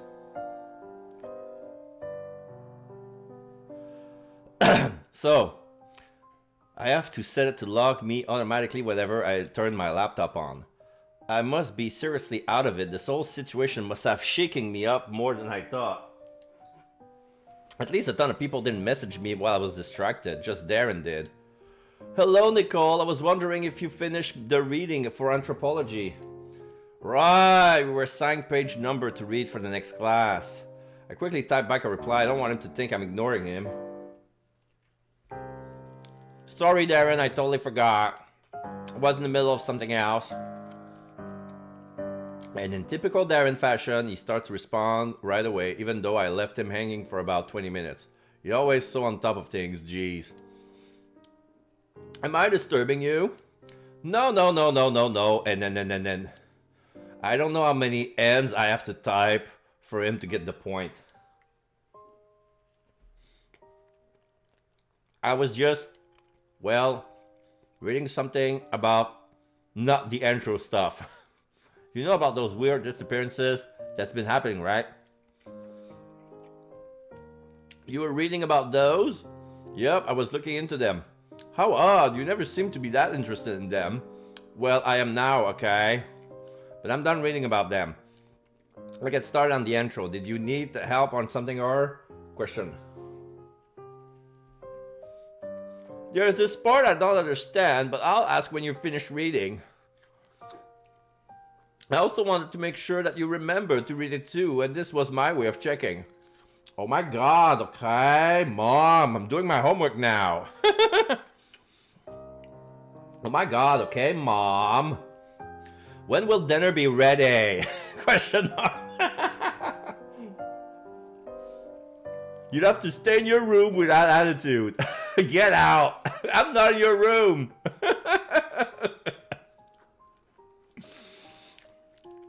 I groaned and tried to stop myself from smirking. I hate how witty Darren can be online. It can be hard to keep up with him. It's way different from how quiet he is in person, but you learn to adapt to it after a while. Oh, Darren. Darren! This could be a good chance to ask Darren about something that's been on my mind. If anyone could have the answer, that would definitely be him. Is there a way to find out who's been visiting your blog on Roller? I'm not sure, but I think so. Why do you need it?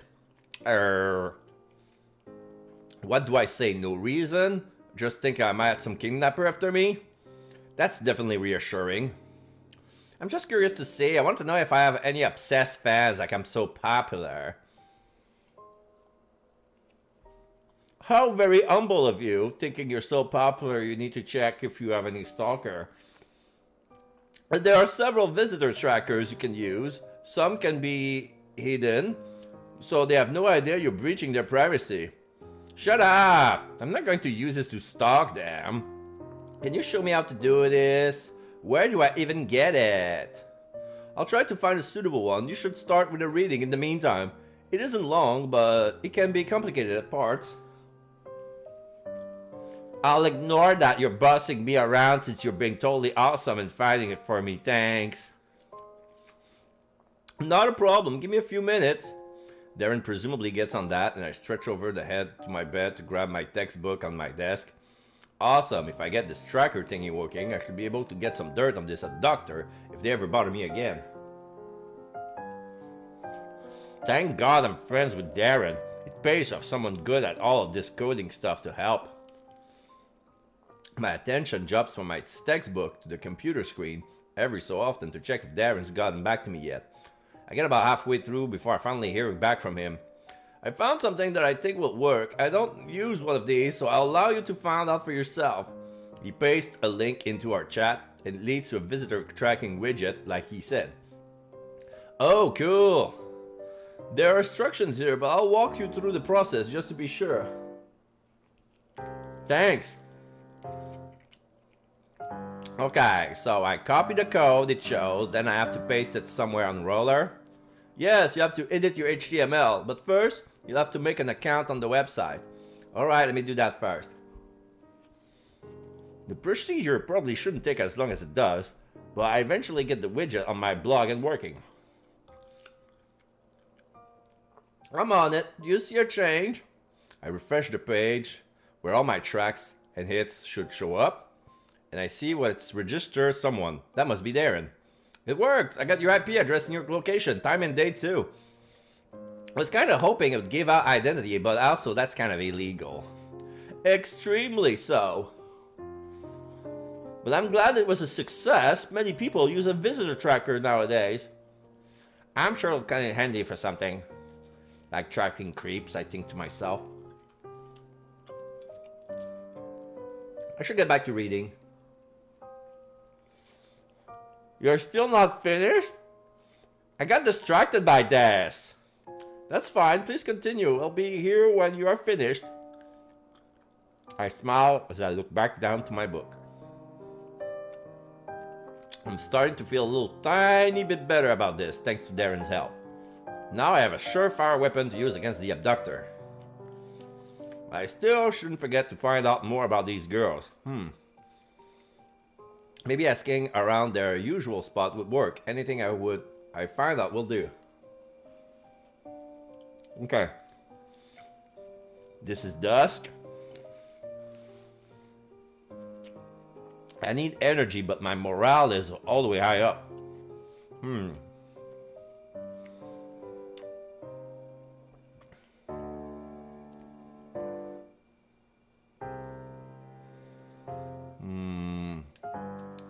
Fuck it. I'll go exam night activities.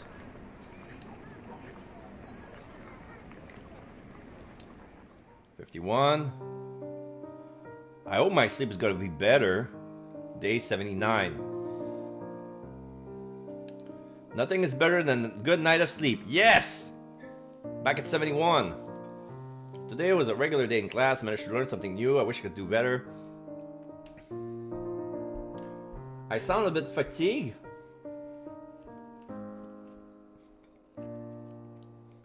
Oh my god, I admit like it's been 4 hours and 30 minutes that I've been talking.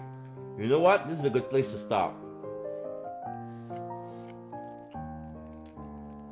We went through a whole month.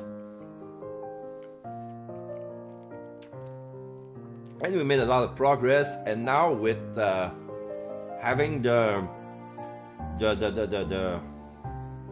tracker on roller gives us better nights of sleep. I can't catch my breath because I'm eating.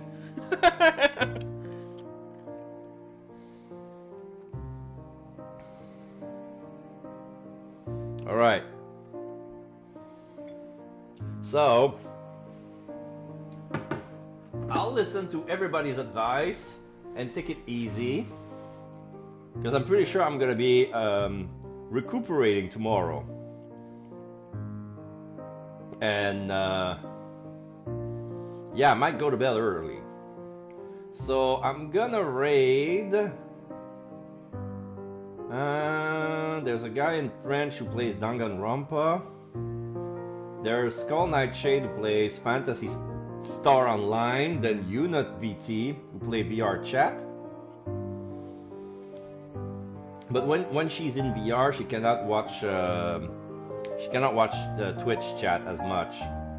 So what should I do? Oh, wait. Ryu Ashiro is playing Returnal. Let's cheer him, because I know this game is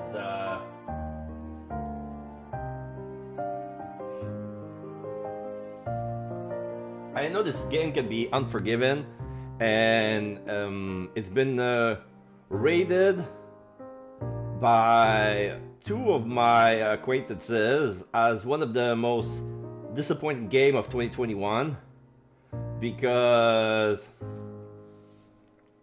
the lack of save space. Like, this game takes 20 hours to complete, but if they had proper save, it would take less than 8. So